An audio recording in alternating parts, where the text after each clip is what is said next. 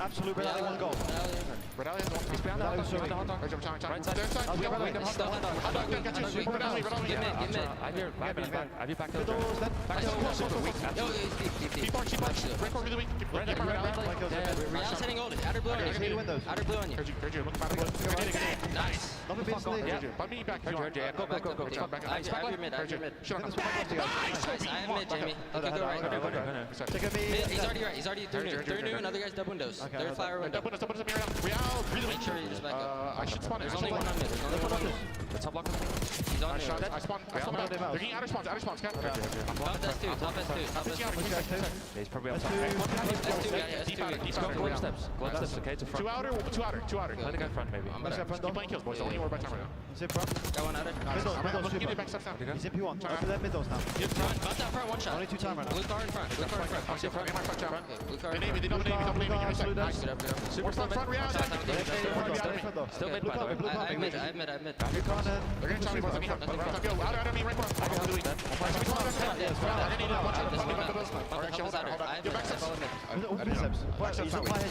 That's absolute, bro. I am trying to stay up. I see fire. One's mid dead. Another one mid. He's busting old. Bust one bullet. Bust one bullet. Good morning, everyone. How y'all doing today? It's been a while. It's been again a while since I did a CDL watch ID, and this one's gonna be a special one because instead of like seeing the usual Atlanta phase being in Jam Sunday and such, it is Miami, as y'all can see, Toronto Ultra versus Miami Heretics, and next up is gonna be Seattle Surge versus LA Thieves. So, and this one's gonna be special because my hometown team has a straight shot, hopefully a straight shot at this major, and hopefully they don't fumble. Hopefully they don't fumble. Hopefully they don't fumble. Hopefully Thieves be able to capitalize on everyone else, and hopefully they can take the major. That's a moment you're going to want, though. Big win. But I hope you all enjoyed the watch party, and damage is dealt. The pickup from hope this Champ Sunday will go really great. Delivers 2 of them in the grave, and it is the dagger spawn trap rolling through. Ultra, they're setting themselves up for the win right here. I do apologize for kind of like for lack of watch parties recently. I have, and it's one of them obviously having midterm. You've got the members of Ultra out of time, and it's still One 25 for the win. of the The reasons is the midterms and such. One of the reasons is midterm. One of the reasons is midterms and such. And also just, you know, kind of like having the lack of motivation of hosting one of these every weekend, since like it takes a lot of time. It just takes a lot of time out of me. Takes a lot of time out of my day. So it's like I don't. There's not very much. I just feel like I haven't really done a lot with these watch parties, but I do it because I love watching TDL, and TDL is one of the things that I love watching. Is it another late break? It might be from the Heretics. It's 5 for the win. Well, big 2 there from Real, just trying to keep them honest. If we've learned anything about this Heretics squad, you may never know. They're willing to fight and try to claw their way out, if nothing, but for a little bit of momentum. But they got the Storm doubled up in ticket is Toronto, and you're forcing them off the time. They're getting the kills, and Real back down, but you got to get to the point, or else game 1 falls. Game 1, we're a few seconds away, folks. Joe to Seas, there it is. It took a minute to get in there, but Toronto Ultra starting Sunday right with a wonderfully right now, consistent, it's clean been game of red card. And look at that. I mean, just icy but about like their recently, business, I just haven't been. How you play. Ultra might be the very finest at being able to replicate that scrim success. In that listening, it's a team that is clearly on the same page. watch parties since like the second a player spawns out, he communicates it. Reading the spawns of the other team, you got it. When you're losing the gunfights, you hear Insight trying to restabilize them. Hey, we're just playing for kills. We're going to be in a hole for a bit. We dig ourselves out. I mean, perfectly coordinated across the board, heavy on rotations, and anytime they hold a loss in game, yeah, so they bailed themselves out. How you now doing, a Local? 6-win spree How are you? in hardpoint from Ultra. Hey Jen, how are you? Hey Jen, I need to tell you, look at some Ultra skins that they turn blue for his eyes being shot up it. Yeah, mine to take mine. If you take a picture of it because that's interesting. A delightful bit of work there from Mercules. 2 minutes and 5 in the hard point. Finding a lot of kills from there as well. So good stuff once again from Ultra. The lower bracket gauntlet has forged this team into something fierce. S&D has been one of the deciding factors from a lot of success there. Sorry if I sound a little tired, chat. It's because I barely got any sleep last night. Was another esports tournament? What was another esports tournament? It was for CS2, and it was in Melbourne. And if some of you are if Counter-Strike fans, y'all knew that, or some of you already knew hours ago that there was a Melbourne tournament, CS tournament that happened over at Australia, and it was fun. It was actually really fun to watch. Since like, just how much skill. It was so much fun because like, not only the storylines, but just seeing how much skill it takes in order to perfect like so much like outcomes and such, and like there was so much stuff that happened in the tournament, and it was so yeah, and I think whatever happens in Mercules is just so really interesting. going to show off the distinction of like different styles of teams and how they operate, because Ultra, the perfect squad to have to bring in a new player. But of course, this is just for the hard point. We saw CleanX yesterday on the desk sort of touching on it. For the respawns, it feels like Mercules is slotting in perfectly for the team. Don't have to make too many adjustments. In S&D, that's where they're having the big problems. They played against Miami Heretics on a dealership, and they got throttled. So much so that we're looking at Miami's S&D and that they might be untouchable. Now, that has not been the case. The Heretics have been defeated in the game mode, but obviously they're still incredibly good. And this is where Ultra have to problem solve, and red card is where their first puzzle is going to be. A victory here for Ultra would be incredible in their run towards the dub. Let's go and welcome to the COD League. Joining the squad here at last minute notice. Being asked to do us a favor, can you come help us out versus can you come and save us in a dire situation we find ourselves in? And this young Challengers player absolutely doing just that, giving the boys a Yeah, and now you get to play with absolutely nothing to lose, right? For Ultra, the tournament already considered a success. Yeah, if I'm a perspective POV, it does kind of look like their skin is a little long way to battle. Heretics blue. have already proven a squad very capable. They came into the tournament with a high degree of confidence. This is a full Spanish roster. They've been making all the roster moves, making these incremental adjustments, incremental improvements. They're just trying to outperform what they did in Spain. Depending on how the bounce back comes on this red card, they will be very well on their way. This is basically how it went against FaZe. Search and Destroy is the saviors for them. Of course, a game 5 against our mighty Red Terrors last night. And now against Ultra. We're going to see how this red card treats the Heretics. Bounce back here before we get into the double vault. Rewind S&D for game 5. Oh yeah, I saw the matches yesterday, and I was kind of surprised on how Miami took out Atlanta FaZe. Atlanta FaZe, like, no trophies in these early rounds. Was supposed to be the #1 team. Like, obviously, the hard point sucks ass at the moment, but I didn't expect them to lose so bad. Yeah, gloves are off early. We're going for it, but he's read this. Eyes on one, eyes on two. Gets at least one out of this. A tactical retreat.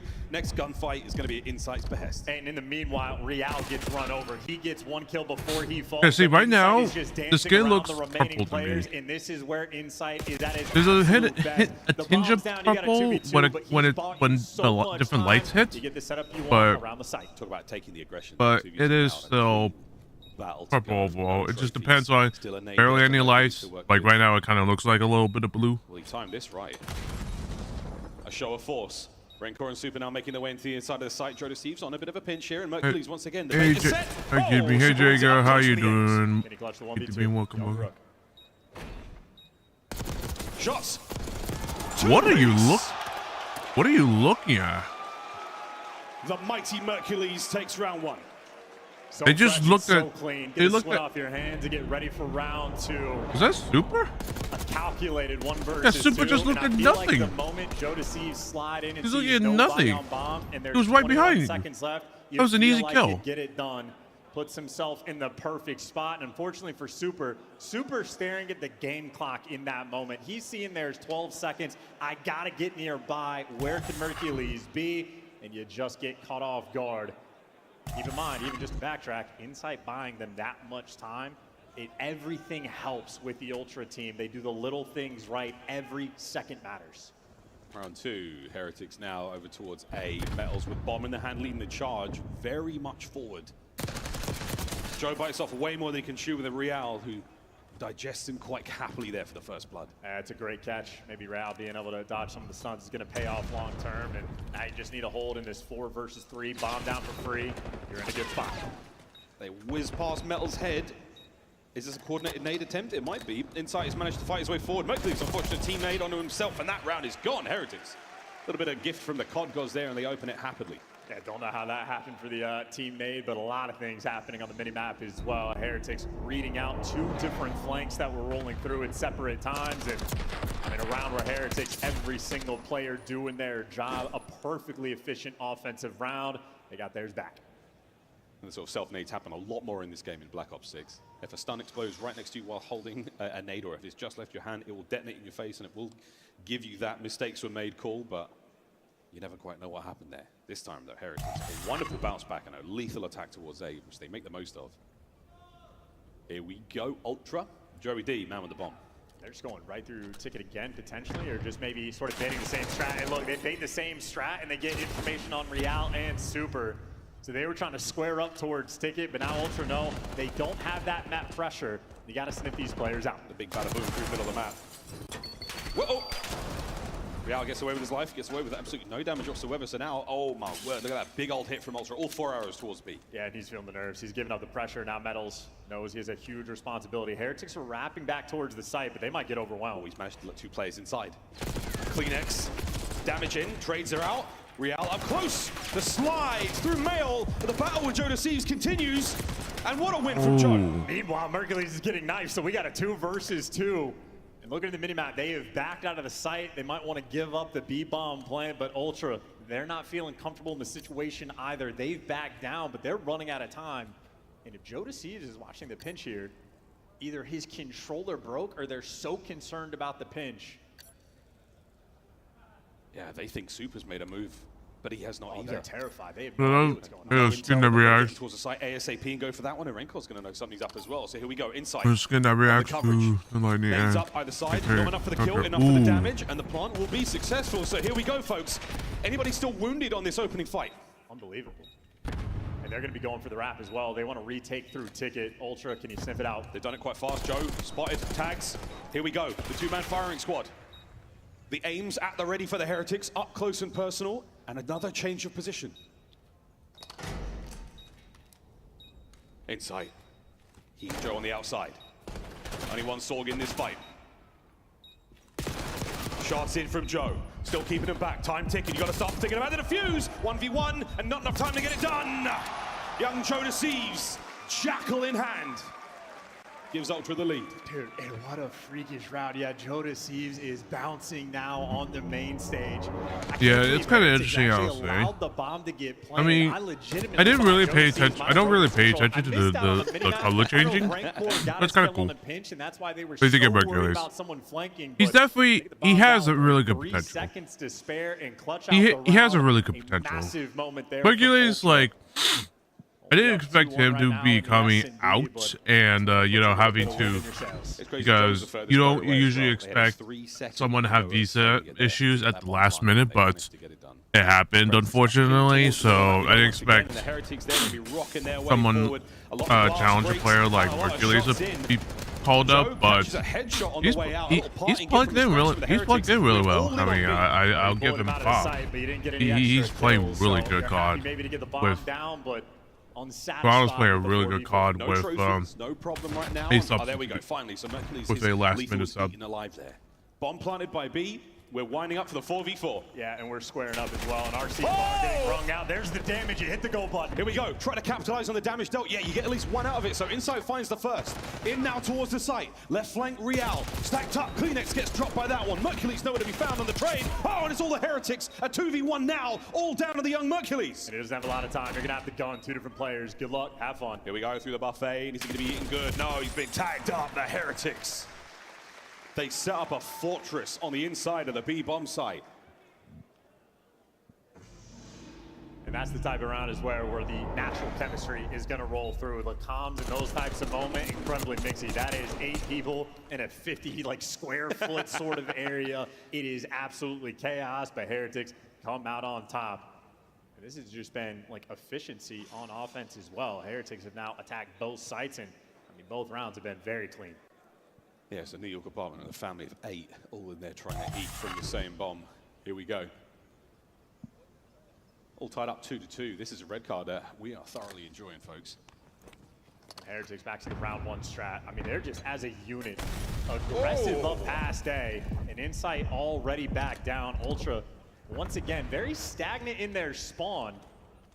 Oh, they're going to read this. Yeah, 2 players out door. You open the doors, you run into a firing squad. Yeah, but Metals tries to get back into the fight immediately, goes for the re-challenge. Super holds his iron and makes sure that Kleenex cannot get there on the push. A lovely first blood. Yeah, they have nulled Kleenex so far in this game at 1-5. That's an important man to shut down. Now you got flanks rolling through. Insight finds a pick. The minimap gets a little bit weird. Real made a punch on the pinch, and you got to go through the bomb, and Real sets up Metals, and now Merc another 1v2 he is left in. This time around, though, he has to recover bomb, so a 2-step process here. All the while, Metals has not given up that target. He knows the bomb is down by the window. He can easily isolate this gunfight, though. Win the 50-50. Time got him. He's going to get him. 1v1. Now you need to get active. These are the moments for Rookie. Difficult calls to make. You collect the bomb. I don't know if you have time to go for this rotation. And in the meantime, Real, it's a guessing game on where he is. 15 seconds. Real stagnant. 10 seconds. Bomb recovered.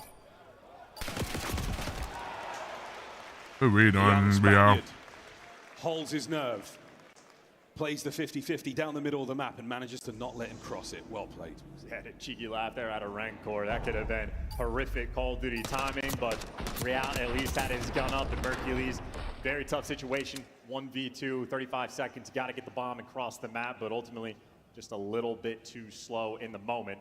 That's the first defensive round 1 as well. And Heretics doing it with the Swarm. That is so much pressure on defense they're putting out. Heretics on red card, happy to fly. Only 1 round advantage for now. Again, we are feeling like this one's going to go the distance, ladies and gents. 3 in a row now for Real, 7-2 overall.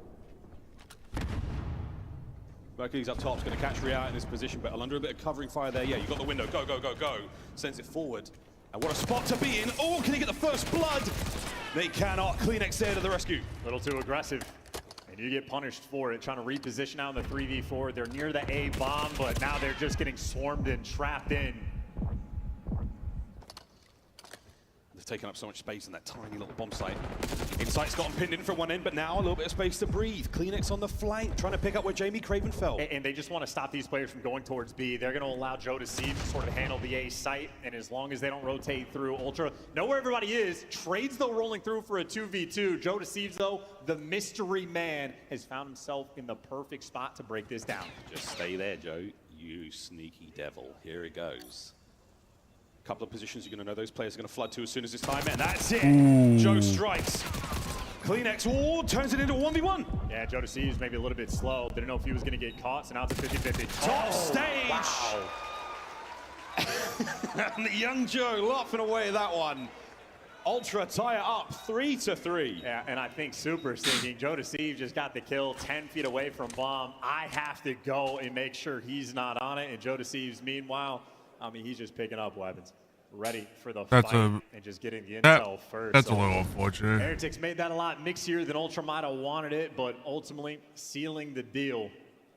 You see Joe Deceives making sure he goes up and takes that, aims, ready for the long-range gunfight. Joe is having himself a map. And there's nothing quite like it as a player when you jump up. The very first thing that you pre-aim, the player walks right into that one. That is such a beautiful moment. So there you go. Good stuff out of Joe. 2 there to end the round out. And now we go up squared in towards A again. Yeah, finally trying to match a defensive aggression with offensive aggression.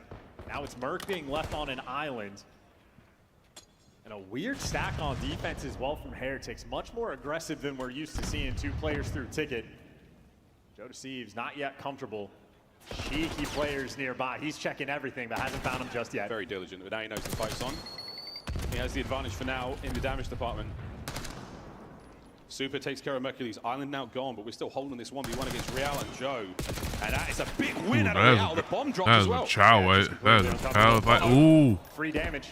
No free kills. Kleenex now holding it together inside there over his shoulder. Still a man advantage, Heretics. Kleenex needs to find a way to support his boy. He's managed to sort of sneak out of the situation, but hunted down and inside for a 1v3, trapped in the pillars and gunned down. Heretics right now are basically just breaking them in some of these S&D rounds. They are applying so much pressure. Mercury's overwhelmed. If there's one player on Kleenex's screen, look how Super is like just kind of sitting far away. Quite, it's interesting, but at the same time, it's kind of applying pressure. And from a team that does not have the natural like it's kind of interesting, but at the same time, it's understandable since like since he's looking at the whole screen instead of like a small part of the screen, which the way things have been going, I'll give props to Super. I mean, he's definitely like you could definitely look at the screen near. Ooh, he got isolated. Oh, that's a 2-piece. How about that? Yeah, oh, there you go. Yeah, that's the round. Punching back. Oh, I know we human beings are pretty good at pattern recognition, so you know how this one's going, folks. It's 4-3. Now it's 4-4. You get one good guess as to who wins the next round. A very snappy round, though. Most aggression, or most amount of aggression Ultra have brought so far, at least in this map. And Kleenex, who has been struggling, able to get 2 in the round. Let his impact be known, and despite the fact that he only has 4 kills, he does have 3 first bloods. But Kleenex, the man that wants to get active. Heretics defense round coming up now, folks. We've seen a hell of a lot of attacks towards that A-bomb site. A lot more attention being shown over there. The B-bomb has been a little bit more earlier in the search and destroy. That's what we found our attention. But for now, defensively, it looks like where the Heretics are going to be going. On the attack, though, all in the great outdoors go the Toronto boys. Oh, we're soaring. We're flying. We are making moves. Kleenex, he is hungry for it, taking so much space. And right now, it's only man in the top window. Super. Can't do anything here. As long as you live, you're happy. But Heretics guess wrong. In the meantime, Real is going on the deepest of pinches for Heretics. This is about the timing. You let your teammates make the contact. That's when you hit the go button on the pinch. We test the chem now of Ultra on this hold. Post-plant position now, not as spread out as they like to be, so it's going to be a war of trades up close and personal. this is such a tight setup from Ultra. This is so tricky to break down. Yeah, you get one, you're never going to get the other. So, whoa, big win there of Metals. Doesn't take too much damage. He's able to take another gunfight. Now, the pressure through the stage side of the map. And it's the game clock. You're going to have to go fast. You got to go a lot faster than this, Miami. 20 seconds to go. 3v3. They have to go. Clear out the usual spots. Metals now. That's a win. The threshold. That's an easy win. Real finds another opening now, and he finds himself in a 1v2. And there's just no time. I mean, this is the thing win. from Ultra. Players I've seen almost starting to turn on guys like Insight, criticizing him. I think just don't understand that controlling the pace of the game has so much value. Merc there for the final kill, but the round was won off the game clock. Ultra, control it. It's the same thing on red card. You're always going to be playing their game. And that is 3 different rounds now on this map that Ultra have won because Heretics simply do not have enough time. And if you guessed a Heretics win in the previous one, you were wrong, folks. Ultra break the cycle. Map point. Gonna see a big change now from the Heretics. Confidence is going to be key. They've been caught out on these aggressive attacks from Ultra, no matter what position they're in. 2 straight rounds the Heretics need. With Miami right now, they just kind of need to slow down because right now Heretic, they're getting caught with the pants down with Real just kind of pushing up too much. They're going back to the standard. That's the spot. Like he pushes up so aggressively that you could kind of easily just read that. Oh wait, he's probably going to be pushing. He's probably going to be pushing mid and bottom mid, and kind of read correctly. There is no pressure on him in this moment. His teammates can make the noise. You want to catch him out of the rotation. It might be a one and done over here. He's trying to pull some aggression, trying to find any information, maybe get a kill or 2. And because the tags came his way, again, he's just switching things up, but his teammates, the A site is now completely open for his team. Real's already done his job. Yeah, done it, absolutely. Mercury's in the top spot, inside towards the back line. That bomb will be planted. Mercury's no intel. You're about to get a very strong indicator of what's about to happen. That's right, bomb planted, 4v4. Heretics, here we go. Hold it together. And Metals hasn't moved. So again, they're just giving him very little information now on the pinch. Real, he's got the timing perfect. Gets Joe to siege for the first blood. Real's played this round perfect. Yeah, but still trying to find another one there. That's a win. Oh, it's starting to smell a hell of a lot like That's a win. That's a good win. Look at that. What a bang! What a composed effort from the Miami Heretics. An immaculate post-plant scenario. Yeah, and we have mentioned how Ultra have won 3 rounds off the game clock. Well, that is 3 offensive rounds. Heretics have won because everybody does their job to a T. Real makes a little bit of contact. He's keeping the pressure over towards that site. The rest of his teammates know the A site's open. You get the bomb down, and Real had the perfect timing on that pinch to catch Joe. 12 kills Real's thrown up in this game. None of them matter now. It's round 11. Gong time. Woohoo! Well, both of them good round 11 records, so test the ice. Heretics not worthy of individual drops here. They are sending it down the middle of the map, and once again, Ultra, we've slowed down just a smidge. Yeah, they're trying to calculate. They want to get the intel before they make a move, but Metals, he's playing the cheeky spot inside a ticket. I mean, Heretics leaving the B side open. It looks crazy on the minimap. That's just because they're much more aggressive. It's so hard to read. I mean, Mercules could crawl his way through this one. If he plays it closer, he will not be spotted, but this time, gunfight. First blood, Metals gets away with his life. It's the perfect strat. Now someone for Ultra has to make the big play. And they're all isolated, they're scattered. Oh, you just find every possible corner right now. Can Metals find another? Players are so close, he can feel it. Let the play come to you.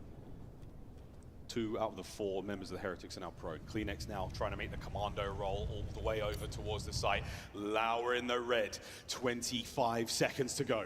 And now, who's the game clock gonna hurt more? It's Ultra that have to go. Hold your nerve, Real. Hold your nerve. Any second now, another towards the bomb site. Metals now gets active, finds his second on the round. And the Miami Heretics. Those are good. They don't leave anything to fate. They take That's the good. search and That's destroy good comeback. the horns.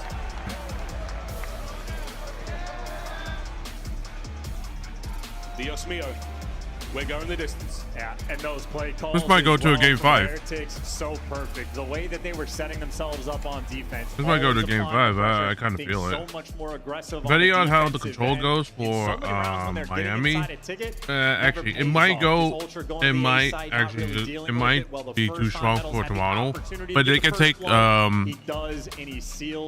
they could take Toronto on the next respawn, then they might have a chance be able to go game 5. They talked about him a lot in the interviews about he's the man making the play calls in S&D. Well, give him his flowers. Popped off there for that round 11. Big confidence game there from Real, 13-7. Talked to him briefly last night after the victory against FaZe. Like, look, what happened, you know, day one? What happened in the big loss? And he said, we won this one because we played confident. We played like ourselves. We really had to just believe in one another.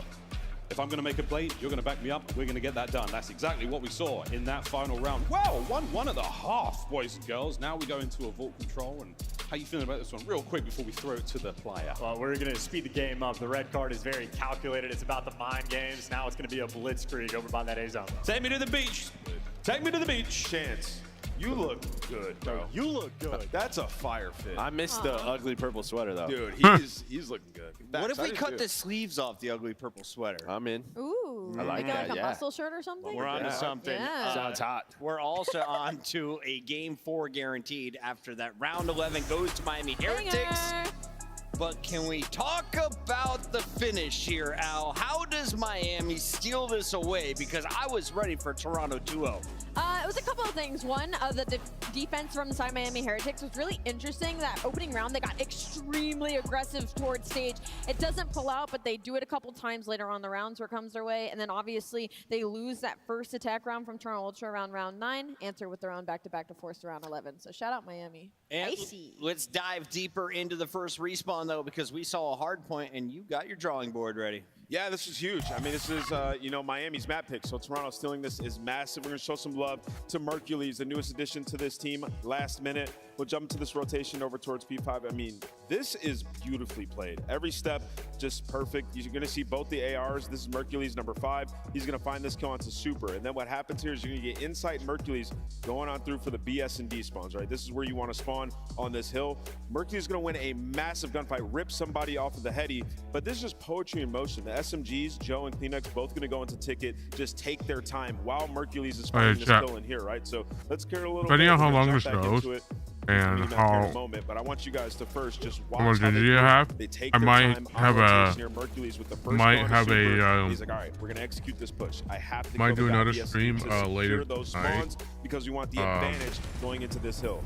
But I feel like I'm getting I'm just a little too tired for another now what do we stream. want to happen in this situation? We just secured the spawn. Might only have both his this teammates spawn stream here, BS and D. We know that they're for going to come in today, here, right? So and it's so quick. He's currently I'll on be a streaming 7. He's again, gonna find this kill. After he gets that kill, he's probably gonna later. soak time, turn around, watch inside, and he's got an AR behind him, holding the outer edge, watching over top if anybody tries to peek through, and then your teammates are going to remain in ticket. Like, this is execution so at its clean. highest Because right now, level. It is so since clean. I As joined you're watching the him just Twitch gun people, take a look Creative at the Club, minimap as well. Everybody assumes their position. there's so You got many Kleenex applying a little bit of potential pressure. You got collabs Insight with the overwatch happening. from the outside with the AR. There is nothing I have potential about, and I have potential. And the fans could not see it, but I love when you describe Toronto's gameplay. The sub just keeps getting bigger. You killed that, Ant. You killed that, man. Locked in today. Locked in. And ladies and gentlemen, we are done, though, on the beach. Why? Because we have some treasure out on the floor with Guy Blaze.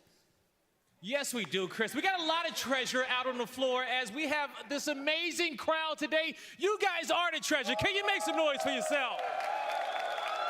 You know, and another treasure here at the Call of Duty League is one of our partners, Scuff Gaming. Do we all love Scuff Gaming, everybody? Yeah? Scuff always love showing out at events and supporting the fans, the crowd, and the next generation of players. So we got our Scuff Gaming Lucky Row right here. Make some noise for them. Scuff hooked them all up. But it's time to get plugged back up into this matchup. But one more time, everybody, can we get a Scuff Gaming on 3? 1, 2, 3. All right, let's go. Miles, Chance, let's plug it back in. Plug back in, restarted, blew the cartridge, you name it, ready to rock and roll. It's an old one for the N64 games. I'm aware. Oh, sorry, you looked at me like you didn't know. Sorry, I'm just saying. We're going to control, folks. Double dose of Vault, and if that doesn't cure all your ailments, I think we've got to rewind to brighten up everyone's Sunday morning. I want a Game 5 so bad, but if the past 2 tournaments have told me anything, we're not actually going to get there. No. So maybe whoever wins Map 3 wins the entire thing. The respawns have been delivering for these squads. Yeah, both teams pretty good at it. Of course, the first one goes the way of Toronto Ultra, and the mere fact that we nearly it's kind of interesting that this setup, they don't have that one big ass screen for the for everything, but for some reason they could be able to fit in two side screens, two TV screens on the sides for some reason.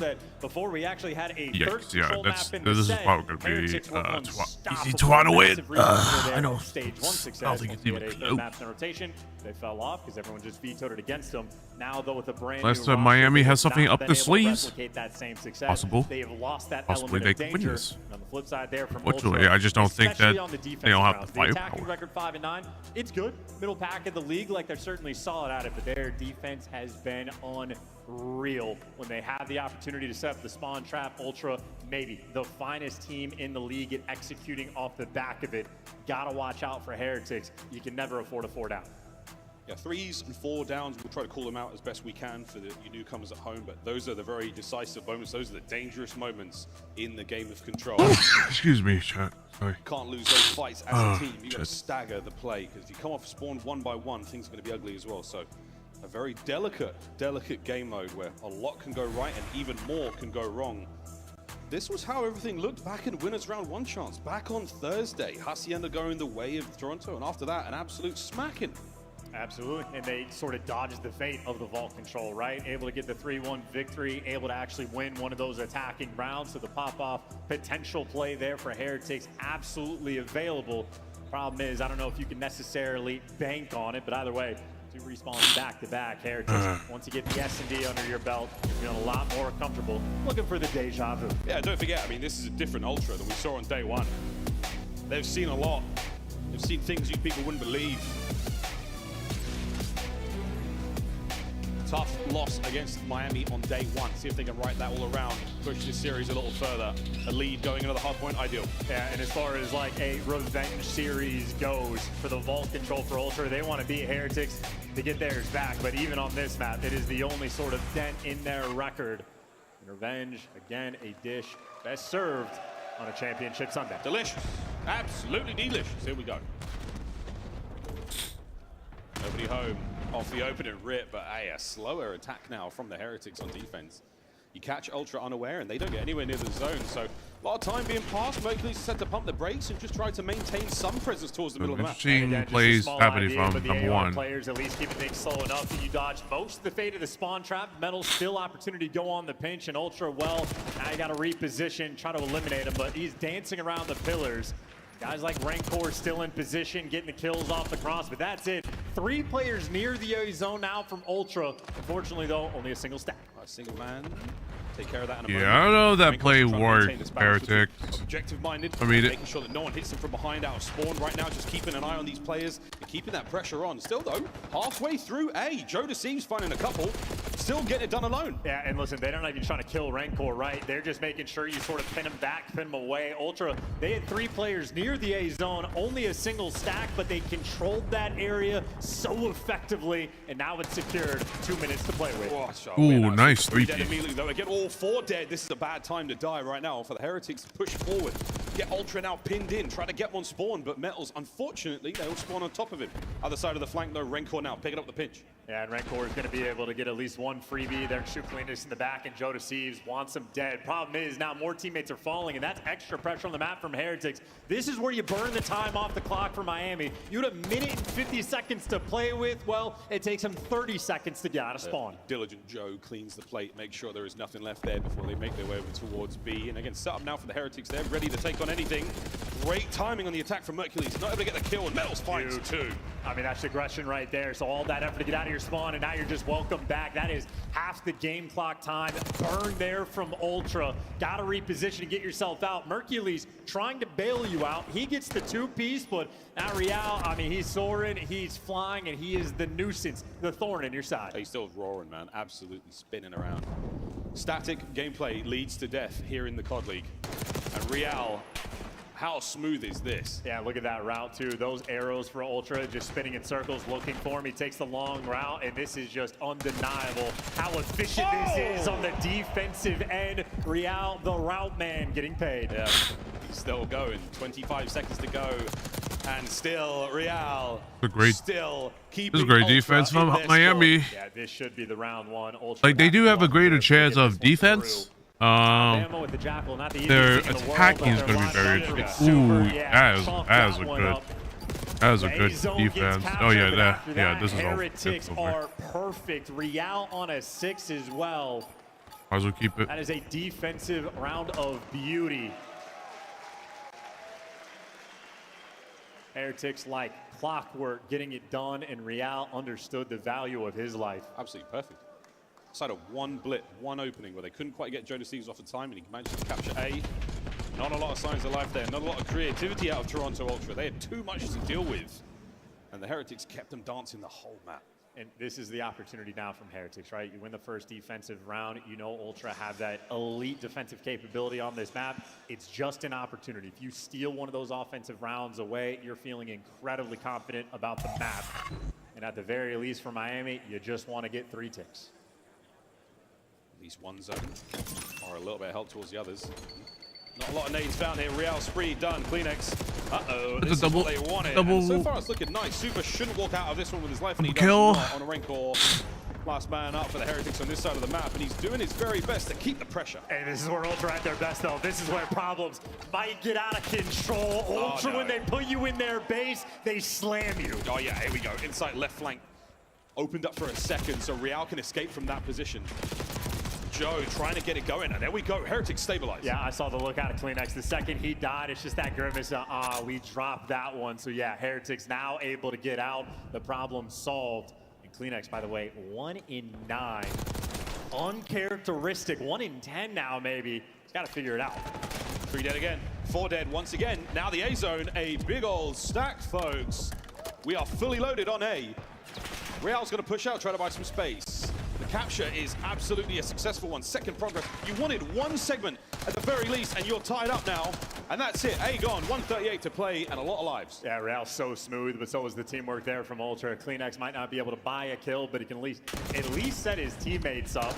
Now though, Super getting the pressure over towards line. 2 players to deal with. His life is more valuable than a random kill he might get. And now Metals behind enemy lines. Heretics, every piece is now in place. 8 of 3 down, the gold button. Get the trophies out, go for the stack. They got enough players here. Trophy will be ready in a moment. That's going to be Super's job to do so. Real, again. Oh, look at him go. Can he catch Kleenex? Shot cannon, 2 dead. The capture's still going. Joe on the cross. He's been tagged up. And we're going to get that segment in B. This is brutal. Kleenex is having a slow game, and they are fully capitalizing off of it. And now, I mean, the second or extra segment already gone. No. Rancor still in prime position. And even though it gets traded, you still got a little life lead and a good chunk of time to work with. That's great production again, just out of that one life. You still, Metals on that front line. He's not relinquishing whatsoever. Another win. Metals. We're getting the Miami from yesterday, it seems like. Real gets a kill. That's going to be the round. Heretics taking the lead. 2 to nothing. Well, throw away the stats. Let's see how Miami do this. How they do on the third round. Your opportunity. And again, that moment in my mind for Kleenex where he dies outer palms and his head snaps back and he knows, oh, they're gonna get out. We just lost the control of this round. And the second they lost it, Heretics never gave it back. Applying pressure, applying pace, and Rancor continues to be elite. 11 and 7, but clean shots rolling through. Massive advantage for Miami. Yeah, Rancor's gameplay is very, very position-based. He gets himself into a great spot where he has a fantastic field of view, able to identify the attack from Ultra, and if he's not getting the kills, he's dealing a huge amount of damage as well. Yeah, and 3 and 17 from Kleenex. Zuma might start celebrating. No, it's a little early for that still, but great start. There you go. Speak of the man, we speak it into existence. He and Joe now on the attack towards B. Insight gets his as well. So a nice attack here. That's technically 3 down. So spawners out over towards B for Heretics. Yeah, and Mercules continues to just be a menace. By the way, the second #2 super spawns, everybody turns around. So that is instantaneous recognition, but you might know Mercules is coming. Doesn't mean you can stop him. Oh, he's very strong indeed. The young demigod now helping his boys capture the B zone. See you later, B. We're going away, boys and girls. Kleenex now. He's starting to I feel like they kind of just rushed in and they just let him have B way too early. Look at like right now, this is so hard. Like right now, this is gonna be so hard on themselves. They put themselves in a really hard position by just letting them take B and yeah, they're kind of getting outslayed right now. Not gonna lie. First half was good. Unfortunately, the other half. Ready for the pressure. Knows the right side's going to be open, and his teammates have at least made you to him until Super cuts you down. Ultra might lose the thread. Kleenex, though, showing up in the feed. He might get traded, but Joe Deceives is doing everything he can right now, to buy his Kleenex team some space. kind of sucks right now. Slowly, sensibly, wait for the lads. Explain. That's not what you want from your SMG. Shoots That's not what you want for your SMG, Joe. And now Real is going to know the fight is on. Heretics, they are losing the battle for the life count. Whoa, and it's plays like that are doing it. Joe Deceives is a monster, and he's just getting out of dodge. He disappears, looking for a little bit extra, and finally gets caught, and Real gets 2. Now you're back in your spawn, and this is the problem. Oh, big win from Kleenex, saves it for his boys. Now they all spawn in the same position, able to fight out together, but they're going to do their due diligence, make sure that no one is here in ammo as well, or are they going to run by? They're going to let Real get away with this. Real's going to get some damage in. Joe, toe-to-toe. High ground for Real. What a win. Here we go, over towards A. 58 seconds to work with as well. You're so worried about the pitches coming through. Rancor makes his impact, and then he disappears. Couple trades rolling through, but Ultra continuously with the man down. The slaying has not been there. Speaking of the man down, it's through the hole we find these kills. Insight holding the front line down together. 3 beautiful shots into the back of there of Rancor. And last man standing is Metals, has to get a kill, and he does so. His team now have a little bit of time. Slow catch. Trying to make the play. Can't win it. Insight once again. The Bastion of defense right now. The backline for Ultra. 2 segments gone. This is the last chance. The contest on the hop. Super down. Insight looking nice out there. Ultra stay alive. Yep, that's round. And it wasn't the defense. It was the O. And Kleenex 11-23. We saw at the end of that round, so we walked into it at 3-17. Kleenex got an 8-kill round, and that's the difference from Ultra. They had to play 2 rounds, virtually a man down, but he's back. We got ourselves a map.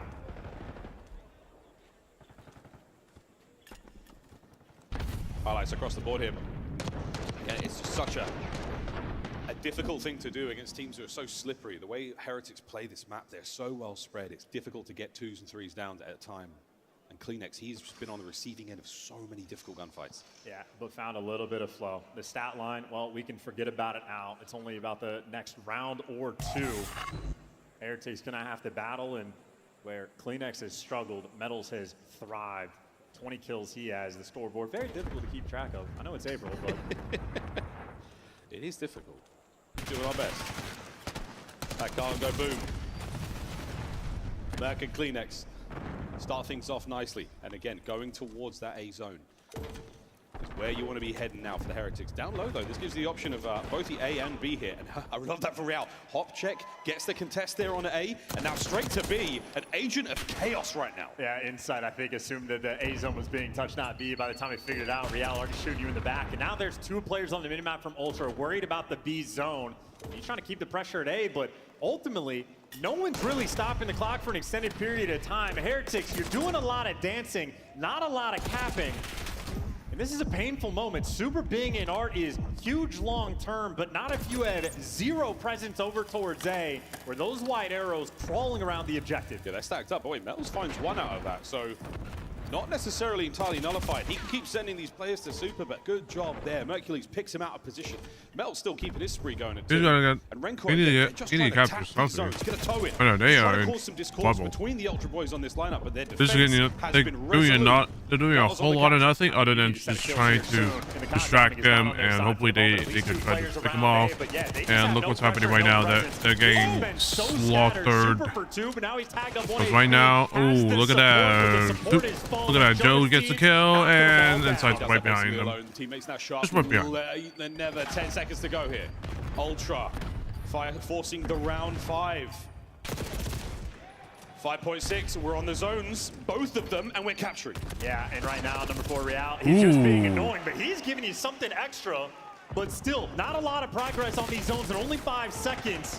Heretics, a delicate game, and Real is dragging everybody to him. He just bought his teammates all the time in the world, and the A zone has fallen. 2 segments remaining at B. Insight now posted up. This is where he wants to be. Kleenex on the front line.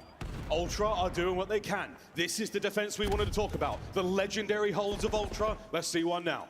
Heretics, though, they get space on the map. They get opportunities to work with. You're trying to be sneaky.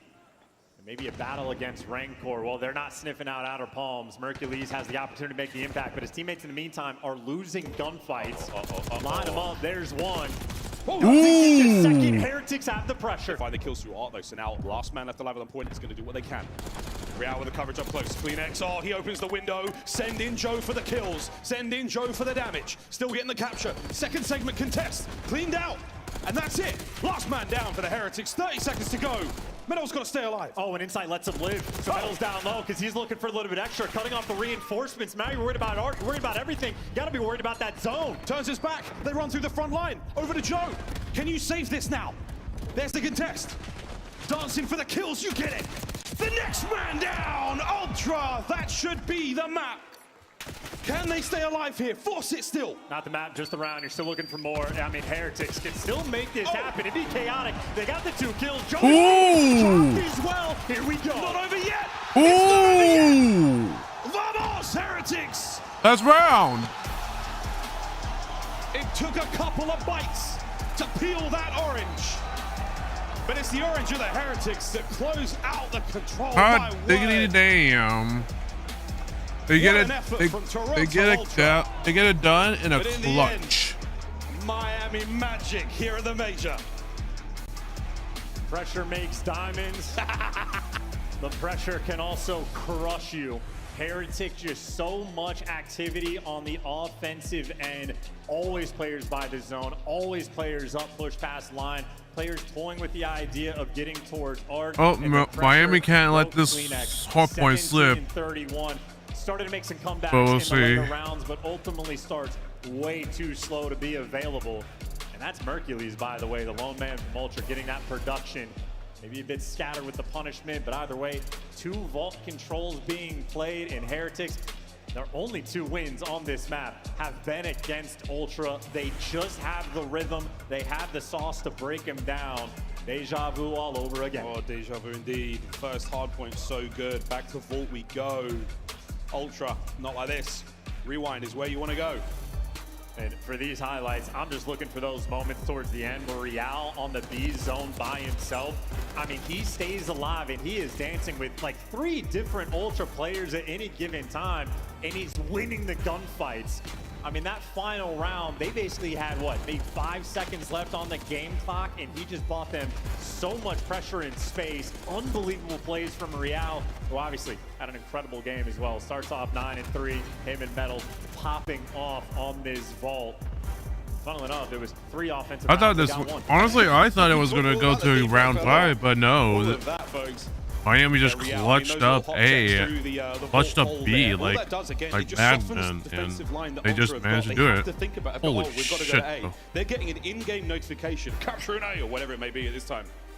Still, that pulls those players. They forces them to deal with something, even if it is just Real being annoying, infuriating to play against. The Heretics, a wonderful mastery, back at it. On these vault controls, Charles, we staying on. Holy shit, Super honestly just saved them. Because there was no, if Super wasn't there, Miami would have no chance of being able to And what a set of lungs on that man. Yeah, check Like, on his blood vessels like if Super, like if Super wasn't there, for that Miami would have no chance of being able to take the map. So take the map. So they run it down. So it was just great timing on his side, and they managed great timing on his side, and they just managed to be able to. They just managed to clutch up. It is one big, large play. You do not have a moment to breathe. And I think when Ultra find their success, it's when they can control the pace. And that's like the battle we have on red card. They were able to slow them down on that vault. Not at all. They got run over and now back against the wall. Maybe another 3-1 victory against Ultra from the Heretics, and for a top 3 placement. The best Spanish squad we have ever seen, replicating now their success. They are consistent at that. It's super. The final piece of this puzzle has been emphatic for the team. A 7-second long scream he had at the end of that match, Chance. 7 seconds. Not an easy thing to do. There's a lot of metal singers out there who are counting it. Yeah, and I know there's some players out there, or people out there, I should say, on the Ultra camp that don't even know what Metals looks like. But Metals is the one that sits at the normal distance from his monitor. Super is the one that is playing from Spain. Yeah, look at this. They have 2. They could afford 2. I don't think afford 2 screens, but like map 4. They should have at least been able to comprehend one more screen in the middle like usual. Once again, another hard point. But apparently not. Last time they matched up, it was 3-1 Heretics. Well, both hard points. Let's see how Miami do. Or is it going to end like how it ended last time, where Miami unbelievably consistent since the inception of the CDL against all hard points. So many championship Sundays, but so few championships. You gotta be at your Sunday best, and if I'm CleanX, I know I gotta bounce back after that control. Here we have Tobias Yul Jonsson starting things off. There you go. Very right indeed. Even gets a team damage in. Not enough for any kills though. 3 off the rip. Gets his boys in time. And if that's any theme right there, CleanX starting off with a triple kill punch. That's what Ultra need. And now when they get control, so clean, so efficient, and they get to control the pace. Insight, even with the Jackal, just slowing these players down. 2 on the flank though, they break them. And long term on the spawns, Heretics an opportunity to thrive. You see they're flipping out. Still don't want a P1. I mean, a 25-second lead already. Ultra feeling good. Yeah, good P1. Nice P1. Hola, says Super. Finds himself a nice kill on the backline there, trying to flip those spawns once again. That's going to be what Joe battling for. Hercules. Lovely work. What a collapse there from the Ultra boys. No one from the Heretics to be found. CleanX has to go big as well. Yeah, a lot of pressure. He's dealt with the first. He read the second. He absolutely does. He's going for the pre-fires. The stun's on point. But number 1, Metals just might have made the most passive, patient play. And CleanX, well, he gets away 1 HP and dances with them. Shots like that are incredible. CleanX on 4. And by the way, Mercules 5-0. Ultra looking good. 5 sprees, 3 sprees, all across the board now right now for the Ultra boys. They are here and they are back, ladies and gentlemen. This is a big one. P2, impregnable so far. No one from the Heretics has got this tech to get in there. And if they do, they're down on the outside now. Super. Noblest from Hercules, still 6-0. And I'm loving this gameplay, man. It's just right spot. Don't give away your life. Don't ever challenge. Know when you need to help your teammates. Know when they need to help you.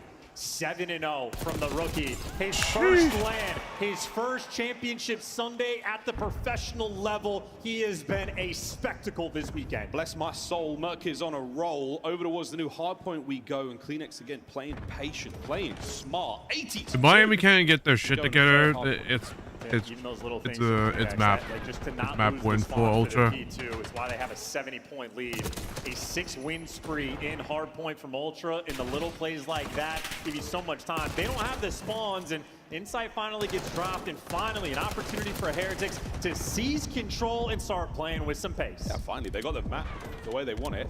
Can they get boys into the point? The answer is nuh-uh, they cannot. Big 3 down. Trying to flip this one out. CleanX got to go big. Oh, yeah, the timing not quite there to at least get him. But even for a moment on a P3 where Heretics have been getting the majority of the kills, not a ton of time collected. But P3 is not where you're looking to make the big strike. It is P4, and they're keeping him contained. Real roaming the middle of the map. Rancor is going to be top hard. Heretics know P4 is where you make the money on this map. And you need it, though, because Ultra, that 3 kills in the feed, and they spawn out trying to set you up. And just like that, Ultra break you. Right, Metals, though, not broken yet. He's trying to stay alive right now.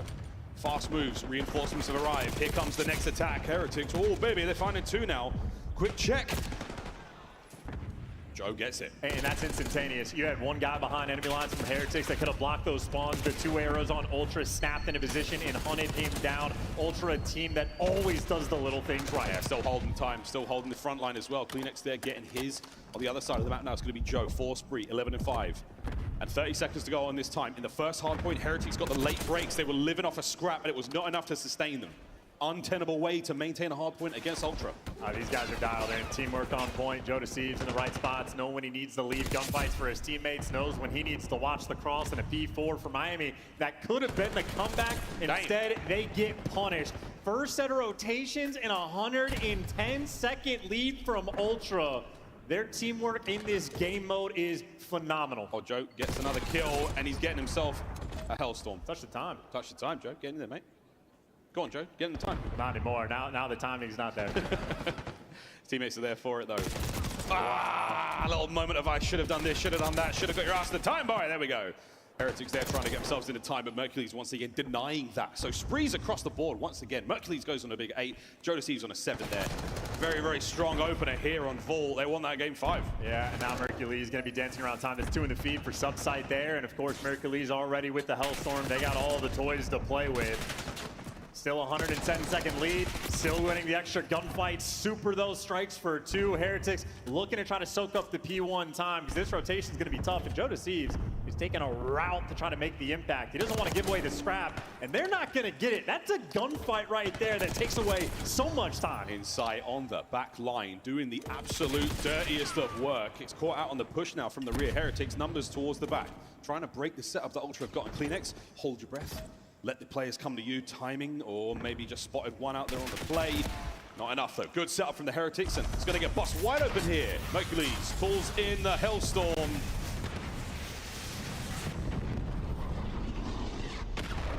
Uh-oh. Oh. Ooh. That's not what he wanted.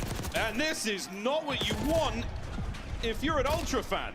A rare, nervy moment from the Ultra camp in that regard. Again, they had a 110-point lead. Heretics, well, they've chopped that down to 60. Still, though, a long way to go. And they get a constant reinforcements right now from the Heretics. Absolutely smashing forward. Metals on time. Rancor as well getting his. Hardpoint still very much in their hand. And a P2 that they can look back on very, very happily.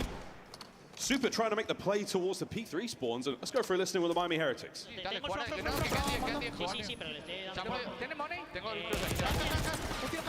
Sí, ahí para Money. Me estoy yendo mucho arriba. Suma eso. Otro más, izquierda. Para contigo.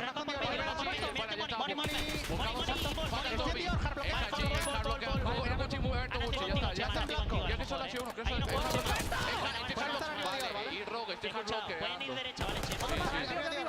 Vale, dejo el hardblock aliado. Y otro más conmigo. Tengo 2. Dice izquierda está Wicked, izquierda de Dios. Mete de Dios. Una Brimoni, cuidado que no se cuele. Aguanta. Otro volcado. Quédate Muerto, bro. Medio, muerto. Está un segundo, sí, lo mato.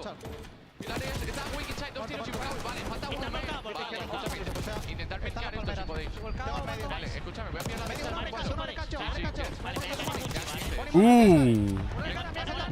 tengo la derecha entera yo. Vale, escúchame. No puedo sumar. Mira peligro de derecha, el de Gucci. Aguanta. Sai Gucci yo un tiro. Y otro lobby. Se me Y se toca en el palo. La pinza, muerto. La pinza y tocado. La izquierda está open. Tobi un tiro. Tengo el cross de izquierda. Derecha, saco los Seidor. Vale. Seidor ya, al fondo. Voy a cerrar Y contigo, Tobi, me ha muerto. Os una bala. Es una puta. Todos ahí yo. Va a chalear, ¿vale? No tengo el bando, chat. Vale, tengo el bando. Sí. Mira, vale, me hago el bando. Lobby, Tobi, un tiro. Van a ir por medio, han nacido medio, ¿vale? Han nacido medio. Vale, ya está. Van a ir por medio y derecha. Mira a la izquierda, mírame a la izquierda. Tengo mi derecha. Tengo ya la peña derecha, no lo Sí, puse. tengo yo la piscina. Mírame a la izquierda, ya leo. Tengo 16, Un tiro por la pomada. That's bad. Vale, side door. No, son dos side. Uno front, dos side. Almost out of it, actually. Piscina, nace en medio, aguantar vivos, aguantar medio. Sí, toma vuestro tiempo. Puedes ir. Sí, han nacido. El chicle, papi, árbol de side door, árbol. Derecha, side door y León, side door. He nacido por tengo el chop. Vale, Leo, izquierda, lo vi tú, súper. Está por el Está más güey. Sí, dale. P4 has been a problem from Heretics. They get more time on that hill, but ultimately Ultra take it away because they didn't have the rotation. But that might be one of the only things Heretics have done wrong. The 110-point lead now chopped down to 30. They've made some progress. Oh, what a hard point. That game 5 was looking so certain. Now, very much up in the air. Joe Deceives continuing to be an absolute monster. Titan in the lobby at 24 and 20. Real still on time. Beautiful work out of Rencor there on the flanks, finding a few more kills. Kleenex on time again, and Super with another big win for the Heretics. And a little bit of time. I mean, that lead has been shrinking and shrinking. They're working on 3 in the feed, and they're applying some pressure. You win these guns. It was going to be about to be GG's. In prime position. But Heretics is definitely claiming back. Heard that trophy. He knows Renkor's nearby. He has to wait for his teammates, has to make a play happen. Subsite. Spots him out, no. Metal's now finding kills. Insight still in play towards the new time. And this is going to get awkward very quickly. What a win! Rencor gets a kill. The backline open now, and Heretics are in. And we already know what's about to happen. 110-point lead Ultra had. It is almost gone. It's starting to fall apart. It's starting to unravel. Metal's on a 4, nearly a 5. The hard point is still Heretics, though. Rencor keeping the back doors safe. All towards pool we go. Yeah, because of the teammate, though, you're losing all that pressure. The lead exchange, Ultra trying to pierce it, and you at least get him out of time. So now you're playing chip away. Now it's a desperation effort. Now Mercules wants to get him away, but he's gone down. In Heretics, it has been a takeover. But I'm thinking long-term, Miles. They have the lead for the moment. This game might very well come down to the long-term P4. For the moment, Ultra have the left side of the map, and when Ultra get the P4s, they make it perfect. Rencor, ooh, that's a little mistake. He should have just backed up. He should have just got his gun out ready. They got 60 seconds. Should have got his gun ready. 204 to 177. Eyes on that scoreline. This hard point, not necessarily a difference maker. It's the next. On board with Joe. Keeping things dangerous up close, but again, a mixy hard point. They do not want to lose control.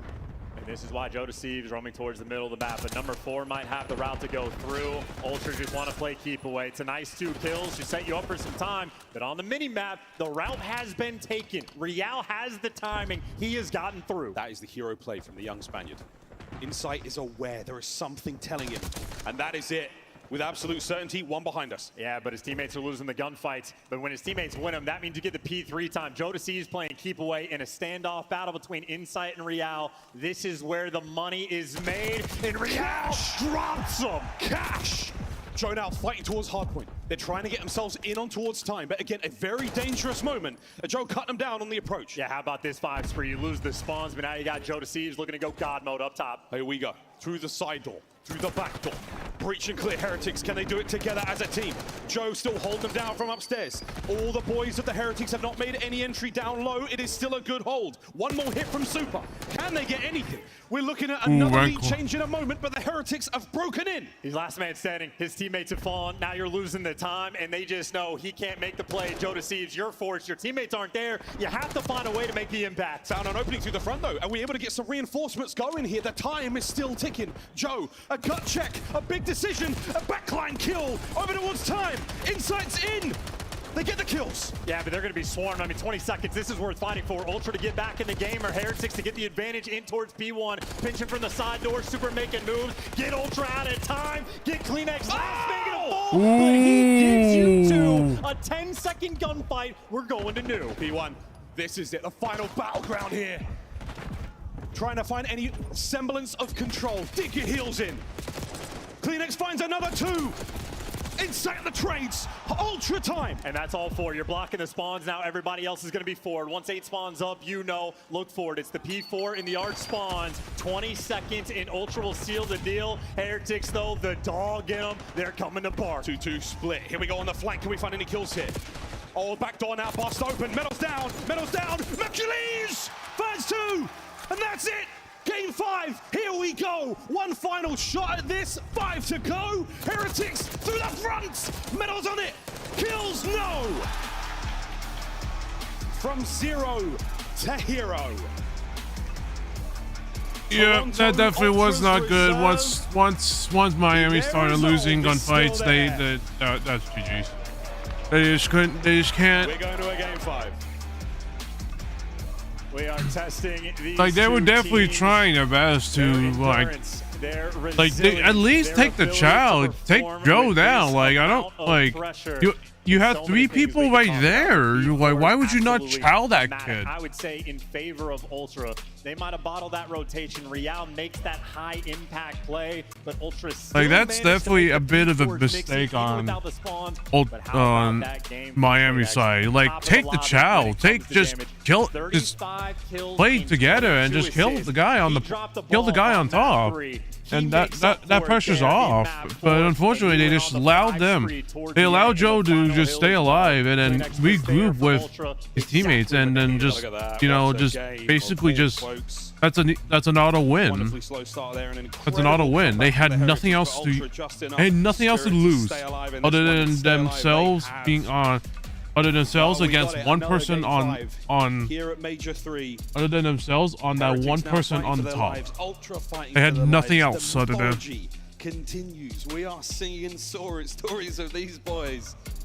Somehow miraculous but then again, it just didn't help the fact that they were losing gunfights during P3. Like during P2, they had so much momentum, and then during P2, they had so much momentum. It looked like it was about to be an automatic win. But at P3, they were losing gunfights, left and right. So it was like. It's a clutch for Ultra. It was just unfortunate. It was just unfortunate for Miami, based off of just how they were playing those P3, P4, that P3 and P4, because that's like a map. That's like a map you don't want to lose. Like those are gunfights that you should have just lost. You should have just lost immediately. Oh man, look at that.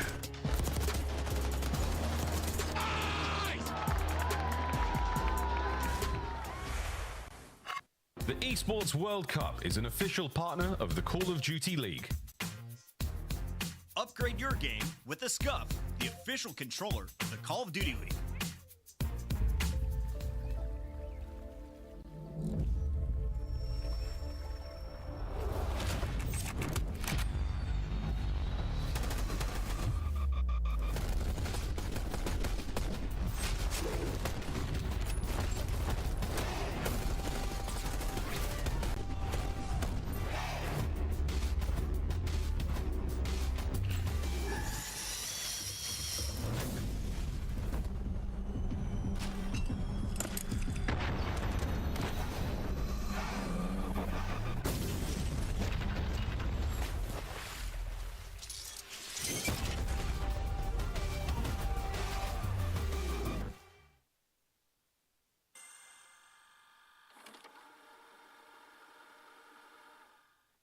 They're gonna sit deep. They're gonna sit deep. I'm sliding across. I'm looking gold. Pinching, Snoopy got him. What is going on with this? I don't know where he is. In the water. Oh, go, boys. Nice. Good DK16. I got it, boys. Down to 3 for either side. This is going to be it. Last ditch attempt. Final of the point. Joe Deceives gets his. But 3 seconds to go. You've got to get on the zone, lad. Fresh mag. Send it. Wins it. Oh my god. It's a 2v1. Diamond Con. Can you do it? The boys are on the capture. It's now a 1v1. What a round of control. Diamond God, if you win this, God damn, what a round. Got it alive! Oh my goodness! Vamos Heretics! I cannot believe what we've seen.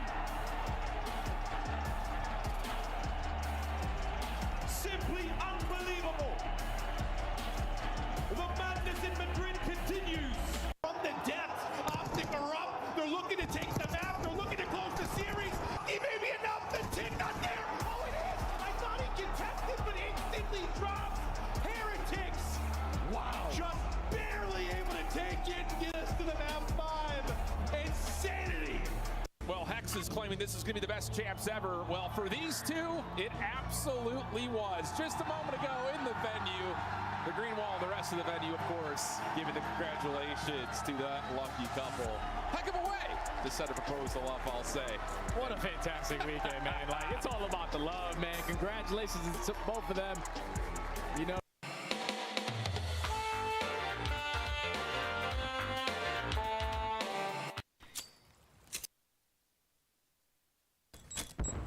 Ya ha pegado. No deberíamos. Y ahora en izquierda, tío. Hay una en izquierda, no ahora, están por medio. Pícalo. 2025 Toronto Ultra Team Pack is available now. Each pack includes home and away operators, as well as this weapon charm to bless your aim with the powers of tilt. Next time you boot up, suit up at the in-game shop. One final map to decide who advances in the tournament and who goes home. Will it be our hosts or will it be our young heroes battling for their very lives? All the way from winners round 1. Ultra pull out the goods there on that vault hardpoint. And the Heretics now. Search and destroy has been their wheelhouse. It's been what's got them this far. It's what helped bring down FaZe. To rewind, we go. And they have had a nearly perfect S&D record throughout the entire stage. And this is where it matters the absolute most. Very happy to see Rewind, and I think, at least for the neutral COD fans, we're eating good for this series. It has been lights out, a spectacle of a hard point for that map 4. I feel like it's been thematic for the Heretics, even when they're down. They never die. But Ultra on the map 5s, we haven't seen a ton in this tournament, but typically when Ultra get there, they have the ice. New man on the roster, added level of difficulty. Mercules has had an incredible debut, but all that matters now is this final map. Explosive start, but no kills, no damage. Prying eyes towards the A-bomb site. And once again, not a lot shown. A little bit of intel there from Real. That's going to spur a lot of movement there out of the Ultra boys. Run for it, Real. They want to kill ya. Yeah, I mean, a double flank coming through, actually. Ultra have a really good positioning on the minimap. Minimap looking great from Ultra, but the bomb down from Heretics in a 4v4. This is anybody's round. Oh, great stuff. 2-2 split right now with the Ultra boys. And I don't know if you read number 3, Rancor, Biedenberger, but Ultra are actually taking the time to clear it out. Super gets the first blood, but they've at least isolated that player. Problem is, that took a long time to make it happen. Classic corner spots right now for Metals. Great timing on the inside, but now he's just a red dot for the feed, and he's going to be an issue in a moment. But for now, the other boys still trying to make entry on towards A. Great damage. No kills just yet. Players moving towards the bomb, and look at the calculation on the round. Super for the 1v3. Can get it done. CleanX closes the door, and CleanX 3 kills in the round. A tough vault control. Since then, CleanX has been a man on a mission. And I love that moment from Metals when he gets tags on Insight for a, like he hesitates for a moment. Do I go and chase that kill? And he says, I know the teamwork from Ultra. He turns the cross already covered. Ultra, they're always dialed in on the teamwork front. So difficult to play against. And Ultra, strike first. A frustrating round for the Heretics as well. 2 of them shot in the back that round. You think you got everything covered, you think you got a good spot. Ultra just peel you apart. A tasty onion. We'll take the first bite. B bomb site completely undefended. Heretics very aggressive through the middle of the map. Heretics, I mean, they're always playing so aggressive. These slight variations compared to what we're used to from the majority of teams, Ultra have to make sure they adjust for it, because the pinch could happen at any moment. Our resident door kickers are going to have to get things going soon. CleanX. It's dry in cleaning. Real, oh no, another shot in the back. Super now taking a gunfight at the very least. Gets away with his life, and what a reposition. Yeah, shuts down CleanX as well. It was 4-0 and had a bomb defuse, so it could have been dangerous. And, well, Joe didn't see him. Rancor spotted him. He's playing the outer wing for the control. Rancor! 1! 2! Save! The bomb does get planted. Super fighting forward. Stun. Insight. What a magnificent moment for Ultra. And again, Insight heavily criticized from time to time, but he's there for the coverage when you need him. And Joe deceives with the movement. We're playing on old patch because Hybrid broken in the current one, and Hybrid got Joe deceives out of dodge. The literal dive, perfect stun out of Insight. Here's that moment again. Joe planted, tagged. Look at this. Oh, left on the dive. Wow. 9 HP. Could not believe it. And shout out again for Insight making sure you get that kill. Perfectly orchestrated strat. And Real wanted to get aggressive on the flank, but Ultra so patient to read it. But now aggression. We're trying to hit out B. You're looking to get aggressive, and you're looking to get shut down. Yeah, that's a little too aggressive. Slammed. Ultra perfect nearly in that round. And look at that, Heretics, when they're at their best, it's when they're flying. You lose a round like that, painful to try to adjust for. Down 3-0, and this has been a quick one. 15 seconds, start to finish. Ultra, no prisoners whatsoever there. Joe yet to drop 5-0. Unbelievable scenes. Heretics need a change of pace and quick. And I didn't bother checking Team A or Team B, but I know CleanX on the desk mentioned yesterday they wanted the Game 5 because it was their map pick. They just haven't seen many Game 5s. Well, here they are looking good. But for Heretics, I've said it multiple times already in this series, they can be down, they are never out. Never. No, not yet, anyway. A decent spread here towards A and B, so they're cutting their losses from the previous rounds. No more of this island play, very concerted. And they are so worried about these pinches. Again, Real got too aggressive in the previous defensive round. They're clearing out everything before they make their move. They know these players get squirrely. CleanX, well, he goes out. You know there's players by Elephant. Fresh shot. What a gunfight. CleanX just runs shy of ammunition there. He may have been able to find it, but Mercury's perfect coverage. Now Insight's taking a little bit of space up towards the empty street. Ultra still waiting to make their move. 35 seconds left in the round. You're gonna have to do something soon. If he gets any show from the outside of the map, he's gonna be able to send his boys in with good intel, but so far, nothing. 25 to go. Renkor's opening battle's gonna get things going. Real finds another, and the traitor there. Over towards the bomb site now. But no bomb in hand. Recovered. Another shot in the back. 2v2. Yeah, Super's been the mystery man, the only man they don't have any intel on, and the man that could break this round down, get the time and catch him off bomb. Super has it dialed in, and perfect, and now you just don't have any time. He gets the comm, and Rancor knows, survive and you win. How about the game clock costing Ultra? Oh my word. A great heads up play from that was a good hit. Instincts on point. If he didn't get the kill, yeah, and Super didn't get the kill. It would have been. It would have been. Perfect. It would have been. From Ultra. It would have been round for Ultra. Absolutely were, but he had it absolutely dialed in. And perfection. How close they came. Unbelievable. You could have been looking at the 1v1 there. Both those arrows flying towards the B bomb. 3-1 here in Game 5. Heretics attack. It's a good old-fashioned hit on A. Metals. Oh, yeah. Ooh, he aimed a little too. That's unfortunate. Slight suppression here, but Joe is ready for this fight. Yeah, what a play. Match aggression with aggression. Joe deceives, just walked it down. CleanX, though, gets caught. And a mistake being made there from Ultra. Atypical, but now you got some opportunities. As Rancor, he is pitching all the way through Burger. His other two teammates by Elephant and Zig. Oh no. Unfortunately need the bomb, and how about that spot from Joe? S&D mastermind. Rancor for a 1v3 where the trades from Ultra instant.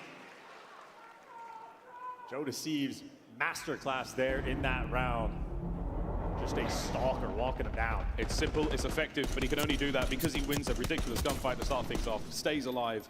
Beautiful positioning. If you see that bomb in play, it is one of the most important elements on the map. Keeps an eye on it, gets a freebie. And fun fact, Mercules is older than Joe Deceives. What? Yeah, actually. Nice. 4-1, Ultra walking away with it here in Game 5. This might be a game because there's just no way that. I mean, if Miami can heat something, then they might have a chance. But right now, it's just less likely. I mean, look at the way that Miami is just playing. They're playing with so much aggression, but they're accomplishing nothing whatsoever. So they are in heaps of trouble if they don't get their shit together. Real the entire way through. In the meantime, Bomb moving towards B. Rancor posted up though behind the, I don't know what it's called. Bulldozery thing. Be a forklift? Yes, thank you. Gotcha, bro. RC car eliminated. Not going to be worrying about that too much. Joe still has his to work with. Super has not given up this streak once yet. Yeah, and if Heretics aren't giving him anything to work with, Ultra forced to make the play. You'll want to do it sooner rather than later, because now only 40 seconds left. They lost the last offensive round because they just did not have the time. B-bomb's out of the question. They're going to have to make their way towards A, but they've got a lot of corners to clear out here. Check them. Watch out for those VHS boxes flying around, folks. They'll poke your eye out. Here we go, right onto the site. And it's an exchange of gunfire, and the Heretics coming out on top. Joe with a corner. Not a lot left in him. Kleenex doing what he can on the tags. And my word, the X-ray vision. Yeah, great damage. No kills. And now you just do not have any time again. He's going to be able to get the bomb down, though, so the clutch potential is here. Long-time duo in Kleenex and Insight, and Kleenex got out. Oh, he got out with his life. Insight. What a win! Trades, though. 1v2 for Kleenex. Did they know where he is? He managed to escape them. The elusive Dane now making his way round. Heretics clenched. And an opportunity now for Kleenex to check it, and he manages to get the kill. Is he going to check the bomb? He does! Kleenex! What a round! The elusive Dane. Nothing given away whatsoever, and nerves of steel puts Ultra on match point. Devastating. Rancor, how close. So many of these rounds have been decided by the thinnest of margins, but Insight and Kleenex, one of the longest duos we have had in Call of Duty history, give us the 2v3. He should have just played. He should have just stayed there and just waited for Kleenex to push. But it's just good play. It was just too. But the problem was just Kleenex with his big brain. Obviously, he's gonna be like, "Hey, someone might be on the bomb. Let me just check it right quick." And yeah, he checks it. He checks it, and he ain't gonna work on. He ain't gonna work on Kleenex. Out in the open there, looking for the intel. Like he definitely knows that. He definitely knows that type of play for sure. Strong. A is technically wide open. And once again, just in spots where Ultra are tracking all the information. They got eyes on so many players. And Joe could make a real splash here with his RC car at close range. If he's got an avenue to do it, it might be the way, but it's going to be a two-man stack now towards the back. Here comes the RC. Yeah, and Kleenex is moving, though. Rancor shot. Kleenex is moving on the pinch, looking for that first blood. Joe Deceives gets it on the bottom side of the map, and now Kleenex is going to be on the chase. Bomb down, but a 3v4. Yeah, man down, not a good idea. Not an ideal situation to be in. Here we go, level it up, 3v3. Kleenex now looking for the immediate trade. There it is. Ultra up by 1. They've taken control of a small portion of the room. Shots, no kill. Mercules trying to make the play. You've still got the numbers. Medals from the outside. Gets 1. No trade. No trade. Heretics. It's down to Rancor. 1v1. It's done. The fable continues and birds are flying through Florida. Vengeance found here on Sunday.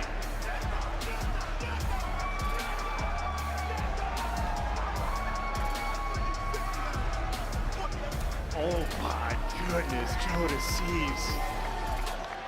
Brother, you gotta be careful with those fist bumps. You are not a small human. You might have just broken somebody's hand. That is clinically absurd. A team with a not what you want. Notice picking up a substitute player in Mercules that has been a sight to see. One of the coolest stories we have had in the CDL this year. Mercules has solidified his place in the CDL. We know we're going to be seeing more of them. 0 to hero right there. Game 5. What a victory. Heretics just fall short. Heartbreak for them, our hosts of the major, and on Search and Destroy no less.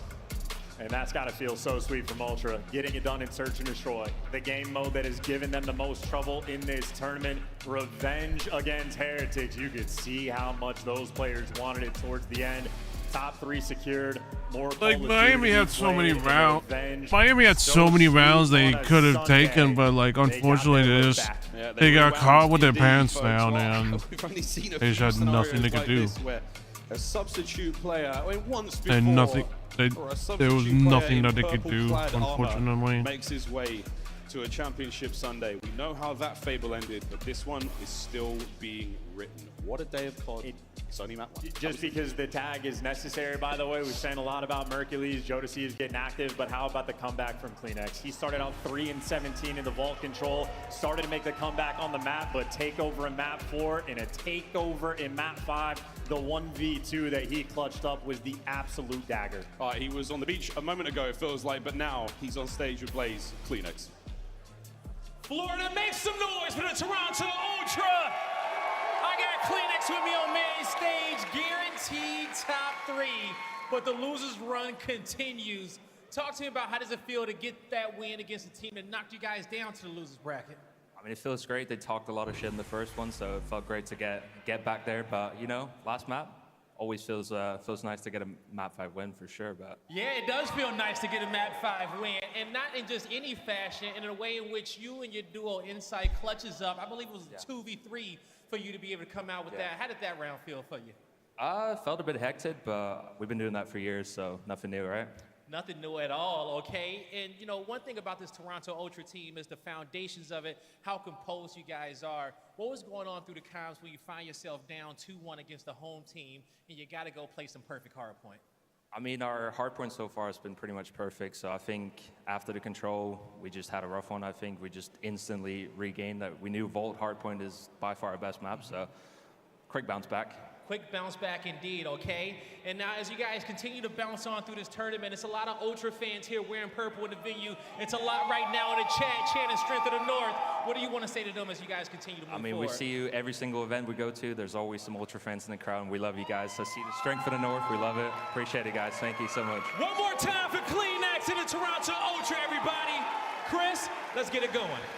The South getting a little sample of the strength from the North. Toronto Ultra getting it done, but most impressively, at the very end, you guys saw Insight run across the stage with the fingers up. That was Insight, right? Most importantly, it's crazy. I don't know all the players' faces. I'm told it was Mercules. Let's take a look at some of the highlights here from this matchup, because you go to a game 5, you're playing with a villain, and now you get at least bronze. But I have a feeling Toronto could ride this high all the way to a grand final. Walk me through this, Merc. You were in the green room smiling. Yeah, I mean, it's going to be tough going up against Surge and or LADs later today. But yeah, I just think this map number 5, I don't know if Rewind really plays particularly well the way that Miami likes to play Search and Destroy. Yeah, it does. Right? It's a lot of, you know, look at the red card. You're trying to set up Real. He's able to drop the double digits. Where can he lurk?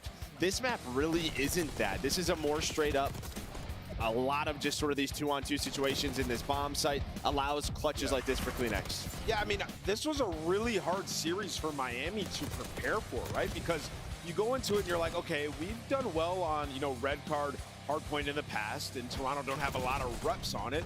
Well, what happens is you get the red card in this series, you're like thinking, okay, we're gonna win this. That's Miami's map pick. You lose that. And then we get to the rewind where, you know, the one rep Miami had on it, they were dominant.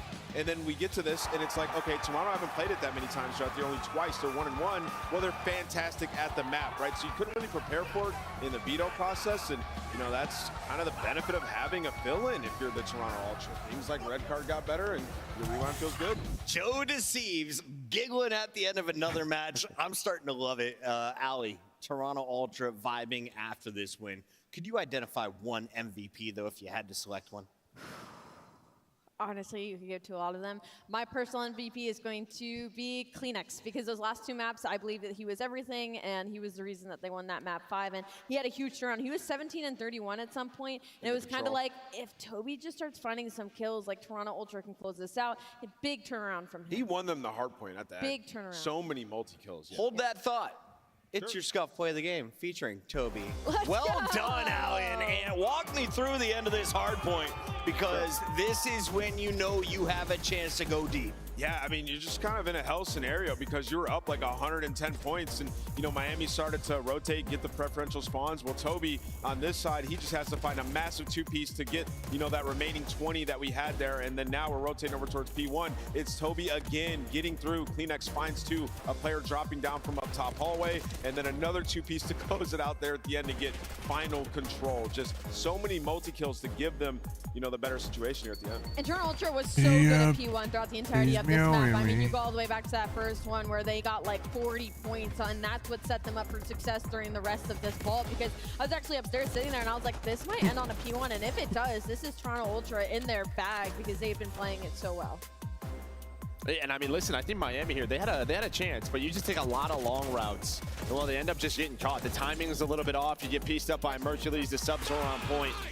I mean, it was a mental battle, this vault hard point, because yeah, on one side you start down 110 points, on the other, in the moment you're like, uh-oh, we might blow this, but they're able to clutch on up, and Ultra, they keep it rolling, man. There is no pressure on these guys right now, and that is frightening for the rest of the teams in the tournament. I know Mercules is the story of the event, but we can't help but mention what Super has accomplished. The rookie comes in, and just like Rancor in his first event, he finishes top 4. Miami exits the event. 3 teams remain, but looking at this big bracket, walk me through the storylines. We didn't get any Game 5s until the end of last night. Well, I think, listen, if you're like a Miami fan, if you just take a step back, obviously it sucks to lose this, but if we tell you you're going to bring in Super and then you're going to get another top 4, you'd be very happy. And this Heretics team is looking good for the end of the year. And on that run, you take down Toronto Ultra and Atlanta FaZe, like nobody probably would have believed you. You know what I'm saying? You replay that series, vetoes back and forth 10 times, it's probably split 5-5.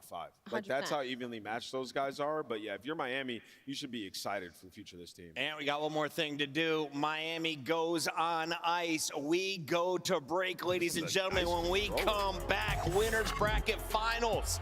We go again. LA Thieves taking on Vancouver Surge for the first spot in our grand final.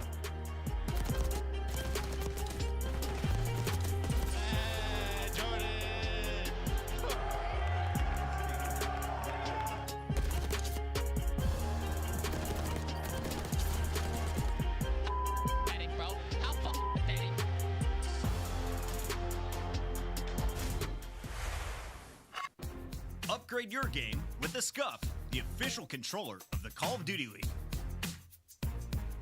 The Esports World Cup is an official partner of the Call of Duty League.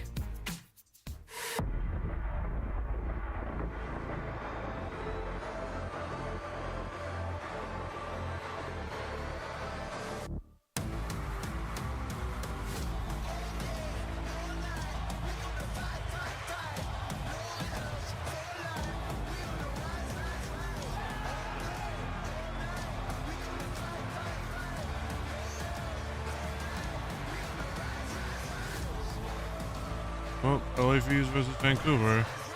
Let's see if LA FaZe can just beat Surge again and just hit send themselves straight down to grand finals. On match day, everything matters. What you focused on the night before, how you slept, what you ate. Players gather in the arena, ready to go toe-to-toe, fueled by the dedication, passion, and love of the sport. The mind has to be focused, clear, locked in.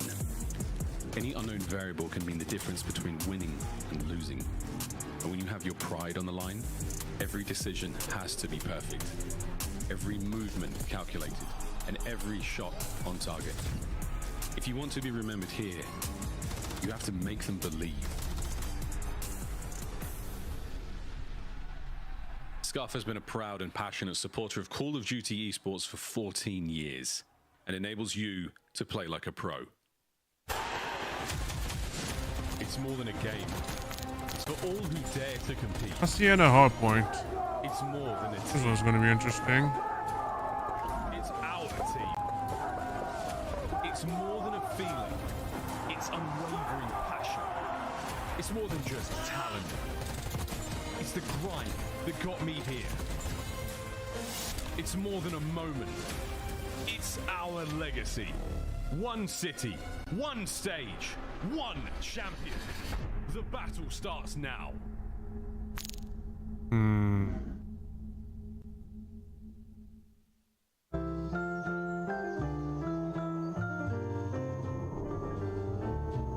Unforgettable. That's what you are. Unforgettable. Though near or far.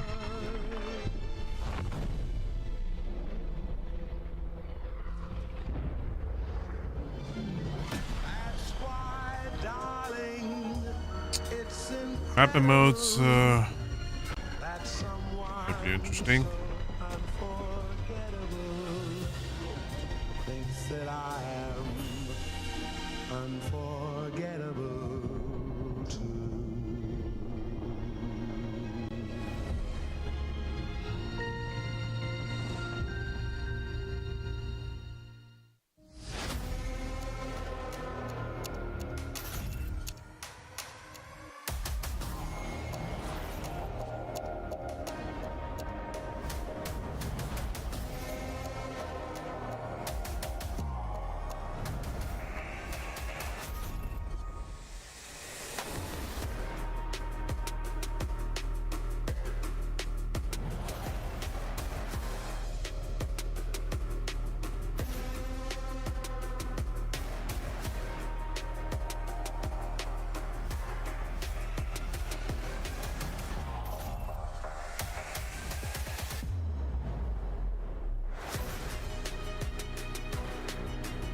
On to the start over game 5, Chad, and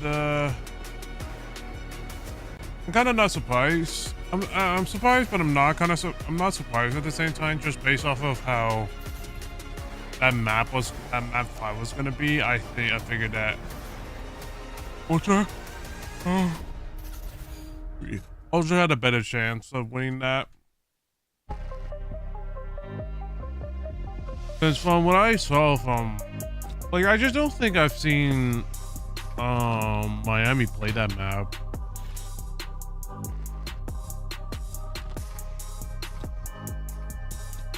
So I just don't think it's really, I just don't think,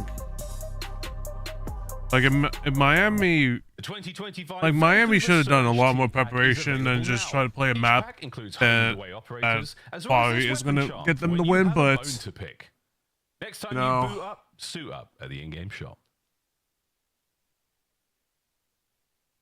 There's only so much that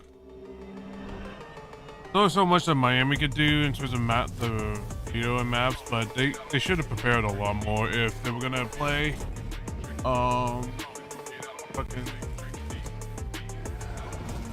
if they were gonna play a lot of if they were gonna play a lot of whatchamacallit, if they were gonna play, I gotta have rewind. Like, they should have done a lot more preparation, practiced a lot more on that map, but like, what can you do?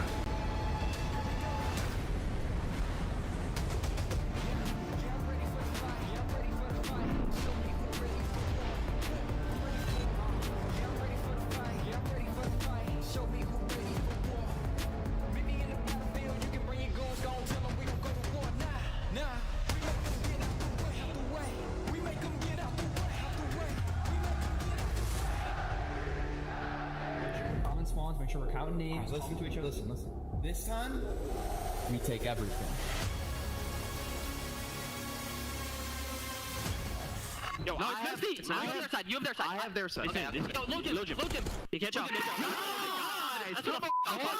What the f*** are you doing? I hope clowns know. I hope you clowns.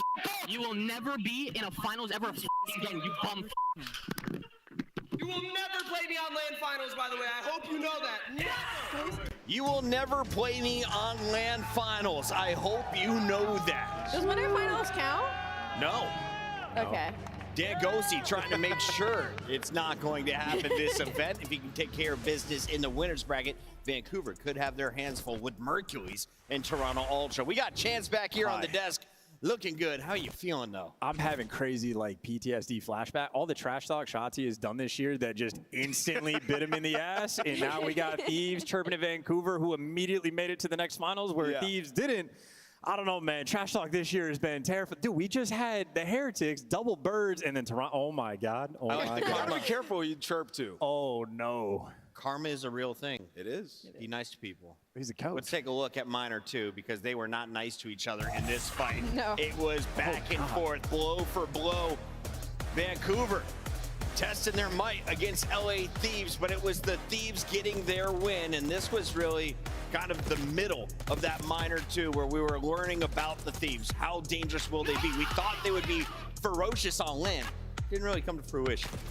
So when we talk about the series, I kind of look at it as like Vancouver Surge didn't have a map pool around this time period, and that's kind of why they struggled so bad against LA Thieves. But I can't even lean on that because you move forward, they play each other, they match up again in qualifiers too, and LA Thieves absolutely 3-0 slams them, right? So for Vancouver Surge, this is a huge redemption match for them, especially because they're in their best spot that they've been in all year long. Yeah, and you see right here, like the West Coast battle, and you look at it, the controls and the S&Ds just going the way of the LA Thieves, and that's where Surge have put in the most work. Yeah, I mean, you talk about Search and Destroy. Be a little nervous there because 10 and 12 in the game mode. It's going to be hard, but I believe in my boys. You get some maps removed that helps them a little bit. They pretty much have mastered dealership to this point, 3-1 on it. So if you're Surge, could be a completely different story. Taking a look at the Thieves in detail, we knew they were going to be good. They invested in the roster they wanted. They've got the stars from Toronto. Scrap comes down from the subliners. Hydra's brought in. And Envoy is brought home. Since joining Dan Ghosty, this team has really found their form, but they haven't raised a trophy. Is this their event, Allie? It should be, right? Like the path is laid out completely in front of them. They haven't dropped a map so far this weekend. This is the best that they have looked consistently from online to LAN. It should be for LA Thieves. Chance Areno.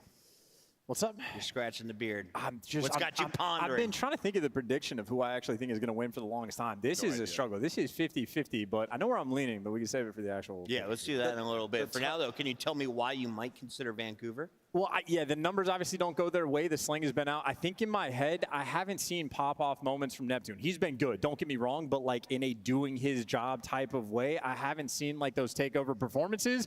Might be saving up for this kind of moment. And if he's not like completely popping off and they're still winning, I think the team has been playing electric Call of Duty. This is also just like by far the best hardpoint team that Thieves have played. True. Right? And you look at like the way Surge play hardpoint, it is so clean. Yeah, I see dealer, well, photo rewind. This is going to be kind of back to back. But if LA Thieves can be able to kind of take control of the whole map and dealership, I think they might have a chance. But Hacienda, I think it's definitely going to be leaning towards LA Thieves, but Vancouver are not shy to that map, so they know. So this might go 50-50. In 4. What about you, Chance? I'm going Vancouver, man. I think just the level of Call of Duty they've been playing is top notch. I'm leaning their way. Rosalie? Oh man, it is. But I'm gonna go LA Thieves for now, but I don't think it's the last time we see Surge.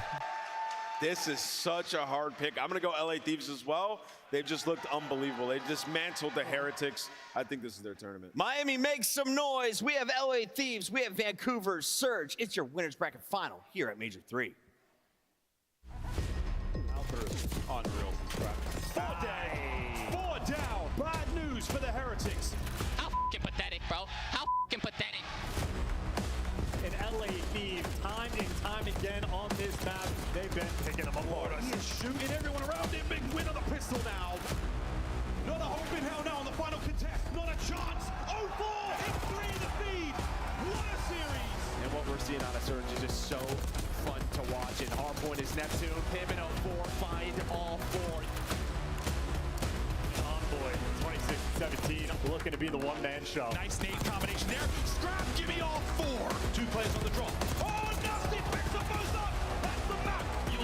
ever be in a finals ever again, you bum.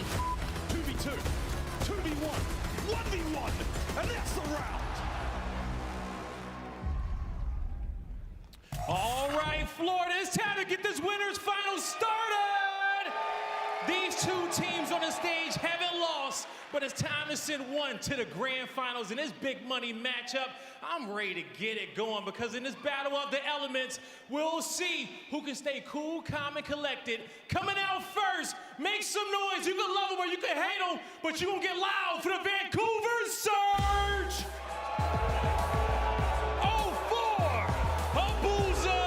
Nasty and Neptune looking to drown out the Thieves and secure their spot in the grand finals. It kind of feels like it's Vancouver's time. They got their revenge against the Atlanta FaZe, and this is the last roadblock to that final. It's through the LA Thieves. This would be a massive win for Vancouver. Anything but first is a disappointment. They gotta win this, guy. We'll see if Surge can hit that flow state or if they're gonna get burned out by the next team coming to the stage. Florida, you know them and you've been loving them all weekend. Get loud for the LA Thieves. Scrap, Hydra, Envoy, and Ghosty looking to make that run that they've been needing all season long with the Florida crowd behind them. LA Thieves, ready for what else? These boys should be seeing red right now. The path in front of them is lit gold for them to take home this chip. They are going up against a Vancouver Surge that they have been the favorite in every single time. Their biggest ops are out of the way, but the biggest question now is do they get caught here? LA Thieves, they got one more to go to make it to this grand final, and I just know that we're in for a game 5, guy. Oh man, we'll see if you're right, Allie. LA Thieves looking to continue the heist. It's gonna be a great matchup here on the stage. And to take us along the way, we got Merc and Maven. Winners bracket final time, away we go. And these are two teams that do it in very different ways. I mean, when you're getting a win, if you're Thieves, you're coming in, you're 3-0ing people, you're punching them in the mouth. Surge usually do it the longer way. It's through a game 4, through a game 5. And kind of tells a story in their side picks, their bans and vetoes. I mean, usually you're playing Thieves hardpoint first. They literally want to come in, knock you out, take momentum, just clothesline you. Yeah, I mean, but probably the two of the best hardpoint teams in the game, right? Yeah, These game 1 and hopefully game 4 should be amazing to watch based on what we've seen this weekend. But yeah, for Thieves, I mean, hardly challenged at all this weekend. Destroyed Miami, destroyed Carolina. On the other side for Surge, you have a tough round 1 versus FaZe, but heard the Nets talk about it. You finally get past that. But now they have to get past this team who, you know, the minor went all the way to a game 7, back to minor 2. But after that, it has been 2 quick 3-0s. LA Thieves said, we are done with this. We're done with you. Yeah, and I mean, listen, we've had online conversations about Vancouver, probably in one of the least optimal situations when it comes to that. So I'm sure they're excited for this matchup on land, but they need to get it to a 4 or a 5. They need to get to their hardpoint map 4. We'll talk about it later, but their statistics in that are unbelievable if we get there. If they could come in and steal map 1, that'd be massive. It would change the scale of this series. Yeah, and I mean, listen, this LA Thieves team on land, map 1s have at times been a weakness. It was at the last major. Can you catch them? They can catch them. Even in this one, you've seen some players come out slow, even on a map like Hacienda. So yeah, you cannot do that. And I think you saw the coaching staff, Shane and Sender. Sender was roaring, just trying to create energy for these guys to get them locked. Well, listen, this Vancouver team's been incredible, but like, if Thieves are at their absolute best, if they are firing on all cylinders, they should be able to outskill you, right? Like, from a talent perspective, I'm not trying to knock Surge whatsoever. It's just you have these superstars on the Thieves side. Can they play at their full capacity, or can Surge catch them slipping early? We get to the Thieves hardpoint pick to start it off. It is Hacienda, Scrap, maybe the best in the world in his position, ready to get firing. Trades just all over the place earlier. The boost is double, traded out quickly. Hydra looking to get roaring. Yeah, well, 2 actually spawn out next to him both sides, so he's not ready for that, but able to finesse. Neptune, he's got an AR out early just for this P1. Envoy, the same. He's able to find a double, but no time. Really. There we go. By either side. Finally, Surge gonna get on it, but already 40 seconds off that play clock. Not really something we talk about with Hacienda. Ooh, the time. Not really at all. I don't think we will be, but maybe. That's kind of what I was talking about. Some of those map 1 nerves. You just saw a gunfight right there. Dosey thinks he's got a freebie. Instead, stops shooting, allows that player to finesse, and now you have Surge set up at this P2. And as good as Thieves can be here, no slouch, our Surge. They can be terrific as 04 gets the movement. They start to get the time. It'll be Neptune playing from the point for now as he's in a battle towards Zig. He's going to lose that one-on-one to Scrap, but you still got numbers here. You have the back spawns, and you'll trade that. So starting to pull away a little bit with an early lead. It'll be Surge. Pressure to Thieves now to try and break this. No, but this is exactly what you wanted if you are Surge, right? Control B1. Give yourself an easy rotation towards one of our money hills on this map, towards the P2. The ARs love to go crazy here. Nasty and Abuza, both on 3 in a row at this P2. I feels like every single time we watch them on the Lambo, they find a multi-kill. Now at 20 seconds, you might go at this one last time. But great stuff here from Surge. Incredible stuff. Trying to keep it going. 10 seconds or so left.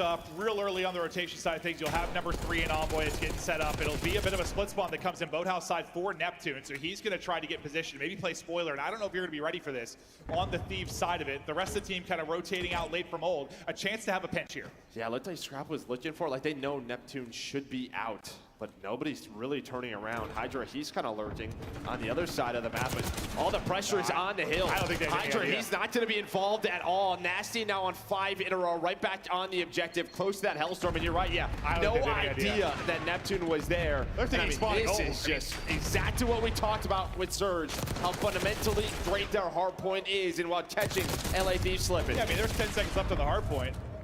They don't really have any forward pressure. He spawns Boathouse out. I don't think they're ready for it at all, but they do have a nice break in to at least mix up some of this time. But outside, inside, it's Neptune crisscrossing back to the point. I thought he had that. Thieves, you gotta start heating up, or else you're gonna lose. For Thieves, I mean, you need to get the slang going, I guess, a little bit, but yeah, just the objective. Like, you need to get some time going. Only 15 seconds earned now through your opening 3 hard points. You're averaging 5 points per. Starting to improve that, but now early on rotation again, it's going to be Surge, and you somehow, if you're Thieves, you've got to get out of this. Yeah, you need to find a break. Get out of this. You need to find a break, and yeah, just start to rotate early.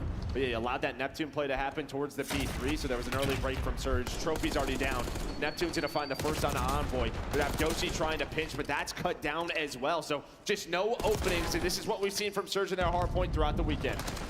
They can be so strong. Doing it now. Up to 10 and 5 is Abuza. Hydra trying to be the multi-kill demon and get in with his squad. Doesn't need the multi-kill, but the team is able to collapse on through.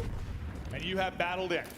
That trophy's going off, but a Hellstorm coming on through. Nasty able to earn that off the objective. And well, doesn't find anything, but Abuza's able to find the first, but it doesn't matter. So you use the Hellstorm, you get that out early if you are Thieves. A small win in this situation. Well, you'll take any wins, considering the early deficit. Starting to chip away at this. Now you get to your second set of rotations and you really start to heat things up. Good hold, good break. Back to the P1 inside, and we'll see if Surge can now slow down Thieves as they start to get rolling a little bit. Josie was on 4 in a row. Envoy there for the trade. P1 time earned by Surge right now. Scrap just trying to find that kill. He gets them off that objective. So you're just kind of lurking around, trying to find any time that you can. You see Josie playing safer spawns. They continue to play safe and hold this. Starting to get picked apart though. It's going to be 3 dead for Thieves. Envoy is going to spawn up over towards the P2. You still have Ghosty in and fighting, trying to keep Surge out of the point, but they're still in, still increasing this lead. 60-point advantage. Ghosty wants to get test, but he's going to get triple swung. Best of luck with that. This is where Surge can be so good. They find kills at exactly the right moment, and they will insta-collapse and make plays. Can't they get a kill right now? This is what they're looking for, an opener. There's the one from Nasty. Now you go, try to get the spawn out and find the opening. Big win from Scrap up close and personal. You hope Neptune's going to win that for you. Yeah, that is a massive win by Scrap. But you still have forward pressure here, and well, maybe you block the back spawns. They do. So Hydra is out of the play right now. 04 finds the toes of Ghosty. You're controlling from the hill. A split spawn gonna be coming on through though. Already gonna pick this up. It looks like Scrap is ready for it. Yep. Big gunfight wins there from the objective. Here we go. Rallying back into this, but still significant deficit. Need all of this time and hoping to get it done on rotation as well. Another mounted pressure though in from Surge. 04 will be the lead man. He's gonna get chopped down. Neptune with a double through Zig. Look at making a triple. Neptune cuts them down. You still have 1 player left here with the backside spawn. Surge. This is still 20 seconds. You want to win it. You should be able to take, barring some insane play from Envoy. So you'll take the final 20 seconds. Thieves will think about the rotation, but Neptune's triple, just it's what? It's just making sure Thieves can't chip away at it enough that they're really battling back into it. Yeah, you have around this, what, 60, 70 point lead that you've been hanging on to, but you're going to find that first hill before this hill is going to pop. So immediate pressure towards his P3. Come on, Fees. It's not like you guys. You got to start doing something. Here, three dead in the feed for LAD. Oh, no. It's too easy for Surge. Surge in an incredible position. All the pressure to Thieves to break. Let's go to a listen in now with LAD. Nice. Also stairs. Also stairs. Play for the time of the bench. Play for the time. Yeah, outer. No, cat in office. Cat in office. Right in front of me. Flat. On time. Hit once. He's out of time. And then 25. Out of time. Missing both here. Out of time. 24. Out of time. Weak. Oh, there's two here. 25. Laying down. Weak. Nasty enter. Yo, Nasty enter by top. Nice. Two.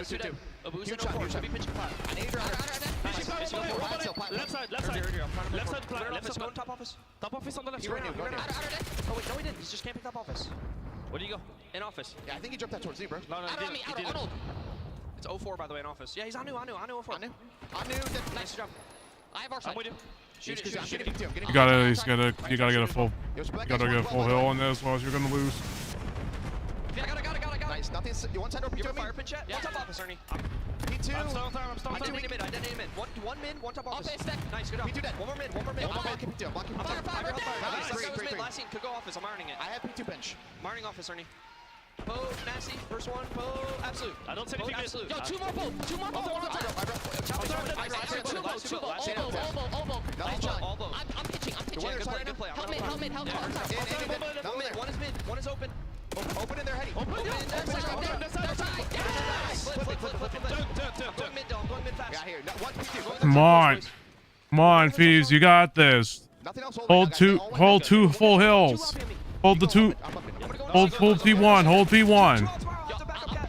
I'm pitching spiral. Every kill we get, they flip. I'm pitching spiral. Pat, one shot. One more tap. One shot close. All close. One secret, one close. Secret close. Secret dead. Nice. Responding fire. Secret challenge. Secret. I got time. Yeah. Nothing wrong. One is secret. I just stunned him. One here. One needed open as well. One secret. One shot. Nice. Open the weak. Nasty. Cat right now. Nasty open. Play for kills here. You. Nice. One was cat. Waterfall. Top open. Secret. Top open weak. Waterfall. One close. On time. Full weak. Two on time. One on time. Weak. Nice. Close. Nice. They're spawning out. We're just shooting. It's waterfall right now. Flip. Open. Stay up. Stay up. Mining your low fire. I have low fire. Yeah, I'm gonna get you. I'm getting close. Nasty. We shot you. Open. Open again. Or jump shot it. Open. One shot. Their side. Really big. Go waterfall. Really big. Waterfall. Still. Nice. Still there. Nice. Flip. They spawn well. Yeah. Well. Have your pump. Deep back already. Nasty. He's all the way deep. That deep back door. Back door right now. One shot. I have the right door. Right. That. Nice. The 80-point advantage for Surge now to 6. What a run from LA Thieves. They're inside the hard point and battling as we get to our third P2. Who's going to come out on top? So far, it's looking like Thieves. Yeah, I mean, Thieves, what a turnaround at that P4 into the P1. You heard Scrap. I'm going on pinches. I'm making plays. But here is a big moment because they spawned Surge well side. You saw Envoy get caught off guard, but they have held again P2 from this hill. But Surge flying on through, trying to make the plays, trying to find the break, and they are able to do so. Hey, still got 30 seconds left here. So, I mean, you held that pretty well for Thieves, considering you never really had the back spawns, but now come ripping and roaring. Our Vancouver Surge looking for a lead change of their own. Dan Ghosty able to win one, but the rest of his teammates going to get cleaned up, but it's another multi for Neptune. And here's another chance at this P3 rotation that you have if you are Thieves. You have blown the first two. Maybe this one is better. You're not that far ahead, though. You're going to have an early one-on-one. Envoy wins that. You still have 04 in a position to maybe play Disruptor. Also rotating over from well quickly. It'll be a boost. But numbers here for Thieves. You can't bottle this one up. You can win the map here. Both teams able to do it. Is it a break from Surge? Is it a hold from Thieves? So far, Envoy doing a good job just playing his life, waiting for the help, but one teammate gonna drop. He gets over Zealous, hops over the wall, and he's gonna get caught. It's another break for Surge as they're starting to slam. Last player and Ghosty will fall. 20 points away for the map 1 win is Surge. Remember, this is Thieves map 1 pick.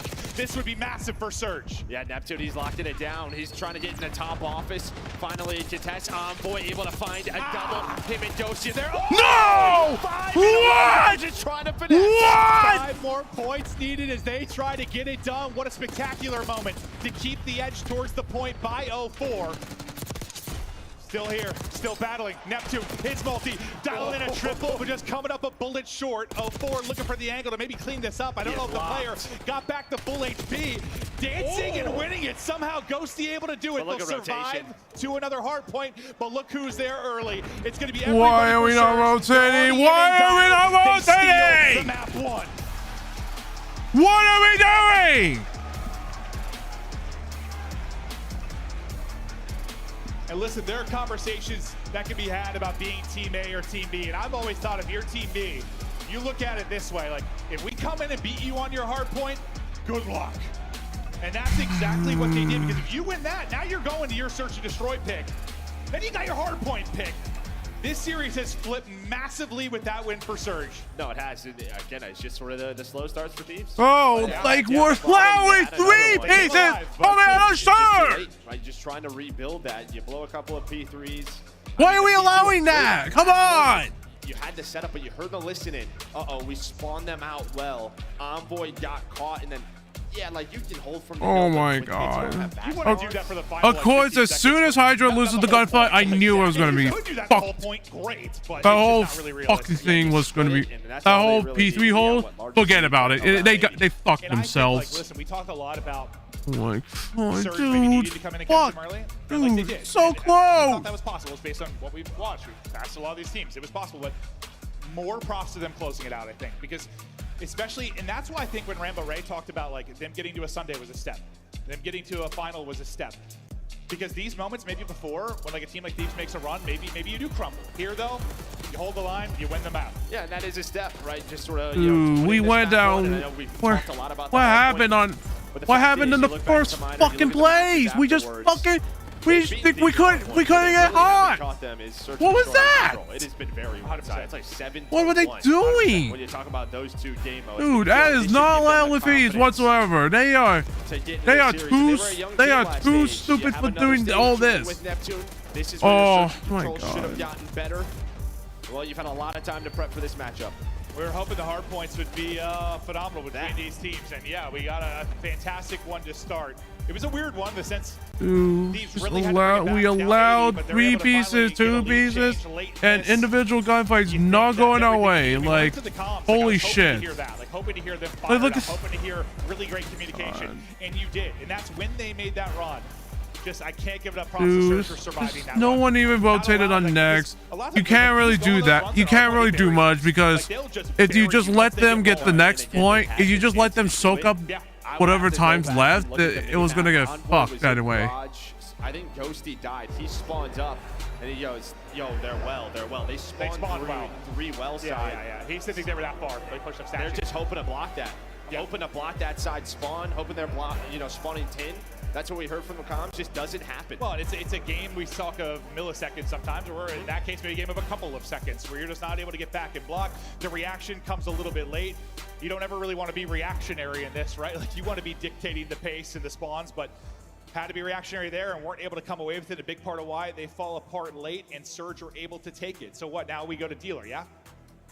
Dealer for the map 2. We get to the search and destroy, and as you said, as much as we've talked so much about the hard points between these teams, I think just us as fans of Call of Duty, we couldn't wait for it because we've been casting these two teams and how good they've been there. Like, we've been excited for it. Banger map 1, but yeah, Surge is well-rounded a team as they can be. This is where they have stumbled in this matchup. Yeah. And mostly it's been online though.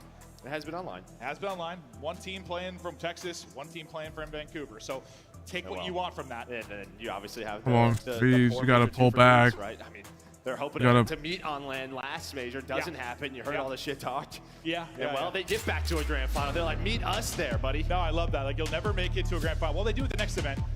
And it's still interesting to me, though, because literally the winner of this gets to it. So, yeah, there's been a couple examples of players maybe chirping a little bit too much, whether it's been tweets early in the year or in a particular matchup that's come back to cost people. You see it right there. Dealership versus Boston, Dealership versus Carolina. The last couple of times Surge have played it.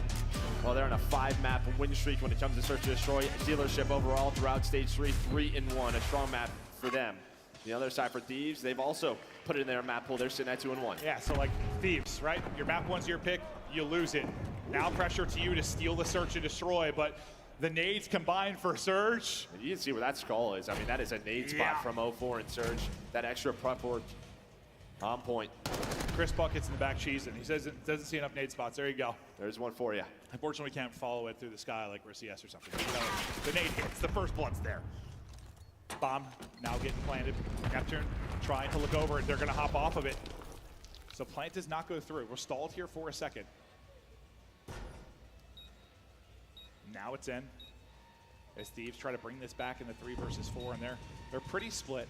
Well, they're worried someone was late flanking, right? Trying to set up that pinch. That's what Envoy was looking for, but now you have the 3-on-4, and now you're waiting for Hydra.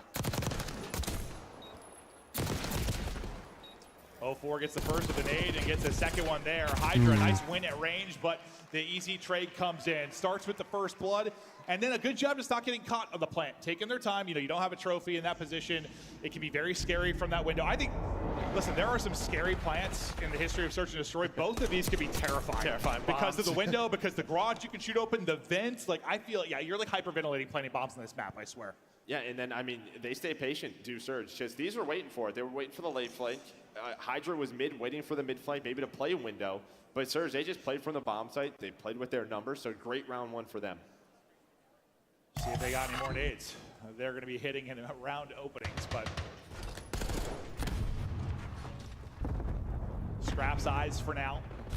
Hydra's pick for now. So no 0-4 first blood. This time Hydra is going to rip him out of it. Neptune, though, going to bring it right back. Envoy maybe is trying to get out of there. Like, once you get the first blood, he's thinking maybe group up, play a little bit safer, just gets caught rotating out. Yeah, I mean, you just get so aggressive if you are Neptune. Just kind of catches him off guard, but well, off that first blood, you still have a 3-on-2 or bomb planted, so advantage right now to Thieves. Scrap making sure nothing is working the flank. Surge is just trying to see if they can find anything. Abuza with some good shots. No, what are we doing? Ghosty! Yeah, I thought he was just going to like hide behind the wall he's got to work with there. Maybe wait for some help. Now they're falling apart. Last guy up is going to Why are we channeling that? From Surge. Why are we channeling that? It makes no fucking sense. You didn't even get enough damage on him. He's thinking the right thing. He wants to back up. I just imagine Neptune, once he knows where the first blood comes from and they get info, he's like, we can isolate this guy. I mean, that's what it is. I think Ghosty maybe messes up the slide. He's trying to slide behind the wall. Maybe just. He had to have been. I don't think he was chowing. Or if he was, that was a psycho chow. Yeah, he ends up getting caught. Yeah, I think Envoy's just over towards that side, keeping them honest. Just does not expect that aggression. Well, Neptune going to get that defuse, and now you have Surge quickly up 2-0. To be honest, if he just like ratted there, maybe it works out, but just trying to maybe play that deeper, safer. Gets caught, and then, yeah, Ghosty. Maybe you're right, just an overslide.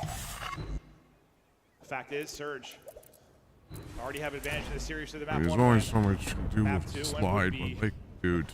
Just the gravy on top to keep rolling in this best-of-5 winners final. Loser here, onto the losers final, the chance to get back. Winner, you're into the grand final already. Envoy, chance for a blood. Multiple targets in front, can't clothesline either. Maybe think about wrapping this out, because you see working up slowly is that number 6 in Abuza. Yeah, he's got a bit of a one-on-one. If he wins it, they're probably going to go. Big one-on-one win there. Well, now they're actually the thing. Maybe they're going to over-rotate this. Well, they catch them. Both players trying to flame. Envoy does bring it back, so 2 versus 3. And Abuza isn't there yet to help out his team, so they're waiting for him, and his call is, hey, let's get the heck out of there. Yeah. A bomb site is open. I like that, though. I mean, if I'm thinking instant wrap, they're thinking they're going to think the same thing in this matchup. It's beautiful, and now you take your time. Why are we taking 1v1 gunfights? We're just ego channeling at this point. Stop ego channeling and just fucking play together like how we're supposed to be playing. Advantage in the Search. Real split. Nice. Or Scrap and Envoy. Waiting on each other. Maybe one or the other to engage. I thought they lined up perfectly for a second. Now Scrap. All on him to clutch. That was unfortunate. Timing wise, just didn't. 20 seconds to go. Oh, lordy. Trophy. Yep, no trophy there. Maybe this goes a little bit different, but you got the trophy in for coverage. Scrap can't quite get the headshots in. Tag down to 9 HP. Wins that one, 1 versus 1, but no time. Just 11 seconds left to go. Nasty just going to go ahead and lie down. He's got the internal clock to check, and no time. Scrap gets all the kills, but they do not matter. 3-0 surge. Man, there was a chance there for Envoy. Just it's so awkward. We know how it is in that position. Plus the cars. He should have just taken that chow. You were right. It was close to lining up. Yeah, you went. Uh-oh. What are we doing? Like, come on. 2 versus 3 on the flank. They're thinking they're together, and they're just not. Envoy's on the other side of the map. That's where that chance was. That's why but it doesn't happen. I was like, I don't know how to word this. Like they're waiting on each other, sort of like who engages first, and the other is going to pounce. Back to offense go Thieves, and well, they're desperately hoping for a round after getting caught in that opening map. Yeah, really, it's their island players right now that are just getting caught, right? Both bomb sites. Well, Neptune's gonna go for it again, but there's the same exact thing. Hydra is across the map. He's gonna lose it, and now the rest of Thieves are getting mowed down. Slammed. Absolutely slammed. Scrap, not pulling off a miracle. Dudes. 4-0. We're just we're just ego chowing at this point. The lurk roll, whatever it is on both come on, sides like, dude, we're chowing, we're chowing. We're not even doing it based off of teamwork. Quickly traded, just right from the round one, right off. We just don't have any plans. Picking you apart. Well, that was the one where Envoy got caught, right? That's when they had the first blood. Then Envoy got caught. So yeah, it wasn't like a quick trade, but that was the only time he had numbers. It was about 5 seconds. Outside that, yeah, it's tough. Just constantly playing down a man, but. Man, I'll tell you what, dealership searches breathe some life, though, into our S&D map pool. It'd be so fun. You miss Vault or no? No, I do not. No, no. I still have nightmares. I'm just trapped in A, just drowning in 6 inches of water. Swapping bomb. And again, patient, looking for the opening. Man, could Thieves use an opening blood, but they've been given nothing. There you go. Envoy gets it. And not going to be quickly traded out. So, okay, you have a 4 versus 3. You have to win this. I mean, 0-4, he's ready for that gunfight. Some great shots with the headshot there for Envoy to, give them that man advantage. Hydra using the Omni movement, throwing the shoulders, getting the info. Now, the one player kind of on an island right now is that number 8. Really, that's just what you're waiting on. That might be your win condition if you can get this bomb down. No! Throw numbers away. I think a boost. Why are we throwing our life away? We don't need to do that. They're just getting picks and ripping. Oh no. That's now going. They chest bump. One bumps with nipples, one bumps with a knife. Scrap will take that back out in front. 3 versus 2. Nasty trying to get the plan in. Yeah, if he would have won with nipples, that would have been insane. Very impressive. Abuza's streak keeps going though. He's up to 5 straight, all on to Dylan Envoy. 1 versus 2. You had numbers. You threw numbers. You had him again. It's slipping away. Dude, why are we chowing? It may not be for the map, but it feels like it is. Why are we chowing like bitches? Able to get 1 versus 1. Still 20 seconds. Has me in the back. Please check at the back. Please check. There's so many options. Well, he's thinking he's rapping mid here. Has no info on Abuza, and I tell you what, this AR duo that you see on your screen in Abuza and Nasty, they have been so fun to watch them to develop, get better and better. I think for like an AR, and I'm totally talking out of my ass. Like, come on, why, Heiser, why are we chowing? Why are we trying to chow them, expecting them for them to just go back? They're not gonna chow. They're not gonna do that. They're gonna chow you. Has been nuts on this particular map. He's so almost 1,300 damage already. He seems Oh so my comfortable God. on both sides of it. Just fight, whether you're kind of battling uphill, shooting downhill on the slope, like guys hitting shots and taking over. Like the position he's in now, playing back there, he's one of the best, bro. All right, that's on me. That's on me. Yeah, that's Caster Curse if I've ever Holy seen it. hell. Numbers now to these. Scrap to find Neptune quickly on the flank, and I assume just a nade back there. Tenexis, he's called in the RC car. Nasty, though, still makes it interesting. 2 versus 3. Envoy's gonna find info. 0-4 almost catches one, and he does. Able to catch Heiser. We're gonna get a trade, right? Yes, we are. It will be Envoy. Can Nasty clutch for the map. 1v2. Envoy. Ghosty, both taking heavy damage. But they know where Nasty's coming from now. His opportunity, you think, for a free pick is going to be gone, especially once this plant is in and they're able to reposition. But can Nasty pull it off? Not going to get done. Finally, Thieves get around to the board, but you're going to have to pull the full sail. Going to need to be 6 straight. 1's in. And I just think you can see, like, A lot of the times when you have numbers on this map, it should be easy with the trades, but there's a lot of openings. Feels like maybe just a little shaky after you lose that first one. If you are LA Thieves, are just trying to get locked in. But 1 round away from being down 0-2. Yeah. I mean, you had a mount a crazy comeback in the map 1. Fell a little bit short. You need a real wild one here. Haven't been many 0-5 comebacks in the history of our league. It happens, but not often. And it's not like there's been a ton of like really close rounds where like, you know, a lot of times we'll say like, this could easily be 3-3. Doesn't really feel that way, does it? They've just been outplayed, outclassed, outmaneuvered throughout the course of this map 2. 4, getting info with the utility. Anyone gonna connect an aid with him? His is gonna hit. Nothing seeming to follow it up. No what? Nothing seemingly. That was the hardest thing to say. I don't know what I just said. That was something. I think you were talking about C-Men, dude. Yeah. Oh, I might just turn into Cell. Neptune with the opener. Traded out. Numbers to Thieves, at least for now. For now is gone. 2 versus 2. Why are we trolling? Why are we trolling that? For the map. He's been the S&D king over this stretch.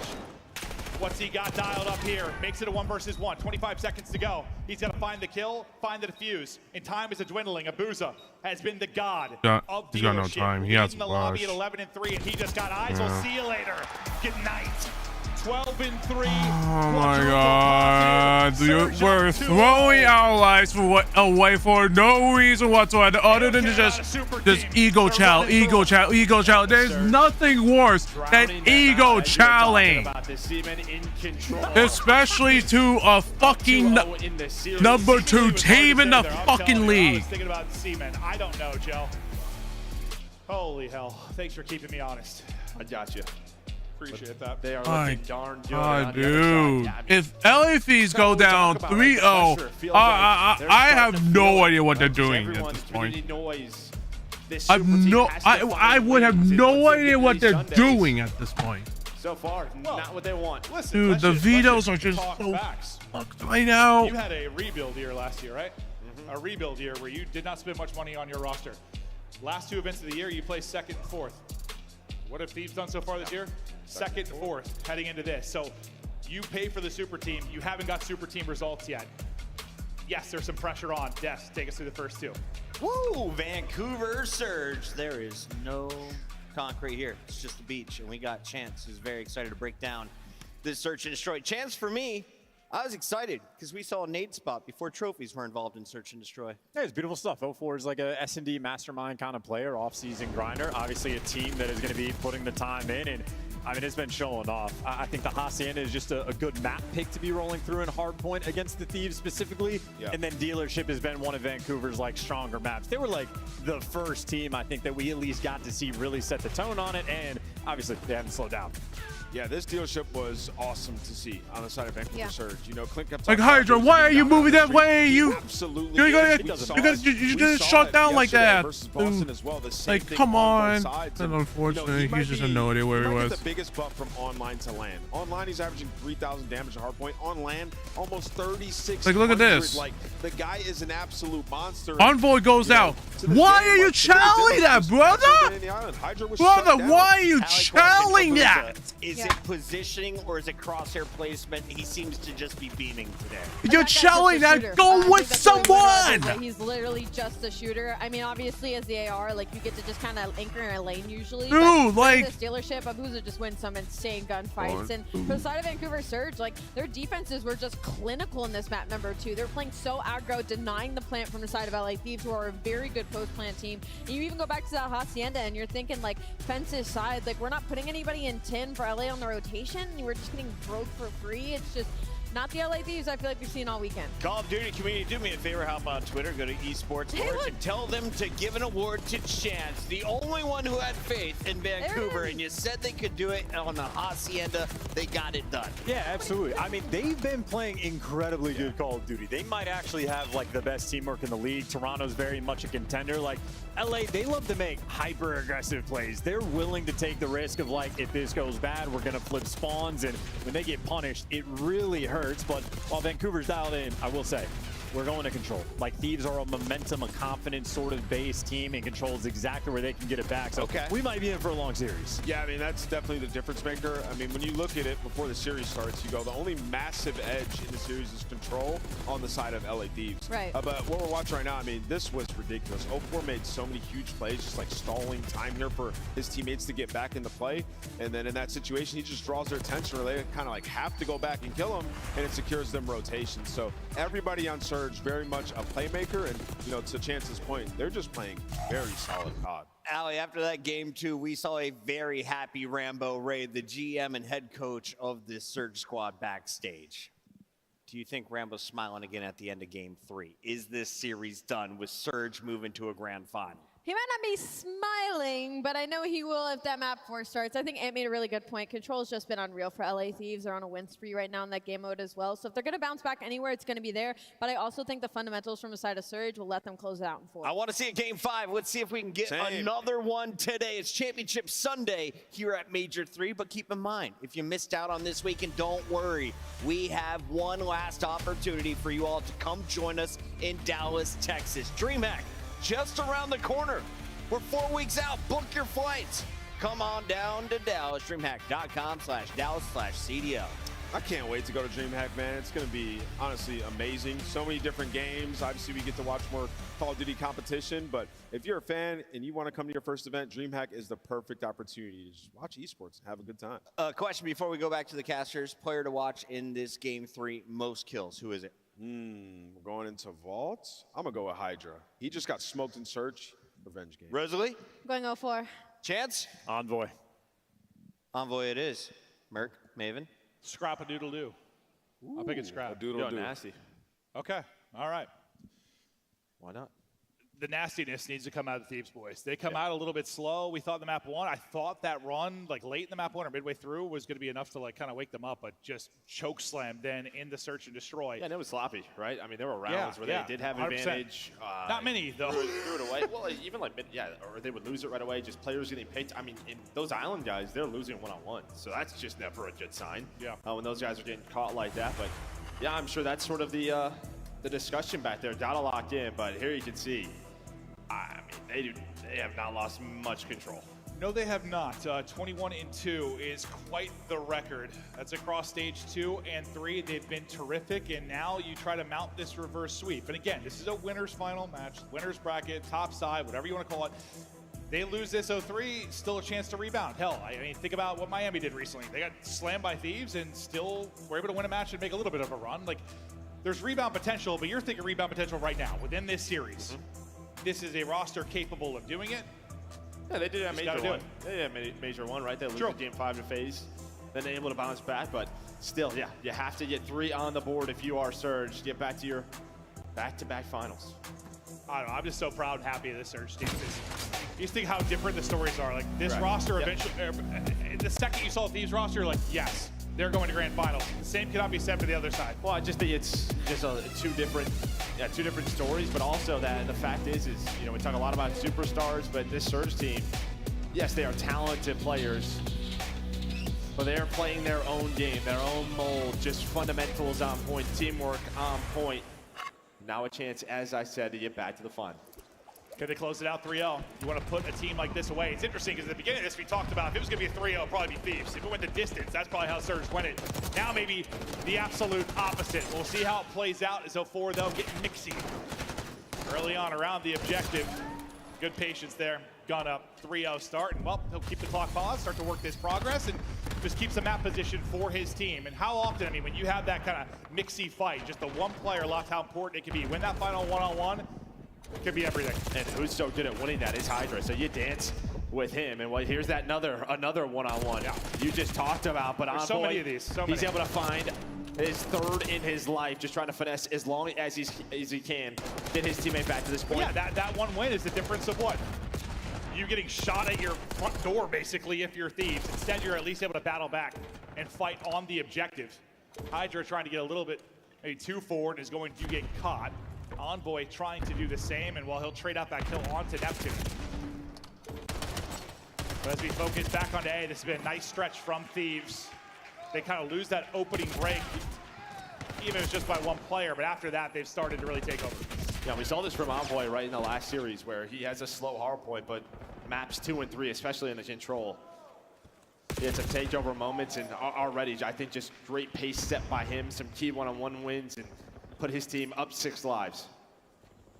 And yeah, you're just thinking with how good your control game is, like, hey, we can win this. We can win any hard point. Any hard point, we're solid out of it. We can bring that back, and then we get to our pick in the search and destroy in the map 5. Now we just got to get it there. Didn't expect to be tested like this, maybe. Ooh. But beautiful. Out of Scrap and Ghosty. As they'll string together the kills, push us out to an 8-life advantage, only giving up 1 tick thus far. Really some lights out defense and a couple good recoveries. 9 and 4 start from Scrap, and that is what they needed. You can see Scrap fired up. Just so good at those close range fights. I feel like we talk about it every single series from that guy. Just what he does with the AR is different than the rest. Then able to find the SMG, keep his streak going, leave the lobby with 9. Yeah, I feel like we point out a lot when like AR finds a sub, a little extra utility to work with, but his AR is also a sub. I swear, probably. Yeah, well, 04's got best play with a triple, and that he finishes 3 and 6. So for about a minute. Wait, that 20, was the break fight. Yes, that was literally the break 20. fight. He was just in the spawn. Yeah, well, shout out to the Thieves defense after that break. As I said, I didn't realize that 04 got shut out after that opening moment. That's actually insane. Abusa, though, leading the lobby in damage right now. He's already got 1,000 through that opening round, but they only are able to get a tick. He led the way in the search and destroy as well. Talk about the talents of the ARs on the Thieves side, but man, these Surge boys can battle as well.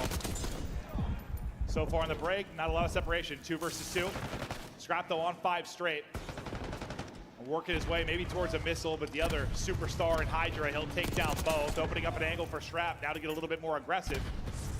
Well, he'll take gunfights from anywhere. Yeah, I'd say here's just a great example of what we were just talking about. In between, slide the headshots. My man is locked, trying to get his team, will his team to a map 4. That from Abusa's POV had to look disgusting.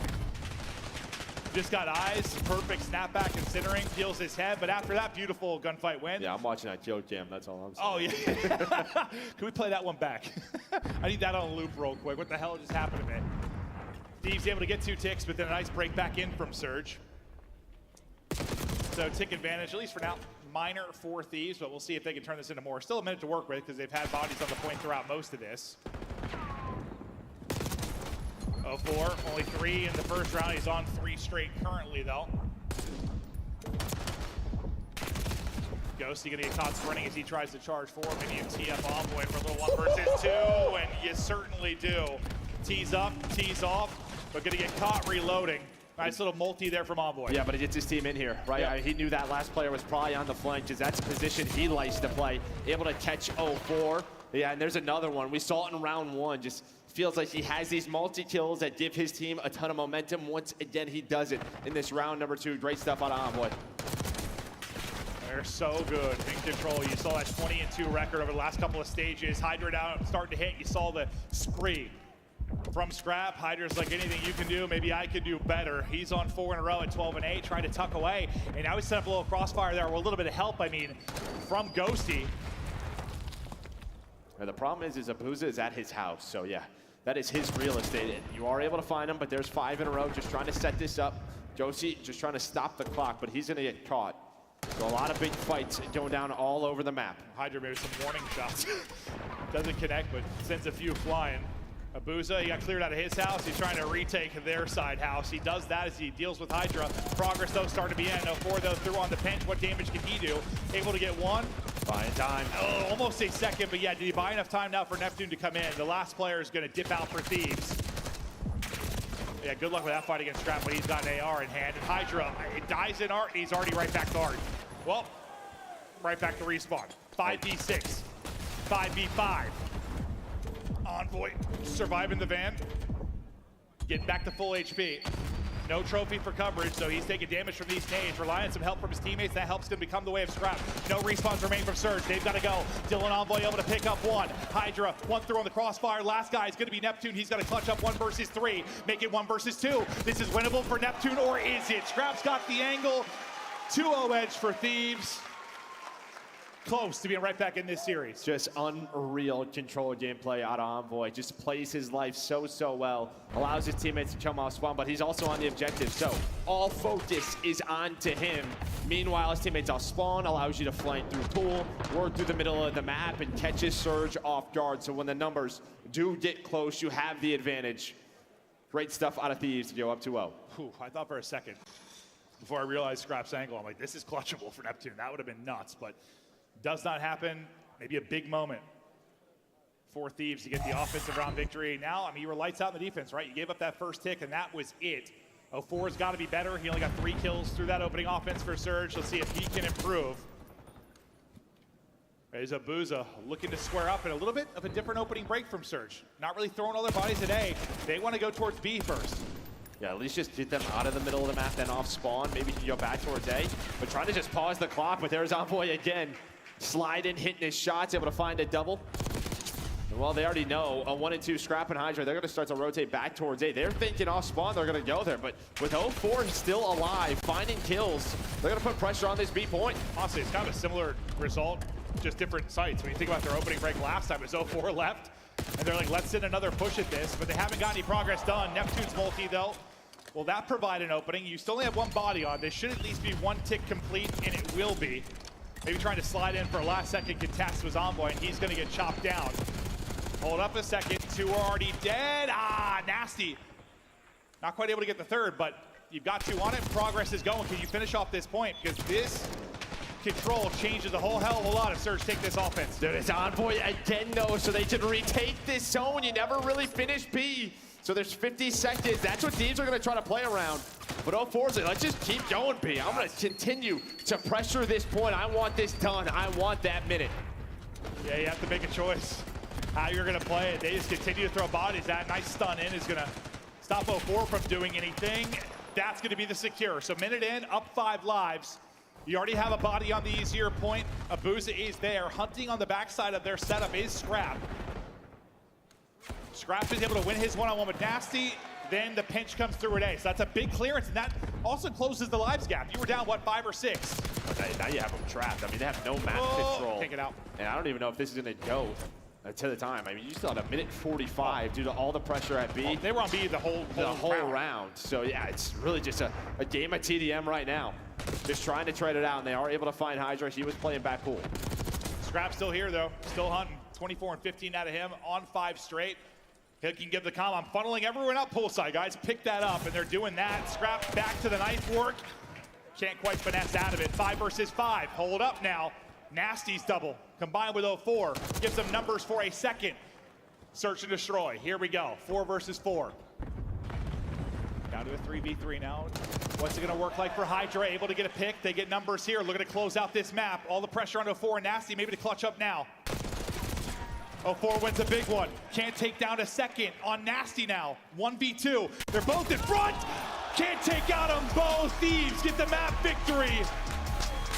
Now back in this series. Can they pull off the reverse sweep? Step 1 is in.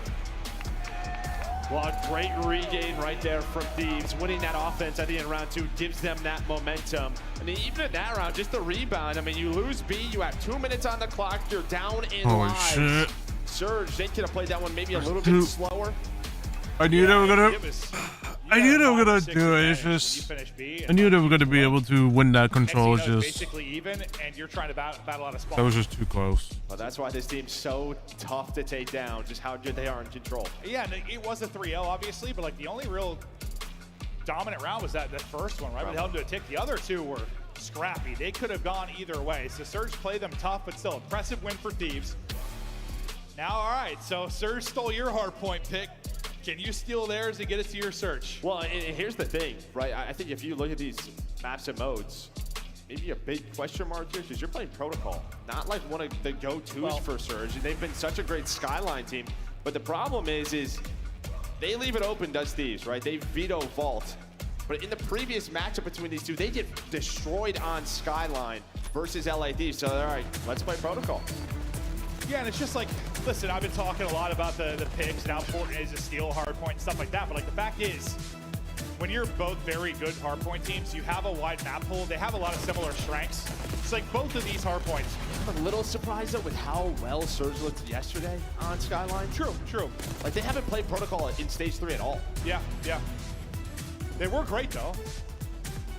They were solid for a while there. I mean, when the Neptune first came in, like Proto was all their wins. Remember, it was like Proto Control, Proto Surge, Proto Hardpoints when they were really good. But that we're going back. It's like what, stage 2 quals. But you're thinking maybe we just square up on Skyline. That's what I wanted to watch. Yeah, no, that would have been a nutty one. But Proto potential to be exactly the same. A one that usually comes down to who controls that P4. We'll see who can get the advantage through the money hill. But the control is all Thieves. And now, you talk a little bit about the map 1, how you get some more experience of this young roster, a young team on the Surge side. You hold off their map 1 Surge. Now it's like, okay, they won the map 3 though. Take a breath. We're all right. Cool your jets. We can take this hard point. It's our pick. We look to close it out. And you know, Rambo's kind of talked about it in some interviews, and they talked about it like the end of stage 3 quals weren't the prettiest games out of Surge, right? They had to have a couple of reverse sweeps. They went to some round 5s with some middle of the pack teams. So it's the opposite Thieves. Thieves 3-0'd everybody. They went to 4 or 5 with everybody. Yeah, so like they're kind of used to this. This is why they wanted to build that mental game up for situations just like this.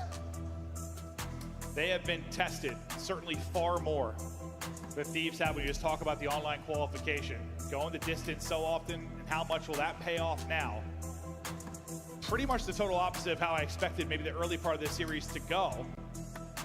But the fact remains, we may be going deep. Pressure to Thieves to take this map 4, get it to that final map 5, a winner, a date in the grand final. We'll see who they'll be facing off against, but finally some things to smile about for Paco and the boys. That darn smile, there it is. The boys seem to be vibing after the big control victory. Any players to watch when you think about Proto? I mean, I think this is where you probably locked in a little bit more on the ARs, right? Just sort of those top window gunfights. Man like Josie, man like Scrap, can they keep it going? And really, Proto's evolved, where teams have gotten very good at like P2 and P3, right? Sort of controlling it from the left side of our mini-map, controlling top 3, locking those players far right. But here's the map 1 stats from 2 of the ARs we're gonna be seeing again. Yeah, talk about players here focusing on. Well, we'll see if these guys can step it up in the map 4. Great map 1s out of them. Kind of getting it done all over the place through damage, volume, and also play around the objective. But just antsy to get this one started. Hopefully we're into it in just a moment. Just waiting for the lobby to begin. Hoping for another banger. I mean, I hope Thieves maybe don't come out as slow as they do. They fight this one from the start. And I'm the total opposite. Like, I'm thinking more of this map, like how, you just have so many holes that can be found. Like, your Hydra, your 04. What do they find? Yeah, I just think I mean, again, online, a lot of teams have been pulling out like 3 to 4 ARs. Oh, true. Just trying to shut that down. If you have mid-map control, then it depends on the hill. It can just be so tough where you are just trapped back house for so long. Bottom of the screen is how it's gone so far. Thieves, map 4, winning it to push this series the distance. Can they do it? A few times, right to the LG played this. They did win it. Neptune and They have a little advantage, but Hydra, he's got one too many this is dance not a good partners. start. And Surge able to take that opening break, get right in. Hydra, though, spawning on the opposite side, and well, he's gonna get a little free pinch there. Yeah, I think 04 gets a pretty far up sidewalk, so that spawns out. Hydra allows him to get pressure on towards the hill, but you're trading out. Abuza finds Steel, and I think you take this where you flip the map. Now you have top 3 control, you have zip control, few are Surge, you have objective control. Nice start. That's to that map 3.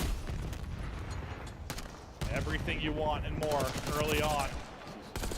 Trying to set the tempo here early in the map 4, just like you did early in the series. Nasty, some tags in, not walking away with the kill, but 04 will be here mid-map with an AR like you were thinking he may be. Trying to trade it out, shooting everything but Hydra. Yeah, you want that one back. Yeah, just a little bit of help from Envoy does Hydra. But you get 45 seconds off that P1. Oh. Neptune, he falls off the map. Happens, see you later. Even to our best players.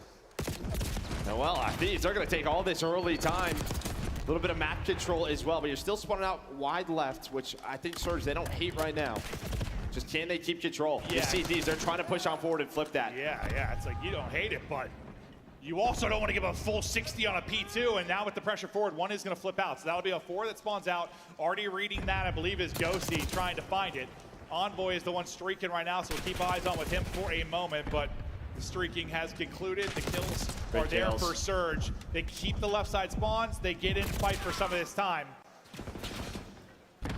As you said, big kills in a big moment. Maybe one of the best teams to do it, Hardpoint.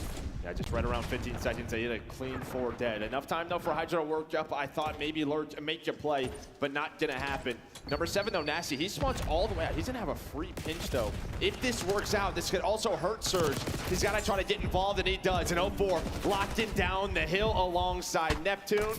And now Nasty's like, I have a great spot. I'm gonna spawn them far. Those can work out one of 2 ways. Ends up being horrible because your teammates die and everyone's spawning out, or it works just like that where you have all the position in the world. Well, P1 pretty much all to Surge, P2 kind of all to Thieves. Now, really your best chance to maybe change something wild here. If Surge are able to hold 3-4, what a massive lead they can find. They're looking to close out this series, get back-to-back dates in a grand final. Let's hear the comps for Vancouver Surge. Nice, one back.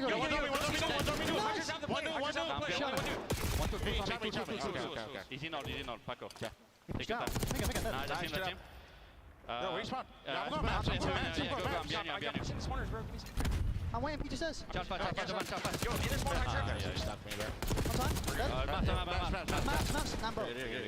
Yeah, make sure we play the time, okay? I'm gonna go big dog. One might go inside ammo. Yeah, could be. One star road, P2 left, P2 left. One is P2. Is it P2? Still It's P2, gonna still be P2. P2 stairs. P2 stairs. He's Might be flying mid. Yeah. I'll pinch tower. Okay, one boat under you. I don't see him. Peter says weak. I got him. I don't see him. I think he ran in. Yeah, I'm needing. 3, 2, 1. I'm dead, nothing on head. Go. Go. I'm 1 HP. Nice, that's good match. I stand on it. You're fucking free. I'm getting maps. Okay. I'm gonna be big dog. This is not good. My P2 stairs. I'm watching your close right. Jordan, I'm watching your P2 stairs. I have your close right, Jordan. I'm going I'm gonna tell you, give us power. Okay, leave me. I'm going Granny side, okay? I'm going top Granny. But it's fine, him on me. Okay, I'm going top Granny. I have time. Okay. I don't see anything. I'm making sure on Granny. Yeah, Sparrow. Okay, Sparrow. Nice. I'll my Granny. Spawning everywhere. I'm my Granny's guys. That's what I. Nice. I will. Granny Ali. Watch out. Kill him. I need that. Get him. Yeah, one spot, honey. I want to sit down, please. Hey, Sit down. Dude, we're just cover compli. I don't know. I don't know if we're just not shooting back. Let's find out.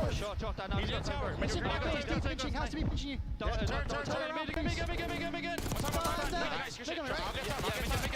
Mid-box. Left side. I think twice. Nice. One more time. That side. One more time. Take it down. Okay. Last one fucking kill. I stand front. I'm gonna go P2 late.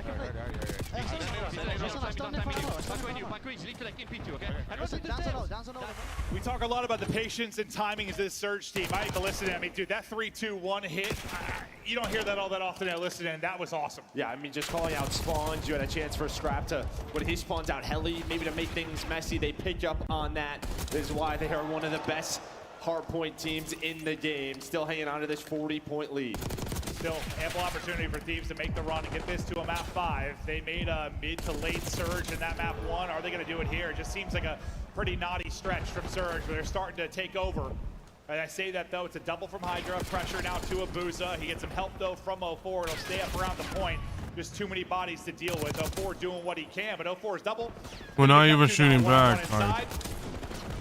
More like a 2-on-1. Well, we're not even shooting back. Like, what the fuck are we doing, man? Yeah, you just see how difficult it is for Scrap and Josie when you're fighting this way constantly. Both around net gate, you just have so many tough gunfights. Luckily, the subs are able to create some pressure, maybe to give you some room.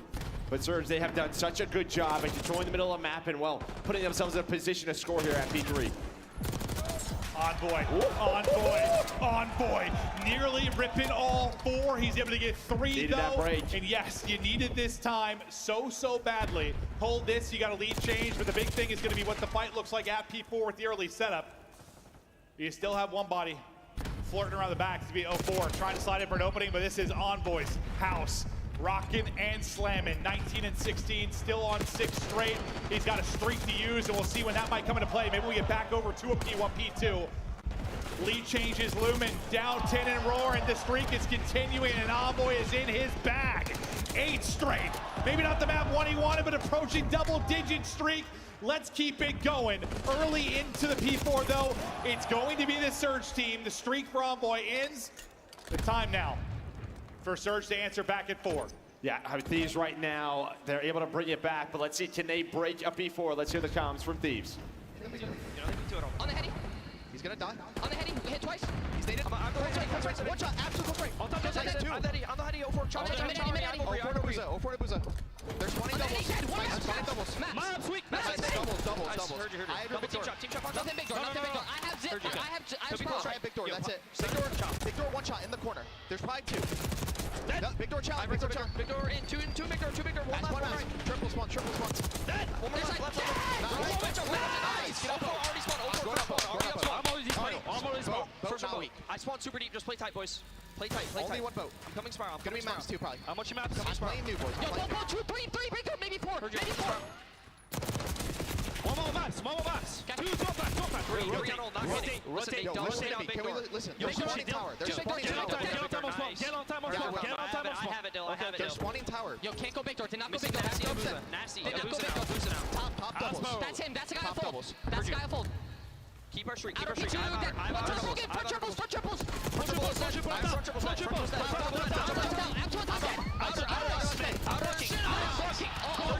Nice!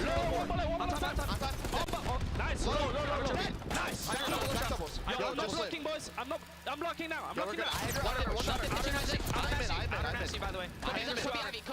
We might not even need this streak. They can close it out here. Thieves are fired up and taking over. Desperately trying to get to the map 5, but now several picks in from Surge, looking to extend this map. Yeah, the map not over yet. Surge continue to fight, but Ghosty, he's got over 2 minutes on the hill, and you heard him hang on to that streak. His Envoy, the game erector, able to earn it, hanging on to it. We'll see when that comes into play, but only 18 more seconds for the reverse sweep to be on. Hydra. First here towards the P2. They still have that streak to use if things get a little bit scrappy. Hydra, though, has been lurking inside a statue. Beautiful job there. Sorry, inside a spiral. Hydra keeps it going. Give him another one. 3 straight, approaching 30. Watch the back. Come on. 2 more in the back. Come on. Locking him up. Ghosty. One more. Objective. Maybe he wants some Nice! more. Leave it to his teammates and wins the fight. Thieves, back-to-back maps. Let's go all the way.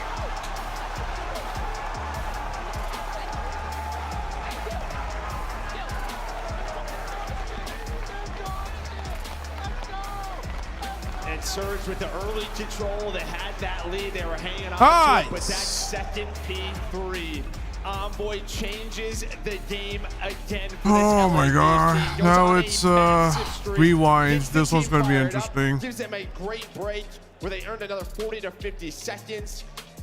They then rotate towards that P4, give them the lead. It's like you expect a moment like that in a hardpoint map from Thieves. I think in the map 1 he just went down too big, right? Surge kind of survived that run. Here, just couldn't survive it. The run is simply too big, too strong. They get run over. Taking a look through the stats real quick. I mean, honestly, kind of well-rounded from both teams. Nothing standing out that much. Like no one getting slammed, no one having some sort of like incredible takeover map. Just an unbelievable one. We thought these hard points were going to be close, and well, sure enough, going to war. And well, you were right, it was the subs at LA Thieves that kept them in that map. 29 out of Hydra, but again, just Envoy, you're gonna see it. Just that second P3 gives them, so they go 126 to 174 off his spree to give them the lead. They've been back and forth at the P4s. They win that rotation to the P1, and well, you had the streak if you needed it. Yeah, I mean, the P4 setup so important, but like if you can turn P3 into 50 seconds, like we just don't see that all that often. No. Not all that often. Maybe a little bit like early in there. Actually, it was just so mixy most of the time. Wasn't Mixie there. The only one mixing was DJ Envoy, just frying him. Incredible stretch out of him.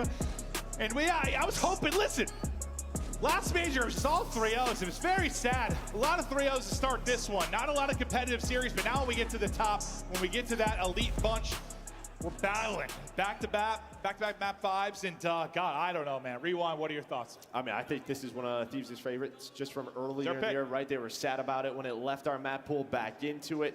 But yeah, not a ton of reps really for either squad. Here we go. Map 5 up next. Thieves, Surge. Who is going to take it? Winner. A date in the grand final. Loser.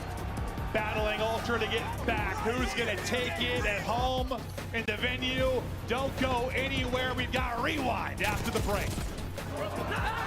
Nice, bro. Good ice, bro.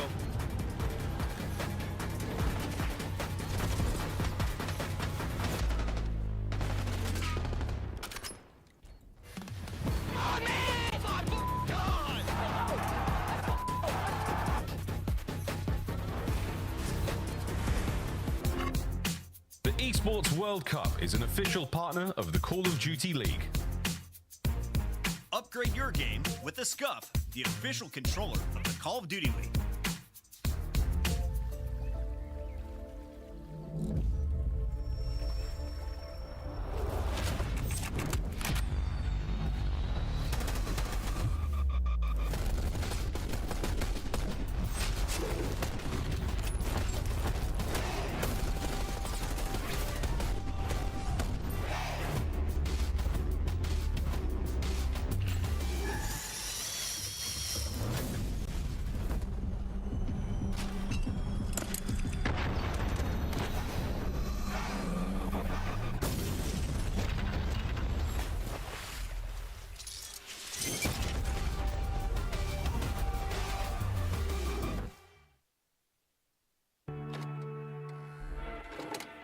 Well, potential reverse sweep.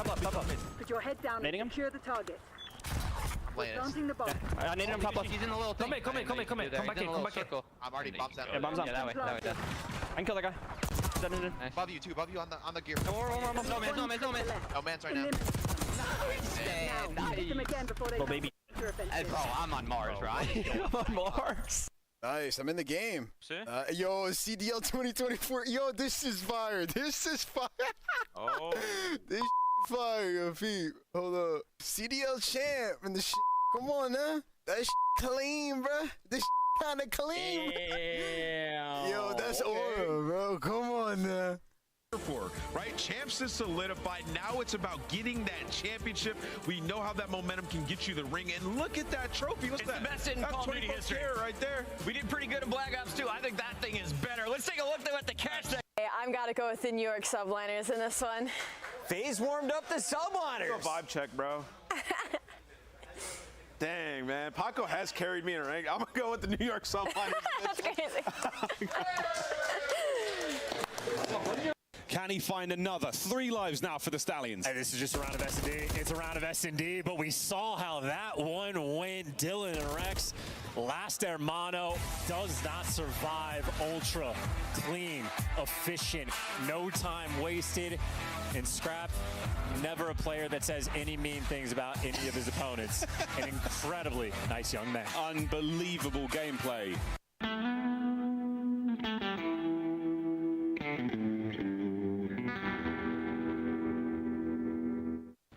Behind one. Frosty dead. I'm in their spawn. Nice. There's gonna be another one on me. What's Rooks or Jay? One's on me. That's two. Right, nice. Just find the shit. Yo, come B, come. Or you, yeah, you go. Yeah, we have it. You guys are good. They're gonna spawn dead. My God, Caesar. Okay, Frank, I'm just trying to throw down everything. Just get off board. Oh my God. That was dirty. But like, good. Just no, I was working picks, bro. I was working picks. We're good.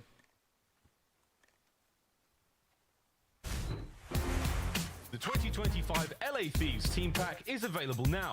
Each pack includes home and away operators, as well as this spray, which is perfect. So get it, meow. Next time you boot up, suit up at the in-game shop. Surge finding themselves in familiar territory. They went all the way to a map 5 in the winners bracket final of Major 2. They lost that one in a game 5, round 11. Granted, the path there a little bit different to get to that game 5, but are you thinking about that at all, Joe? No, I mean, that was like, what, like a 5-3 lead they also blew. If anything, it's just sort of the experience that they've had. They've gone through this. They've been here before. Yeah. No doubt about it. Like, listen, boys, we knew this was going to be a tough series. This was going to be a grueler. But we're here. We're at a game 5. Yeah, I mean, they've been born and bred in grueling series. The same, not on the other side. I mean, Thieves don't go to map very often at all. Here, though, battling the entire way, trying to pull off the reverse sweep. This is their search and destroy pick. They're 2-0 through the qualifier. They got slammed, though, in the map 2. 6-1, peeled apart, dominated, spread wide open. Trying to shift that around here with a victory. All the momentum to the Thieves boys. Can they get it done? Get back to a grand final for the first time since Major 1. And what you can see, last 5 map 5s, 3 losses in a row. Can they change that script? Gonna be on the attacking side first. Map 5 time, baby, away we go. Hydra, the search and destroy phenom. He's dipping for info early, but saying hello will be 0-4. He'll find the blood. His scrap ripped out of it. I mean, just immediate aggression through the A bomb site. Goes Surge.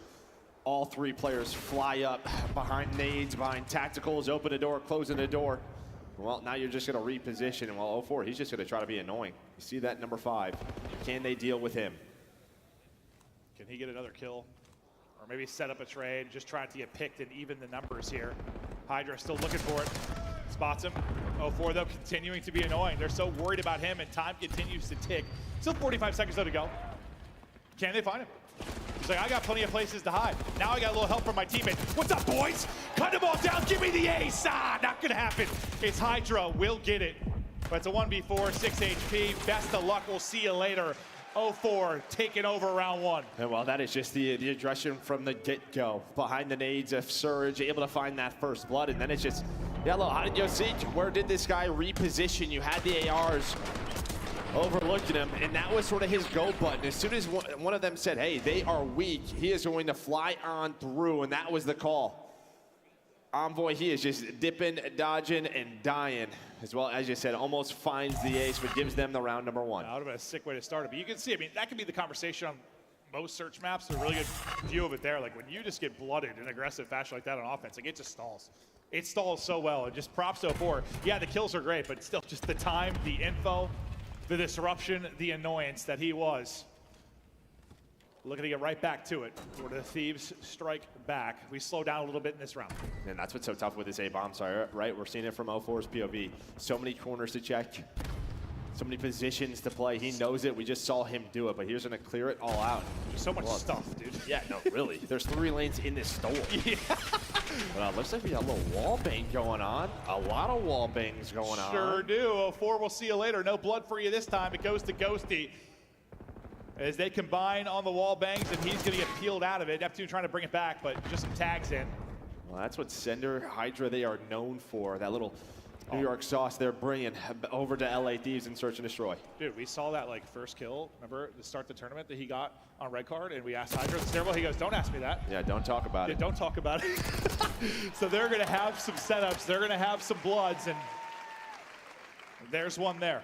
Yeah, I mean, that was like a double, a team shot from Scrap and Dosey for that first blood. Didn't see it from either POV. But yeah, Scrap's like behind the dumpster, putting shots in. Dosey, he's got an angle. That doesn't look fun to deal with. We'll see how Surge start to work this. But yeah, just line up. So he repositions. He got a nade in hand from the Scrap shots. So he's got knees and below he's able to see. I thought it looked a little bit different, but great job from our production team to show how it looks. So not quite as cheeky as we thought it was. Omni movement, bro, with the slides. It was all 0-4. Last time Surge were on defense. Not quite the same level of pressure. A little bit more space now for Thieves to work with. Hydra trying to maybe find his opening, but it's just an opening for a plant. Nabuz is going to get the blood. So far, defense finding openings in these rounds. Envoy continued to hunt. I thought for a second maybe they get caught sprinting, but he's able to do it. Nowhere to duck and dive, though. Hydra still in position. 2 versus 2. Well, this is what Rewind is about. All about these trades. You should work to these bomb sites so quickly. Post plant gets a wild scrap. Has to check what are you in there now for? It's all down to Hydra. 1 versus 2. 20 seconds. He's in a peak, find one. Now can he finesse? He's out. And that should decide the round, or does it? Abuza's just gonna hold. I thought Hydra were gonna play the time a bit more and get one more check. Because it was, what, 16 seconds remaining? I mean, it's not a guaranteed win with that much time left. I don't know what Hydra was doing. He should have just waited for the plants. Abuza just holds. Yeah, well, not waiting for the plant. He should have just waited for the defuse. Nah. I know exactly how you are going to play this. Yeah, Hydra's just thinking, he's got some shots to me. I'm going to reposition. But he's ready for it. Great stuff from Abuza to keep them up 1. Yeah, no, maybe just thinking, got tags in, he's going to insta-hop. Not going to be the play, though. Heads up there from Abuza, shutting down the 1v2 potential from Hydra and putting them back out in front. That's what a lot of this map is. Do situations like that at A turn into clutches, or do you use those numbers? Turn into round wins if you are the defending team. Surge back to work with bomb in hand. Nasty might get caught. Yeah, you saw Hydra working up aggressively. Pulls out an AR. Pushes up inside a Burger and finds that opening kill. Great blood. Scrap phone it up. Neptune maybe gonna try to turn the tides. Can he get a multi here? Can he get a double? I thought he had it, but Scrap a little too quick with it. Abuza's turn to maybe clutch. It was a 1v3, now down to a 1v2. Tons of time to go. Doesn't have bomb though. But this guy is a shooter. He dominated the map too. Ends up going 12-3. Tough part, he's battling both the AR. Hello. He finds one though, down to a 1v1, the 1v3. Almost here, can Abuza do it? Dan Ghosty. Abuza. Ghosty's got the heady! Ghosty's got the ice! I mean, that is an insane challenge. He could have got bombed and repositioned. It was right next to him. But my man was playing with some confidence, was Abuza, trying to catch him off guard. I don't blame him whatsoever. There's just a lot of other things he could have done right there. Still had time to work. I mean, he wins that gunfight. No, it's over. It's over. Call the series. Call the series. That would have been sick. But yeah, that's a wild chow. But with the way he's been shooting this series, yeah, I get it. But wow, that would have been pure filth. Ghosty though, holds position, keeps advantage, ties it up at 2-2. See aggression. This time they spot it. They're gonna back out. Don't want 04 finding any early picks, but you still get that kind of map position and control of DVD if you're Surge. Grouping up and looking to retake for position. Now Thieves starting to go. Some tags into Abuza. Scrap's gonna find that first blood. What do you see, Joe? Well, this is all just reactionary, right? All right, we see them in A. Let's show presence towards B. That forces Surge back to, backed up towards B. We catch him as they're rotating back to this bomb site. Now you have numbers, and that is all info from LA Thieves. Not catching us again. Not catching us this round, and yeah, again, all right, you see them A. Show presence over towards Nasty. He's gonna have to give the comm. Hey, their B side, rotate back, and as they're starting to rotate, you're ready for that setup. You catch them. Big time players need to perform in big time games. Scrap and Hydra, both 6-3 for now, leading the way for Thieves. And a big part of this charge in back-to-back rounds. From a first blood standpoint, no crazy advantage. It matches the scoreline. 3 for LA, 2 for Vancouver, as we'll continue to track it. I'm good for one. Yeah, good for one per every series. Every single damn time. But RC out from Abuza. Hydra, I believe, AR in hand up towards Burger again. Not going to find maybe the opening pick this time, but what does Abuza find? Hello! Run away! They'll destroy the car. Nice. And now they'll try to play off of that. Keep an eye on that number 2. Hydra on the map, though. He's maybe going to be the playmaker for the Thieves side as the offensive push builds for wastes the time, but last time they were on offense. Scrap getting a little aggressive. A little bit of trouble. Number 2. Nice. And well, they're going to have a 2 versus 4. Ooh. There is the trade all down to Abuza. Pinching him in, choking him out. Abuza almost pulled off a 1v3 earlier. Another opportunity to do it here, but not a lot of time to do it in. I feel like we've seen this before, but was able to get a couple free picks. This time, not finding them. Beautiful shoulders there. Wall bang damage in. Abuza is panicking. Where is he? 3 rounds straight for Thieves. 4-2 advantage. Yeah, and I thought Surge wanted to do a little bit more with the car, right? Because maybe you're just trying to clear out the bomb site, then work the plant behind it. But really, you just kind of stalled out. And maybe that's just, you know, the type of players that Thieves are. If I'm in the car, maybe they try to get aggressive on this through street side. So you played pretty safe. So as soon as Abuza comes out of the car, you don't really have much to work with. Then they start to work up towards the bomb, and that's when they get caught. Finally, some separation with the advantage to Thieves. Hydra is on 4 straight. Him and Scrap, again, just leading the way. Ghosty had the clutch. And Envoy's like, hey, I got you here, boys. The back of that map 4.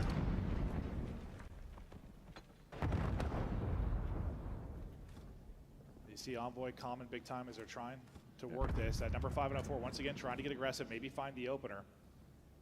We'll hop to his POV for a second. You see what it looks like for him. Yeah, get a little bit more aggressive towards the B side if you are Surge with 2 players. But here we go. Can Scrap find him? He's looking for him. They're going to double swing. Beautiful, beautiful. The adjustments from Thieves continue to pay dividends. Ghosty will get the blood. Advantage to Thieves again. They had advantage maybe once in the map 2. Here, holding far more, but just a second now. Neptune's multi makes it interesting. Ghosty, Abuza. Ghosty already able to win one-on-one. Not happening here this time. It's Abuza that can do it. They bring it back into 3 versus 4. How to fall apart for Thieves. I mean, you clear out 04, you do a great job, but you're not ready for Neptune to be in his lurk spot. So you've got aggressive B side behind 04, right, trying to set him up. But Neptune, he gets behind the crate, and as they're sliding out for the trades, they have no idea that he is there. Nobody goes outer gens on the side of Thieves. It's a free 2 for Neptune. That makes it into a one-on-one, and yeah, he's just ready for that re-wrap, able to catch Ghosty. Deeper we go. 4-3 now. What does Surge have for us this time on offense? Different setup for Thieves defensively. It'll be Scrap kind of back over towards Burger. Hydra is getting aggressive from that position. I think in back-to-back defenses. This time he'll kind of be back to the mix, right? Playing around that A bomb site, similar where we see 04 looking for his openings. And maybe they're thinking the way you're playing on the Surge side, maybe they're thinking like Hydra is going to play aggressive, they're going to catch him, and they kind of send 2. Yeah, he hasn't done it often, and that's why I think you're going to back down up, because they don't want what happened to 04 last round to happen to him. They just rather play 4-on-4 straight up. But he gets them a lot of info. Now, look, you're grouping up on this. You're going to get aggressive. So they give up Burger. You see number 7 in Nasty. Now, are you going to be ready for this? This is going to be a 3-man hit. Abuza, he has such a great S&D IQ. Able to spot 1. I just don't know. Bobbin, weaving. Help is here. Like, how many is it? The ducks fly together. Thieves are grouped up. You don't see Nasty. Neptune gets 1. They don't spot Nasty. It might be 2 for Nasty. The help is in. Great shots to back him up. 04 though. He's got the follow-up after Nasty, and suddenly Ghosty.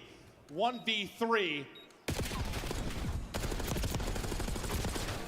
Not going to get it done. Surge close it out. What'd you love from Surge? I mean, it's just a great give and take round, right? On one side, Nasty starts to get a little bit aggressive through Burger. He's not seeing anything. Maybe gives them the heads up. Hey, guys, watch your well, unfortunately, that Abuza does an excellent job just jump peeking. It was just unfortunate that Neptune got that 2-piece during that last round. The go down, and then they never spot Nasty. They could have. The middle of the street. It could have been 5-2. They could have been 5-2 at this point, but fuck, they just blew that one. Stays up. They threw that one round. They didn't overcommit Thieves. They didn't want to, like, just, I don't know, line up for him. I thought he was going to get wall banged and dropped for a moment there, but beautiful finesse. And now, after the 3 straight from Thieves, you go back-to-back, and Surge are tied up at 4-4. Car off for Hydra at 9-5.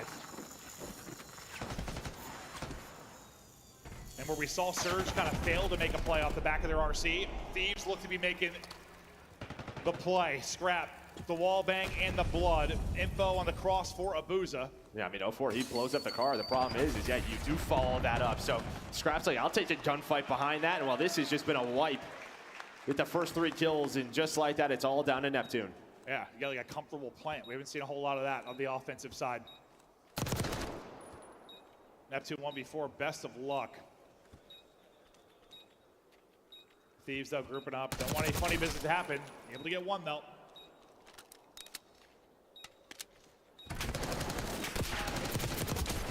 A second is dead. There's no time. Scurrying away. Maybe got a little more interesting than I thought it would, but he still had a lot of work to do. No, a lot of work. Yeah. But yeah, I mean, he was getting some freebies, finessing, playing his life. But starts with Scrap. Yeah, I'll follow your car. I'll take a one-on-one gunfight any day of the week. He's in the double digits. No fear from this man. Scrap and Hydra combined for 19 and 12 currently. 3 first bloods between them as well. Ghosty, though, I mean, Ghosty's got 3 first bloods himself. He has the 1v1 clutch. And now, a round away from getting to the grand final are LA Thieves or to Surge.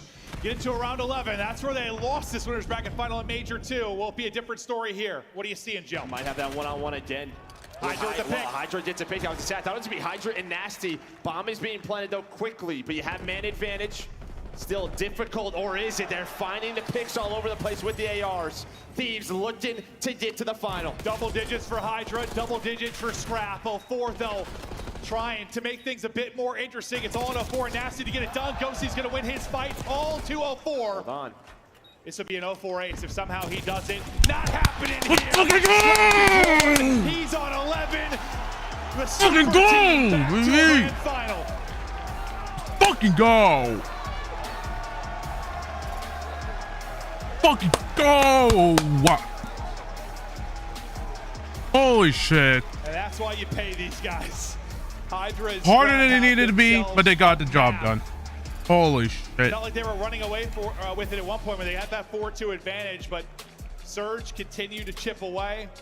2 very different stories. I mean, you think about for Thieves, after kind of the blunder at Major 2, yeah, you still got top 4, but it's like, all right, we're back. We got to a final. We got to where we belong. We don't have FaZe in our way this time. This is our tournament to win.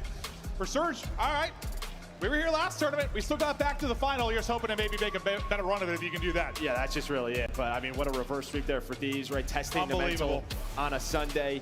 And honestly, that Game 5 was a ton of fun, right? A lot of mid-map adjustments, different showings from both teams. Again, you were down 4-2. You bring it back if you are Surge, but you just get caught early in those rounds. Scrap on attack, and in that last round, it was Envoy, it was Ghosty who find the first 2.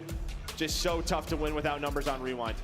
Thieves get hit in the mouth, losing their hard point in map 1, but then they start to battle it back after the control. But the stats here, I was trying to highlight it throughout because our scoreboard can be broken at times. What we were getting out of Scrap and Hydra, 21 and 12, leading the lobby in damage outside of Nasty on the other side. A beautiful performance from them. And I love sort of the different defensive looks you saw out of Thieves on this map. And for me, the different looks were like, is Hydra playing Burger or is he not? Because he was getting a bit more aggressive from that position, and he found bloods there twice. Yeah, I mean, that's just what you should kind of do on rewind, right? A lot of creativity, a lot of, I mean, clutch scenarios, and we saw all of it there. Well, we know somebody that loves to yap and somebody excited to get back to a final. This guy is a monster. We've got Scrap on the main stage.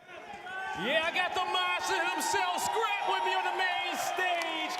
Make some noise for the LA Thieves, everybody, because they're going to our grand finals. Scrap, in this series, man, you guys had a lot of work to be done. Seeing yourselves fall behind 0-2.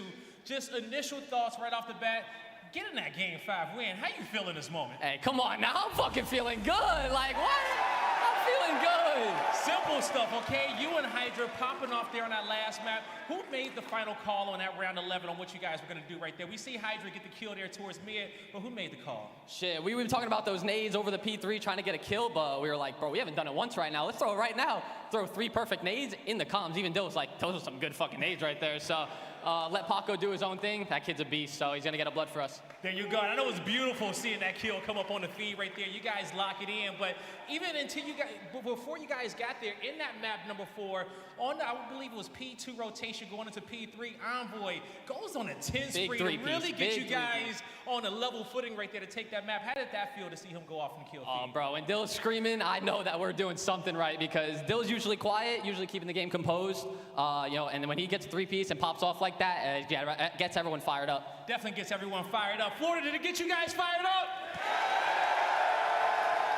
Lastly, what would it mean for you guys to win this tournament for the Thieves here today? I mean, come on, we tried Major 1, it was a close one. Major 2 didn't go our way, so we're here for fucking Major 3 in the end of the year, so we're trying to win this. You heard it here from Scrap, they're trying to win this shit today. That does it for me and him and the LA Thieves. Chris, take us away. The sun shines bright here on the beach, and we are joined by a star, Envoy. Well done. Thank you, man. That was dirty. You just got Scrap fired up. Hey. He says that you don't normally get this rowdy on the comms. What was going on in that game 5? I mean, when you're on a 10 spree on Protocol Hardpoint, you know, you got to get rowdy in the comms. The same thing with the Carolina one when I almost had the gunship. I'm screaming. Yeah, you got to get hype in those moments. Yeah. I want to ask you about that game 5, man. What a wild game. Just high-level Call of Duty. You know, every time in between rounds, though, we look at the player cams, we see Hydra just going crazy in the communication, like setting up plays. What did he see that allowed for so many retakes? He started pushing up the street. Paco's just such a good mid-round caller. I mean, in all of the games pretty much since he's came in the league, he's been unbelievable at search and destroy. So having him on my team is great. And yeah, I love his calls mid-round. Not giving up too much, huh? Yeah, I mean, we still got a tournament to finish here. We're on the reverse sweep. I mean, these guys are like getting nervous in a sense, so we know that they're going to run around a bit and not too comfortable with the map. They haven't played this map all stage, and I think they're 0-1 on it on the year, so it was a comfortable map for us. Alec, can we shout out production? Look at this. We got Envoy in a little we box. got the little boxes, so Taking a look at these S&D highlights. I was a little nervous at this point in the game. I thought Vancouver was coming back. You guys shut it down in round 6. When did you know you had it locked up? Definitely that 4-4 round when we took it, and we're going into the last round. Obviously, Scrap just said in the interview there, we're going to throw the nades and put some pressure down in A. So Paco got the first blood going driveway, burger side, 2 rounds in a row actually, and yeah, that really like allowed us to open up the map, and we caught net flanking, and that was it. So this was the first time this entire tournament y'all have actually like had a series, it feels like, because you've just been slamming across the board. You go down 0-2. I remember talking to Dan, and he was just kind of like, you know, like when we're put in tough spots, it's just about like making sure we're honest with each other, like super straight. Who kind of like was super straight after you guys went down 0-2? You have that conversation and going into the control. Who was like, look, we just got to lock the fuck in. Yeah, I mean, I was saying, I mean, FaZe did it to us at Major 1. Yeah. So reverse swept us in Winners Final. So I was like, listen, we can do this right here again. And they can do it, we can do it better. Yeah, exactly. And honestly, like when we first and second map, we had good energy. It just wasn't going our way. So started really down bad in the map 1. So after that, we just knew map 3 control, that's our bread and butter, and we can take the series. Second grand final in 2025. This time, a trophy could await you if you have more plays like this. It's Envoy. It's a 10 streak. Do you guys want to relive it? Absolutely. I do. Let's do it right now. It's just got to play the game, Alley Cat. Walk me through what this man was doing. I don't have to walk you through it. He's sitting right next to me. You can tell you yourself, this was unreal. This was kind of like a huge momentum swing as well. When you look at the side of Vancouver Surge, like they had the lock up here, but then it's Envoy with a perfect read. I remember watching this just be like, dude got both guns, and it's disgusting. Was that the moment right there? You're just feeling on top of the world during that. Oh yeah, when you have that AR back pocket and the sub, it's just a great feeling. And then, you know, once, you know, we're coming back in this hard point as well. So we started down really big, both hard points. Coming back is just an unbelievable feeling. Yeah, and then talk to me about, like, on this rotation, you guys actually lost it instantly. You win the gunny on the guy in the heady, and then you guys have to set up a re-break. How are you able to get in so quick right after losing that fight? You know, we're just really good about using our numbers. I think that's one thing that is hard playing against us, is that we're going to use our numbers every single time and just make it hard for you. So you're going to have to 2v3, 3v4 if you want to hold the hill. Well, I caught up with a very special guest in the crowd earlier today, and she gave me some treasure. I was welcomed into the heist crew by Momboy. Big shout out to your parents. They are here in the venue. Before you go, anything you want to say to them? I love you guys. Thank you to everyone that's supporting us, and thank you to my grandparents, girlfriend, everyone back home.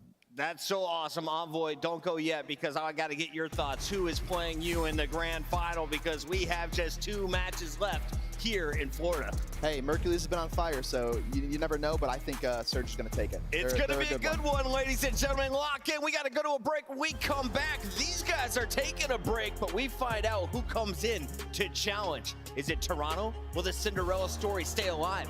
Or is it time for a rematch? Don't go anywhere. It's Major 3.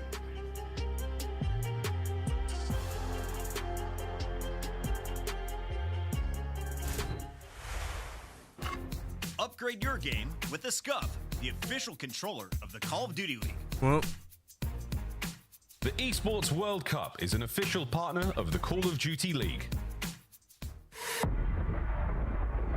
well, the reverse, they got it done, but it was just had to be hard. It had to be harder on themselves. So.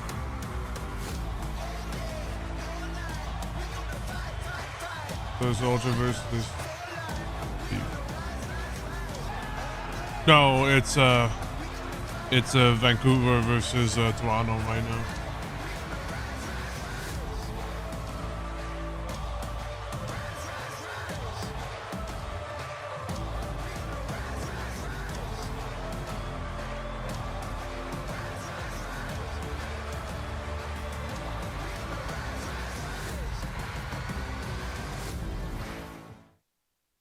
On match day, everything matters. What you focused on the night before, how you slept, what you ate. Players gather in the arena, ready to go toe-to-toe, fueled by the dedication, passion, and love of the sport. The mind has to be focused, clear, locked in. Any unknown variable can mean the difference between winning and losing. And when you have your pride on the line, every decision has to be perfect. Every movement calculated, and every shot on target. If you want to be remembered here, you have to make them believe. Scuff has been a proud and passionate supporter of Call of Duty esports for 14 years, and enables you to play like a pro. It's more than a game. It's for all who dare to compete. It's more than a team. It's our team. It's more than a feeling. It's unwavering passion. It's more than just talent. It's the grind that got me here. It's more than a moment. It's our legacy. One city, one stage, one champion. The battle starts now.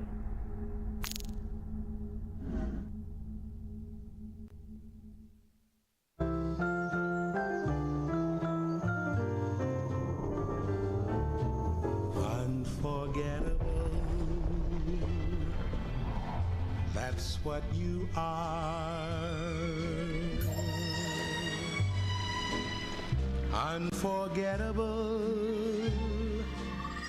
Oh, near or far. Oh man.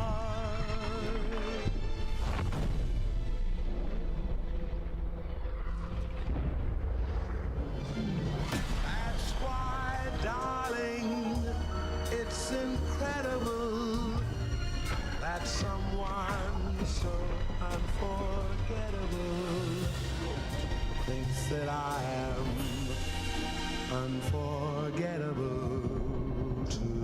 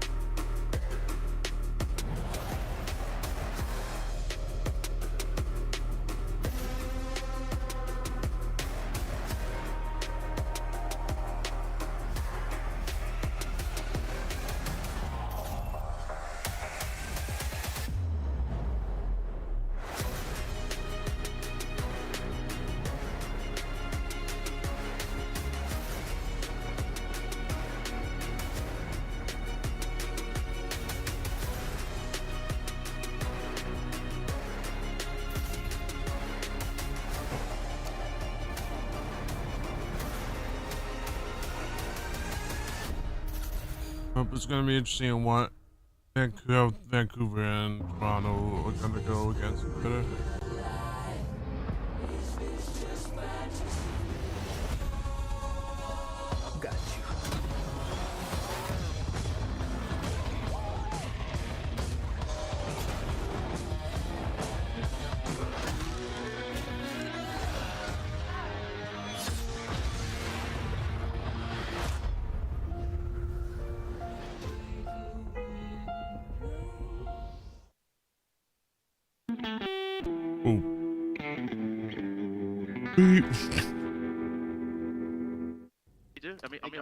It's like both sides. Watch out, he might be ironing you. I think he's looking for you. He is. Low boat. Yes, sir. Nice! Oh my god. Good map, Ken. Holy god. He just took us home. Took us home. Oh my god. Bro, I can... No way. Oh, man. Oh my god, I should have. Joe, bro, yet she should have. I thought he won that. I actually thought. I'm doing the shot. I'm doing the shot. I'm waiting for you. Do the shot, please. Please do it. Not the shot. Challenge. Yeah. Oh, what the? He's close tower. His Reddit, bro. He's one shot. Yo, kid's a one shot tower.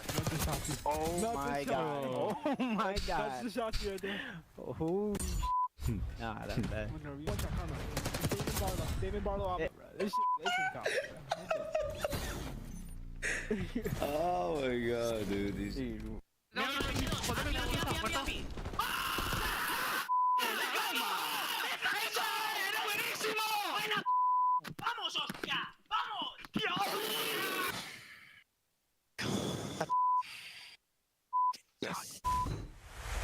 The 2025 Toronto Ultra Team Pack is available now.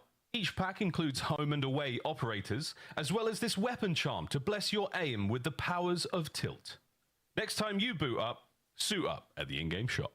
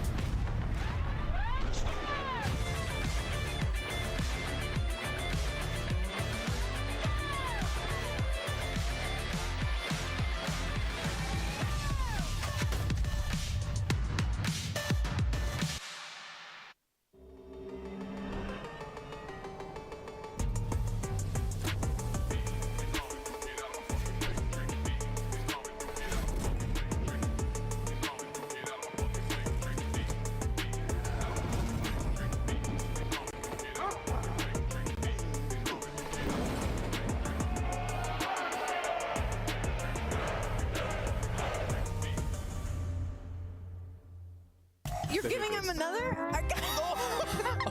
Good. I'm getting kind of toasty, dude. But I would float. He's very buoyant. Yeah, very buoyant. Can you hold this one too? Oh, sure can, bro. Here, we put it in the shirt. In the shirt a little bit. I mean, listen, you win in all the respawns. You don't even got to get to that game 5 at this point. That's we have your scuff play of the game, ladies and gentlemen. Hot 3-0. That's lovely. Oh, yeah. My goodness. Nice that was a quick one. Yeah, it was quick. We were flowing for sure. We got to stop giving him tuning in. Yeah. Today, number 2. You're we got 2 more to confiscated. go live from Miami. See you guys later. I need more EU challengers talent in the league. EU challengers, please. Day 2. Somebody save us, bro. Welcome back to the Fiesta in Florida. We have a very fun Maven alongside Rosalie Parker and Nameless. I'm your host, Chris Puckett, the King of Chaos. And we are strapped in for another reverse sweep. Come on, bring it at me. Hit me in the face. Okay. Thank you, guys. You're welcome. Ask for it, and Maven will provide, ladies. Let's take a look here at what we have in store for everybody, because Maven, we have a rookie who is on fire We sure do. in this tournament. Mercules. Dude, he's been nuts. It's been awesome to see. I think this is like, it's a twofold thing. Listen, you come into, if I had to make a list of like best teams to come into in this situation and worst teams to come into, Ultra probably are number 1. Probably like a player you can plug and play with their system, communication, having Joe Deceives, who's been through it all as a young player. But he's also been awesome. He passes the eye test. Like, he has been nasty. How would he do in a different spot? I don't know. But the fact is, right now he's playing for them, and it's been cool. Yeah, it is an awesome situation to come into. I actually agree with you. Probably like the easiest one to slot into, given the players that are around They'd be you. number 1 on our list. But he has exceeded the expectations. Like, he has bunched up when they've needed him to, made huge impact plays down the stretch. He's continuously getting better in search for them throughout this tournament as well. Like, Mercules Don't you butt me. Real. Well, okay, this is the point, though. I don't think they've beat anyone yet. They wouldn't beat with Beans. This is the test. Well, this is the test. Miami. These next 2 are the test. Miami's a tough win. It's a very Atlanta FaZe. They were favored over them coming in with beans. Yes, you know? but when you go back and look at the series itself, when it comes to game-winning plays, it was Mercury's that was he's been great. making He's them, been great. you I know? think, so it's like yes, that's but the big question mark. I agree with you, though. Like, obviously, they would be better with their actual 4 that they put a ton of time in with. But, yes, Mercury's, I think he's answered the call perfectly. I've been impressed. This would impress me a lot. If like they win this series, if they get to a final, this would impress me a lot. I would also be impressed. Sunday is pretty impressive already. We got some fun stuff here. Are you excited, Maven? I'm very excited, dude. Let's lock in. Yeah, do it again. My God. Guy Blaze, let's take a look back at the original. Bro, that was a rocket, Blaze. A rocket. We have at least one athlete on the staff. Let's take a look here at Atlanta FaZe versus LAG. Another purple rookie coming out of the woodwork. Yeah, like these are very different situations. This was somebody coming into like a okay to bad team. Like this was insane. This was insane. This is somebody coming into a very good team that were one of the favorites. They're very different. I mean, but it still is somebody getting plugged in last 100%. Right? So to that point, it's like you bring in Spark. He was the MVP of the tournament. They like don't lose a search and destroy the entire time, and it's reminiscent of that, but with hardpoint, right? Because you're bringing in Mercules, you're 8-1 in that game mode. You make an incredible run from losers round 1. It's truly been like, it's been kind of similar. I guess the difference is that Toronto Ultra is in a way different spot. Yes, if Ultra won this event, that is not nearly as impressive as that LAG win. Listen, he's one of 8 that have, on their debut, placed top 3, and his situation is so unique in the fact that, like, it was a 5 a.m. call-up, right? So, like, I think we have to continue giving flowers where flowers are due. The fact Toronto is even here on a Sunday is insane. All of us heard that and was like, Toronto's gone day 1, day 2, like, it's chalked. This tournament is chalked for them, and they're still in the conversation. They're top 4. It's not that I'm trying to take away his flowers. It's Dude, just you are going full on Mel Kiper. Can we move on? I want people to just like get the like. It is a lot about this core. It really is. The core is so impressive. No, it really is. We got some fun in store. Sorry, we got to get to the DreamHack stuff. Oh, I don't care. We can talk about whatever, dude. We got in store for us. We have some great tickets. Dude, sell those tickets. How are you gonna sell them, Chris? Why didn't Shador Sanders go into the 5th round? The NFL is against him. Let's take a look here at an event with multiple events. It is DreamHack, and you can save some money. All you got to do is go to DreamHack.com/Dallas/CDL. CDL ticket is on top of your DreamHack. Chris does remind me of Mel Kiper a little bit. Yeah, anyways, listen, come to DreamHack. It's going to be amazing. Like I said, if you're a Call of Duty fan, we're getting more Game 5. That's the like, competition is getting hold tougher, on, that's... and we know there's going to be some roster changes. It's going to be electric, and you get to watch other esports as well. So come to the DreamHack. Look at your standings, Allie. Only the top 8 are making it to champs. You have one last LAN after this Miami tournament. That'll be going down in Dallas. Yeah, and if you're the teams like Carolina, Texas, Minnesota, Cloud9, like you're staring down the barrel of not making it to champs because all the teams around you are getting better. Yeah. I think the players are getting ready. I hope so. I'm ready to take a look at them. Are you? Are we going to talk about Vancouver at all? Absolutely. We are going to start with Toronto Ultra because it is the 3 that Maven loves. Let's start with Jamie, Mr. Tobias, and the man Joe Deceives that makes it easy for anyone to cycle into.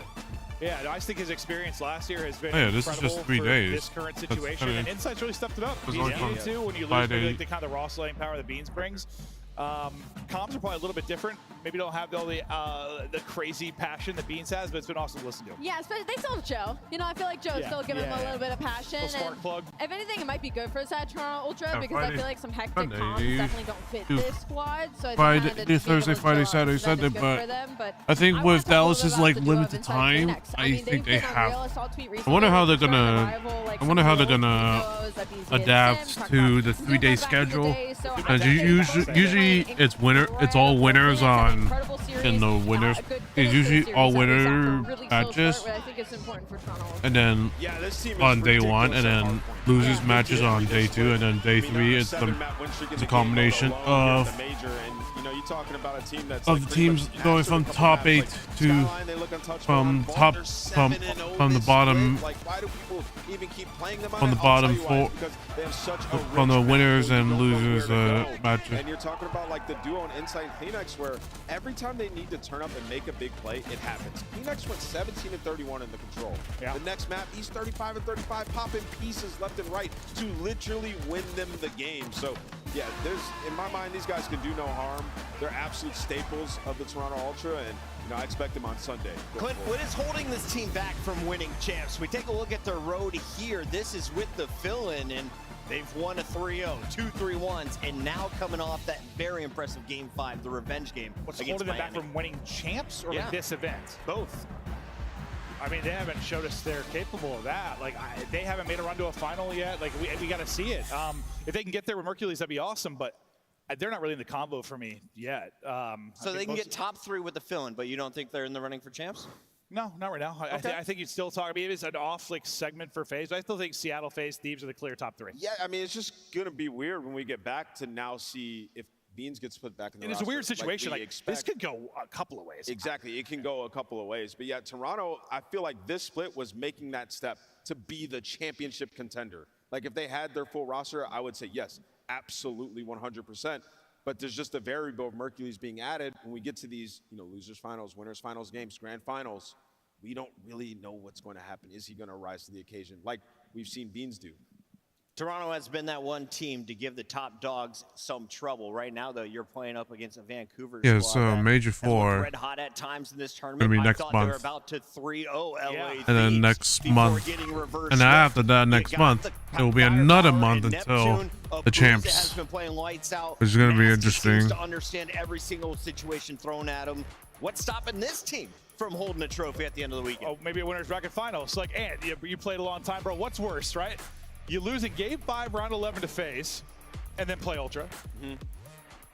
You're up 2-0 and you get reverse swept in a winner's bracket final. Like, what's harder to deal with? Game 5, round 11, or reverse swept? I think you get a lot of different answers. You ask pros. I would say the reverse sweep, just because it feels like we took our foot off of the gas. Like, we had multiple lives, but I'll tell you what's way worse. A reverse sweep Game 5, round 11. That's the ultimate dagger. Hell yeah, absolutely. But yeah, I mean, they're being tested, bro. This Surge team, though, to that point, has shown us that they can bounce back.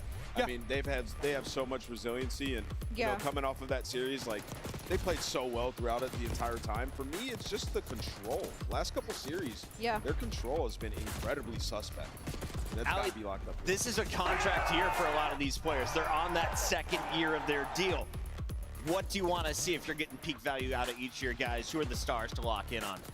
The stars to lock in on, I mean, the easy answer is probably Booza because of the ways that he's been playing this weekend, and it's kind of something we feel like we're missing when it comes to the online qualifiers, and for him to show up and do it on LAN. But I think Ant made a really good point. The control has been their pain point in a majority of these series versus these top teams, and it's not even just a map thing. Like, they're 50-50 across the board. They'll take you on any map. It's just a toss-up of if they're going to play it well or not. And I think that's been really starting that struggle bus, because obviously you go up 2-0 versus LA Thieves, it's the control that lose you, it's the control momentum switch, and then you go up against Toronto. This is a matchup that you prefer. You win the control in this 3-1, but how many times do you replicate that? Because that is a Toronto Ultra squad that is really, really good at respawn, specifically that map number 3.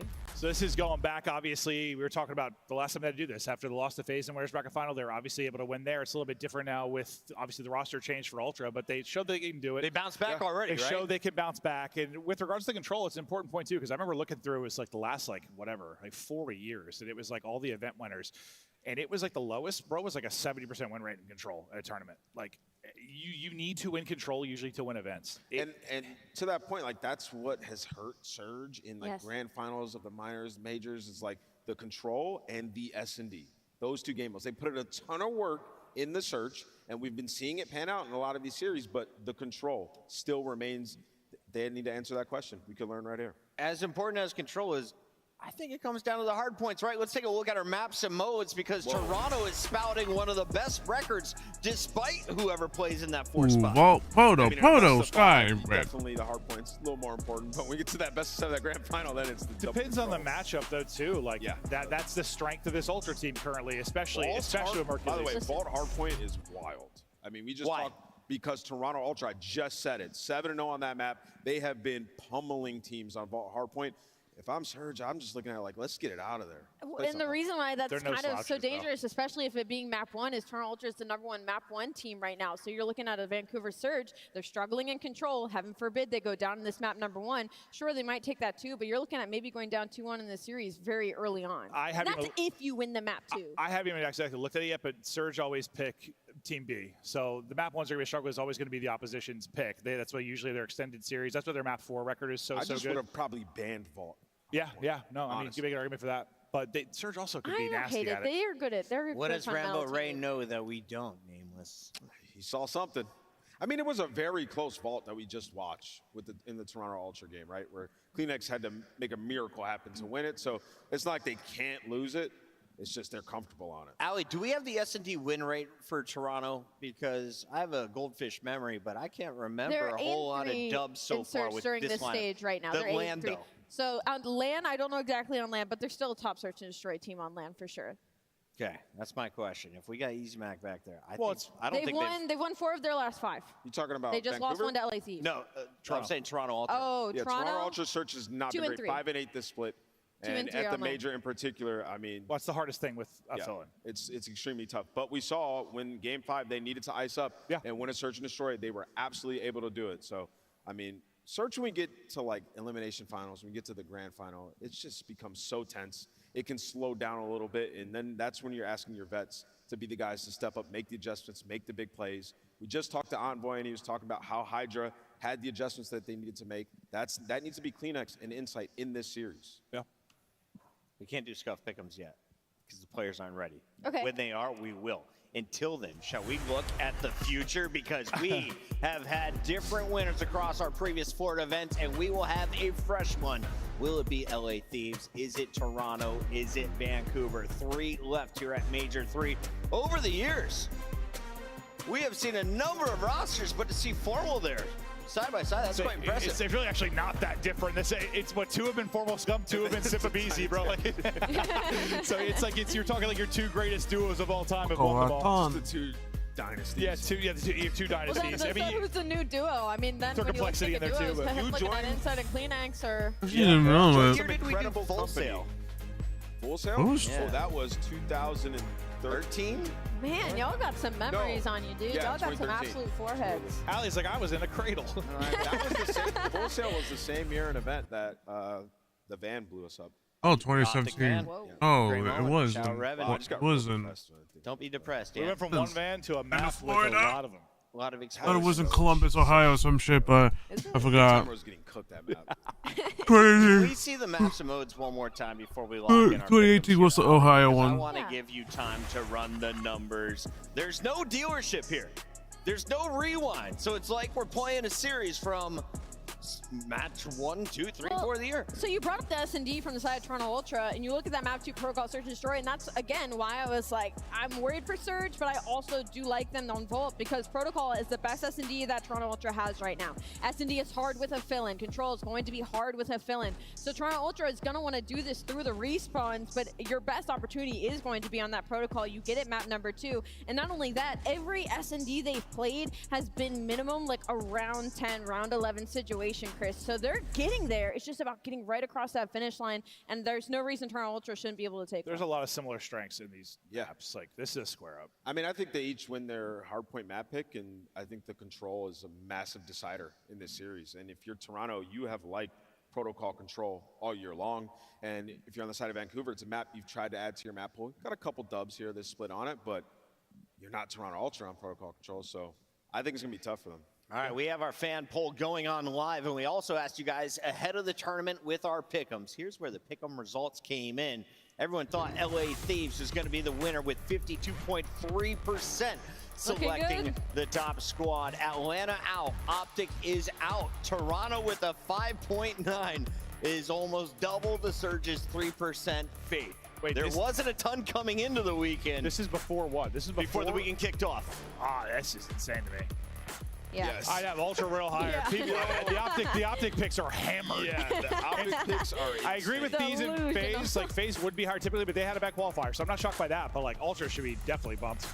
I'm thinking Miami should have been a little bit higher. Surge did not get enough love coming into this. Yeah, they did I not. mean, these guys have looked insane. Oh, true. Yeah, true. Same as ultra. Guys, can we just point out the fact that Carolina Royal Ravens was at the bottom? Oh, yeah, of the Chet, list? I mean, there is a bit of an update for now, everyone. I will not be, I think throughout the season, I probably won't be doing a lot of watch parties as of this year, just because, obviously it's getting the end of the year. obviously, no, what I'm saying. Obviously, it's getting near my semester is gonna be ending like within a month and a half, and Vancouver bounced back from around 11 for the next hard point. I think not only do they take game 1, weeks or so, I'm gonna be focusing on getting my stuff. I call it. I'm gonna be focusing on my college. Yeah, no, I think Surge too. College, so I will only be able to do major watch parties. This is the first So real test, I think, like, our Ultra team of the Phil. like it's definitely gonna be hard. It's definitely gonna be unfortunate because I wanted to do so many watch parties this year, but I think with like how many league matches are, it's just I just don't. This is such a wild card. Like I'll probably do league match. I'll probably do some watch parties here and there. It's gonna be very random though, because like I can't keep going. The players are ready. No more stall. Where are you going? I'm going to go with Toronto Ultra. I love this matchup for them. Vault, Skyline, Game 2's Protocol S&D, man, they're feeling phenomenal going into this one. Mercules is about to have the series of his life. Miami, you guys are awesome. Thank you for giving our players time to get ready. Well, they are, and they are on stage with the one and only Guy Blaze. Thank you so much, Puckett. Florida, I am so ready to get this losers final started. Just one more team we have to send to that grand finals, and help me out just another time. You guys ready to get this series going? The first squad coming to the stage. The Cinderella run continues. Make some noise for the Toronto Ultra. Mercules, Joe Deceives, Insight, and Kalinex. Toronto Ultra know they gotta get it done, and they're ready to get this next win. Listen, these guys are vibing. If you told them on day number 1, 5 a.m., when they had the news broken to them that they would have to have a fill-in in Mercules, I'm sure all expectations went out the window. And sometimes when you get to play as free as that, you get a result like this. Mercules, yeah, this could be 50-50, honestly. I just feel like some of the map picks. I think the videos, like from what I saw, I think the videos definitely went a little more to. I think the videos definitely went a little more to Ultra side, but I don't hate this map. I just think right now, Surge a little disadvantaged because like looking at the stats, the win rates, it's a little higher on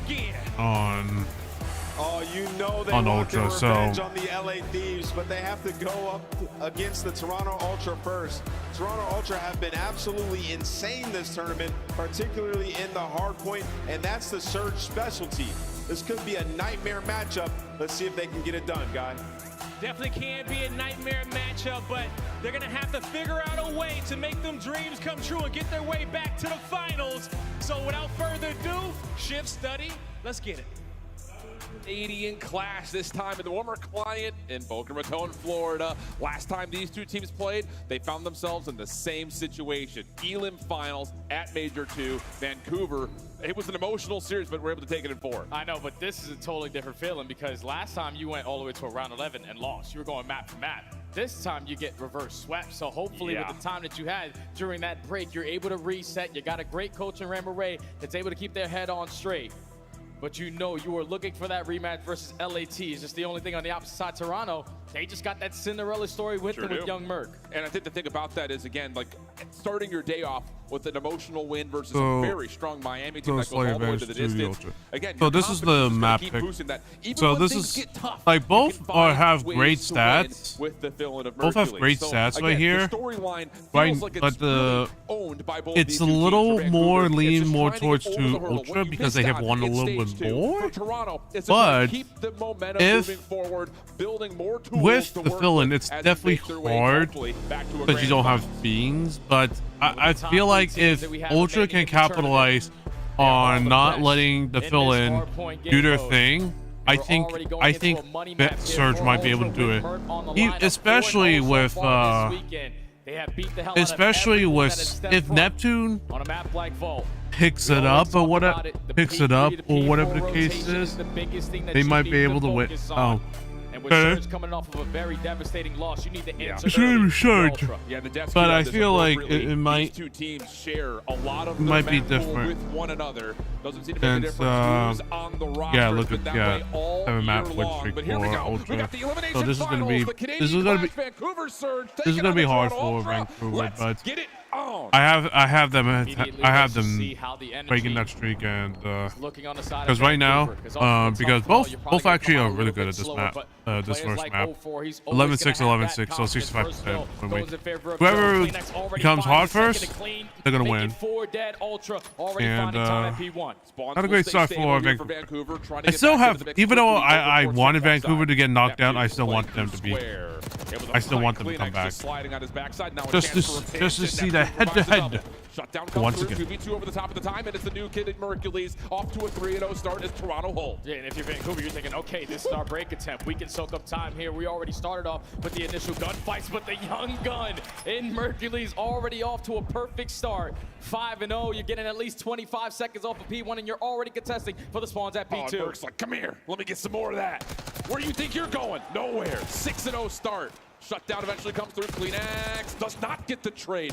Big moment here for Vancouver. It was starting to get nasty, starting to get deadly, but Vancouver able to stabilize on P2. And now, you see the spawns for Ultra so far away from this P2 hard point. You're going to have Kleenex trying to develop on a long route. The rest of Vancouver working their way through the front to just create those extra layers. 0-4 finds one. You keep on finding trades. You're not going to allow anyone to slip on by. It's Dread kill feed. Toronto able to set things up from the front side at pool. Vancouver scrambling, trying to get back through on this cross, but Neptune shut down. Now Ultra into the front. Abuza taken out of the hard point. The SMGs already making their way in if you're Toronto. 0-4 trying to find some mini pinch around the side. Has eyes on, finds the first, can't find the second. Insight blowing bubbles in the hot tub, and eventually it's down to Mercules to again find another critical double. 10-3 for the Rook. Yeah, now if you're Vancouver, just cut your losses. Think about that rotation over towards New. You're already going to have 0-4.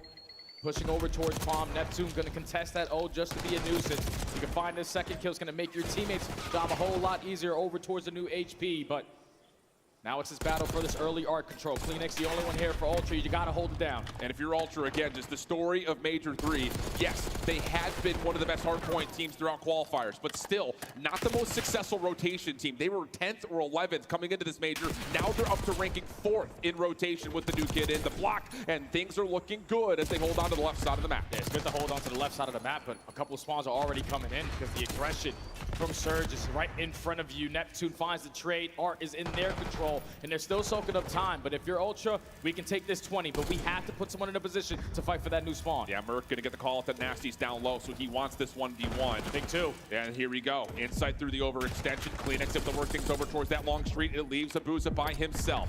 Stuns, nades, all being tossed his direction. How long can he stay alive? Trophy system keeps him safe for now. Able to find the first. Mercules the next one up, and Abuza wants it, but Mercules, patience is a virtue. Able to find the trade, and now a chance to challenge spawn. Yeah, and Abuza stalls out so much time for his teammates eventually to get into the play. They're able to win their gunfights through the front door. Now you just got to take care of Insight. But when you take care of Insight, 3 of your teammates now fall. So Ultra have the numbers for this break. It's Abuza again, this time stuck by a Semtex. Spawns will move around just a touch, but 0-4 finds himself tucked into a corner in the 4th hard point. Again, it's just a tug of war over the top of these last 2 hills. 0-4 still alive and kicking. How has he managed to do this? Neptune now for the support. And how about that for Vancouver? Still fighting, still battling, 30 seconds. Those guys are always just playing for the dub, man. Finesse around the HP for my teammates to get back into the play, have a clutch one-on-one gunfight. And now all of Ultra spawning across the map. A good 20 seconds to fight for. 0-4 now on 5 in a row, has both weapons for the occasion. And now we're going to take some spaces, think about new. Talk about hero plays. Abuza through Art, able to stay alive. 0-4 inside the hill on 5 in a row. And somehow, some way, Vancouver find themselves now in the lead. Marginal as it is, but a chance to try to dominate over towards the front doors. Ooh. 4 shots are still coming through Crispy. 7 in a row, full streaks. Cruise missile already earned. Still a lot of time here at this P1. Ultra currently have the spawns that they want, and they also find the initial kill. So 0-4 trying to switch up the tempo, only able to take down one, so Ultra find the break. 10-point game, Ultra in with 3 members. Inside under minimap number 7, trying to watch for any early rotators over towards B2. But Neptune fully focused on the objective. Still at full health. Hercules shuts him down again. The battle of the debut between these two guys has been electric, as Vancouver will get a little bit of time here, but the big news is Ultra are holding on towards the P2 side of the map. Still holding on to the P2 side, but you don't want to give all this time of the surge for free. You want to try to contest around this mid-map area, but now that decision is already going to be made for you. Just got to play a little bit safer now. Start to spread your map. Don't let anyone slip on by, but 0-4 making another ratty play. Ooh. At least able to get one. Now you have the numbers, and you already flipped the spawns That's at a the good. perfect time. That's a good. That's a good Right flip. there That's a at good the end, flip. playing from the front side of pool. He gets the trade on the Kleenex, and that flips the spawns, and it just generates a huge buffer in front of this hard point. And if you're a Boozer, you're just creating so much of an extra layer. You and Neptune aggressive over towards Cat. Wow. Toronto cannot get close towards his hard point. You were banking on Kleenex to get some success through that back end. He gets shut down, and with all the map control that they currently have, I don't know if Ultra are going to be even to contest this. Big first shots come through. Second right there. Abusa does spawn behind the hard point, but there's not a single kill here for Vancouver until 0-4 provides one. Hercules stunned towards the back door. Good read on towards Abusa. Trophy system trying to fight for this last 20. Joe on the corner throwing shoulders. AR's watching the middle of the map. And this is just a blender right now as the SMGs are just tearing apart Vancouver. Hercules inside the hard point also has a sub to work with. Off the regen. He wants Neptune a little revenge on that 1v1, but help comes through from Insight, and the scrap time goes to Ultra. Yeah, that's good time right there from Ultra to fight for that final 25 seconds. But now you're going to be down by 30, going back over towards the P3, where at the final moment, Ultra able to get all the kills and flip you towards P4. That cannot be the same case here. It's just bloodbath, gunfights, left and right, consistent trades, and Vancouver's still on. It's a war zone over the top of P3. Spawns are a little bit mixy at the moment. Ultra with a split spawn from Insight coming back to take care of the pinch. Hercules up top, tagged by Abusa, but still holding on to his life with help from Kleenex nearby. Abusa forced to take the gunfight, not able to win it. Over towards mid-map, though, Vancouver, couple of kills, put some stress, and Toronto's going to back up. Yeah, this is a scary situation, though, because you're giving Surge a lot of time here at P3. So now they know it's only 20 seconds left. We can start to get aggressive if we can get some kills, but Toronto able to reinforce their way back in. All 4 dead. They're trying to set up for them to get back into this game. Let's step aside and go to listening with Toronto.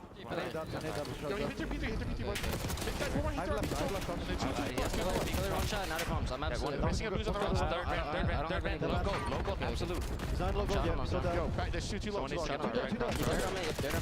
Three dirt. There's three in the back. That's what I hope for. One straight. One right. Yo, 0-4 straight. That tree. No worries. I'm on top gold. I don't know. Line. Okay, I'm watching your. I have your. There's two lines. Nice. One more. Line.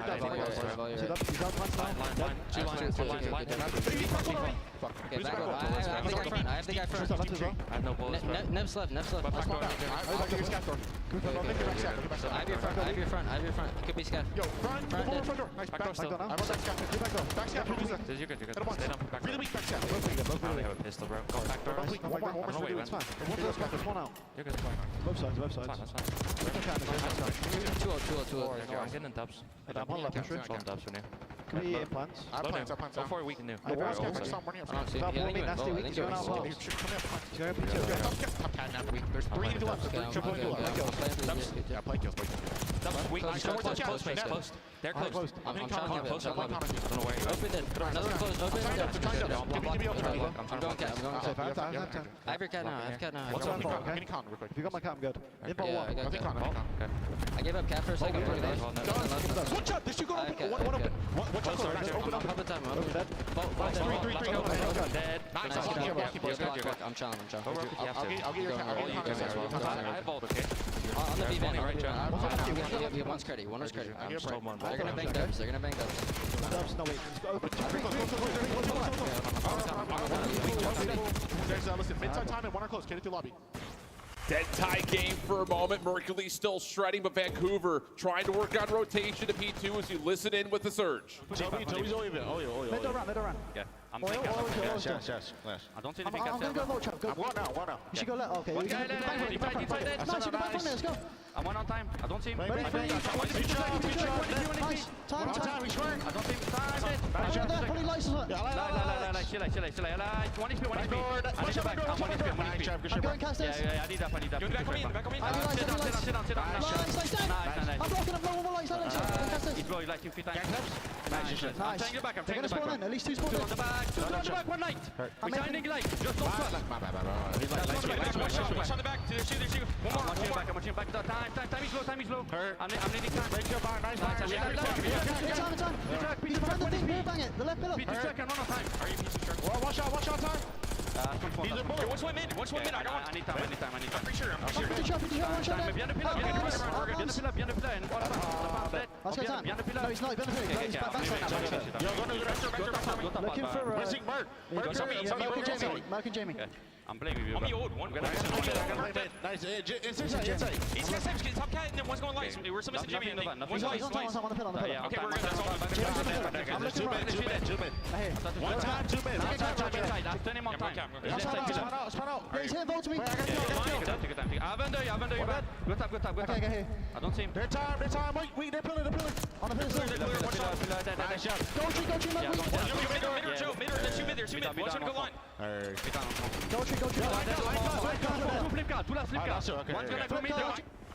Buckle up, Boca. 205, 206. Vancouver currently holding over towards the favored side of the map, but Ultra cooking numbers, looking for the rotation. A tie game, man. Both of these guys are going blow for blow on his opening HP, but this is where you have to lock in if you are Surge, and thankfully you find 3 kills, make it all 4 at the right time. You had the rotation if Surge can hold this down, just don't allow this Ultra might to be find it. that opening kill. It's going to have That to might be be map a 1. bad dash through the middle of the map.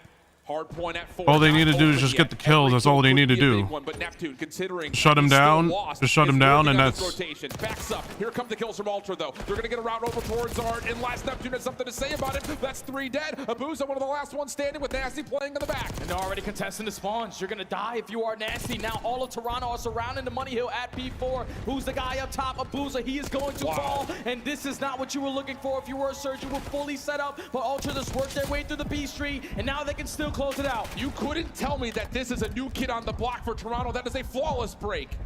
Lead swap late, 220 to 219.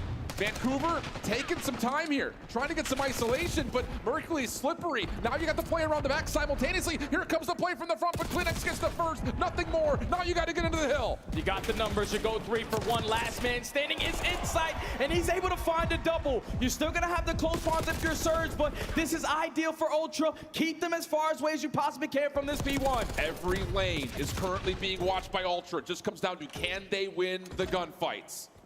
Joe Deceits on the pitch for 1. Vancouver taking their time. 3v3 over the top of the old time. Joe back on in, same angle! Joe for 2. 10 seconds remaining. 04 provides for 1. Need to get him out of the hard point though. Kleenex is still hanging. Can you get a touch over from the top side of the catwalk? He tried for it. Neptune for the opener. Hard point goes neutral. 245, 225. But Mercury's an inside. Provide the kills. Maybe needed to win the game. 04 saves it. And Vancouver are going to have numbers. They have the numbers. Now they're winning all the fights. You're going to have a long route from Joe Deceits to try to win this game through bottom ball. You have to get this read. Toronto taking their time. 240, 248. Here comes the break attempt. Joe, like whack-a-mole through the vault. Not going to work out. Nasty of Neptune for 3. The new kid up. Mercury's only gets 1. They can still win. You can still win it here. Kleenex, can you get 1? Can you touch? Did he get the contest? I don't know if they get the point. You got to get the P2. You got to get there. Who's going to run there first? They spawn. Is anyone able to touch? Yes! It's going to be Vancouver there first in a foot race for the win. Oh my God. A 1 Holy hard shit. point in map 250 to 249 to 249. Trade after trade. And they spawn. That is the dream spawn you needed for Surge. Is to spawn there, is spawn by next point, and just run for it. We can't allow that break to happen. You find the opening kill, you work your way around back guard, you find the last kill in towards the hard point, but then trades just keep on going back and forth. Neither squad wanted to give up there on that opening vault. Neptune goes 43 and 31 with 5K damage. The rookie, on the other hand, 35 and 30. That was just an absolute battle, man. Surge just able to ice up at the end. If 04 doesn't pop that double and give them the man advantage, they don't stand a chance there. And honestly, there's a moment there at the end of P1 where it's like, I almost want to see the hundredths of the second on the game clock because Ultra are in. They get 249 and it still looks like the clock had just hit 0. Sorry. We're gonna get this Sorry, all I'm over just again, looking at but the chat right Ultra now. had to have been tenths of a second away on Hi, P1 hey, from getting that last baby second. But C let's just Chell. break this How all you down doing? again, Welcome, Jay. Walk me welcome, through it. welcome Okay, so 225 to 237. welcome to the CDO Major 3 watch party. The last man standing is going to be 0-4. He's I had to instantly get traded. So at this point, you're just looking for one more years getting wave the of trade. kills. You fly on in if you're Neptune. I was like LG versus LG, but except this is a tournament. This is for elimination finals instead of just a league match, random league match. And then you just make it mixy from that point on. Yeah, and the thing about this is I love the discipline from Ultra to take a breath. Yeah. You've got one break is all you need. You need 2 seconds, maybe even just a second and a half. So you get the full setup, you get the full wrap. You know Vancouver has to play from on the point, but Joe can't get out of vault. That's critical. Yeah, that's massive because Nasty's sitting there in an angle just watching double doors. And if you're Joe, you have an off angle through bottom vault. You just need your teammates to find an opening kill there. But since they all fall at the wrong time, then you just continue to make it mixy. 0-4 even with the team nade gives them the advantage and no one rotating. You just had more players on the right side of the map for that P2. Both squads are thinking, we can close it out right here. Yeah. But with Vancouver having the spawns for that P2 rotation, you spawn up, you instantly put yourself into the HP, and you're able to clutch up on the map #1 by 1 point. It's got to be so devastating there if you are Ultra because you were undefeated on Vault HP so far throughout the weekend. But when you put yourself in this position to play on Championship Sunday, you gotta believe both squads are going to be prepared for everything that's thrown at them. What a battle. And in particular, you look to just the Vancouver side of this game flow. Take a look from what happens from the first Didn't think a P4 249 to 250 would happen in the tournament, and it did. 90 seconds or so, coming within the span of about 3 hard points, 2 of which are 50-50 hills. And that's kind of the thing that we've often seen on this map. Sometimes you see handshakes, P2s for P4s, but who gets the job done on P1 and P3? I don't want to say that's how Vancouver wins the game because, let's be honest, it's less than a second worth of difference between the two, but definitely critical towards being able to find an advantage in the map. Whew. And that's an insane opening hardpoint, man. Like, we have the 3 best teams in this mode still fighting in this tournament. Yeah. And that's what it looks like, even with a different player, not even your full roster on the side of Ultra, just the teamwork aspect, the system that they have created to play that game mode. Just a very, very tight one there in map #1, but now Ultra looking for a bounce back, and this is where it's truly going to hurt them. Correct. Because you're going up against a Surge squad who obviously been putting a lot of work in their search and destroy, a lot of work in their control, but starting down 0-1 when basically your hardpoint has been perfect, you probably weren't expected to be in this position. Yeah, the only other thing to kind of mention in this head-to-head series is that Vancouver have held the edge in the hard points. Toronto have held the edge in the search and destroys, but that comes with Beans in the picture.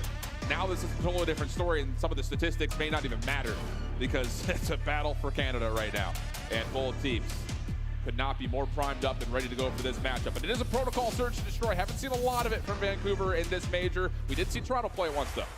I think both teams on this map love the attacking side, so Ultra going to be the first one to start it off. No trophy systems to work with. Joe's just going to throw his shoulders through the bottom side of comms. But Vancouver are taking all of mid-map away. Neptune is already isolated. Kleenex has seen this info. He's going to back away, just kind of giving some respect to the play, but does not expect that 0-4 is there. Nasty follows up. 4v2 early on here for Surge. You're thinking about getting this bomb down if you're Joe, but now no 4v2. Gotta make sure you time this to perfection. Looking for the clutch up, but Vancouver had them trapped. And Nasty just trying to see if there's an exit. Did he catch any look at inside on that little slide? Hard to say. 0-4 trying to get down. He goes by himself initially, but Neptune's right there first trade. Joe up top. Good shots coming through for Net. Abuza follows it up. Perfect opening for Surge. Yeah, perfect opening. You just take mid-map away. You were prepared to work those deep pinches if they were going to get aggressive in towards that A site. You find that opening first blood. The bait and switch out of 0-4 is good for it. And then with the instant 4v2, you get the bomb down and towards bottom comms. We have the numbers. We can apply pressure from every single angle, and you cannot watch every single angle, or at least find a two-piece there in those situations. Clean first round there from Vancouver. The other thing is the mind games that's going to play with both SMGs pushing up to Grandmas like that instead of playing down low in A. Something that Toronto's going to have to consider if they do want to try to have those gut rushes over towards the bottom side at the A bomb site. So put a note in that. We'll come back and revisit it if it comes through. But for now, let's evaluate, see how Surge want to set up their first attack.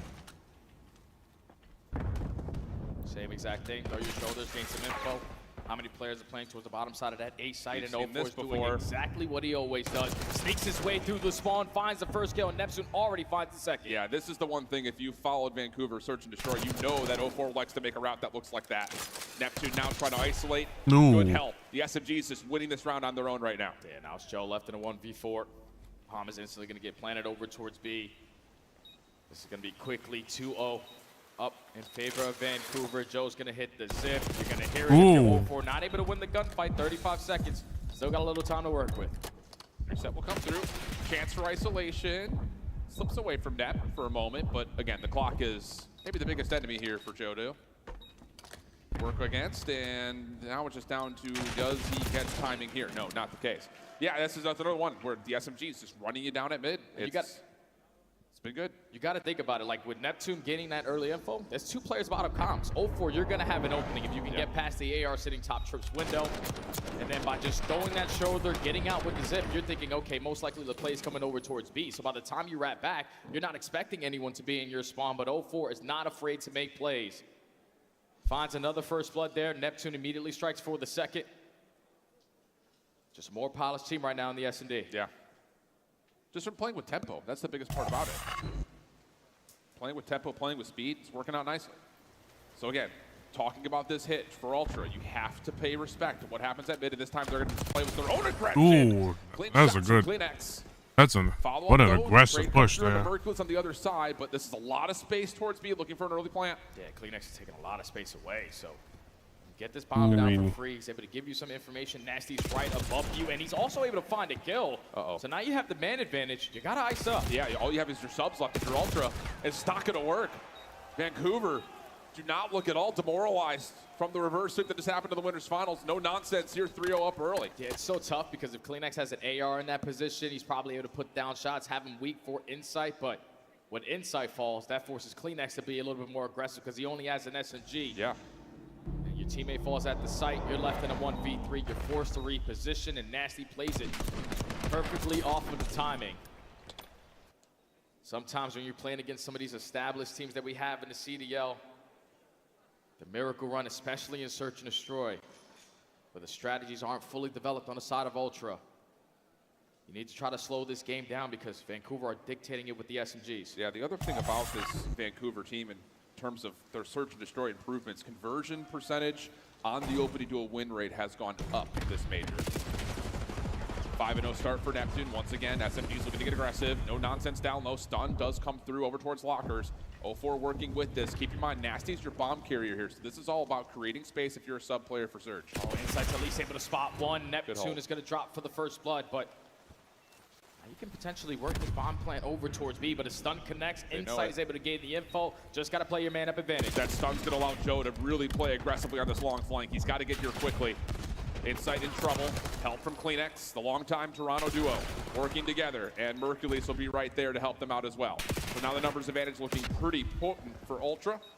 CleanX, good read, good help from the teammates, and absolutely flawless Ultra on the board. Yeah, good retake right there from Ultra. It was Insight playing impatient through the backside of gun, spots Neptune, getting aggressive through sidewalk, finds the first blood, and you basically have them trapped over towards that B site.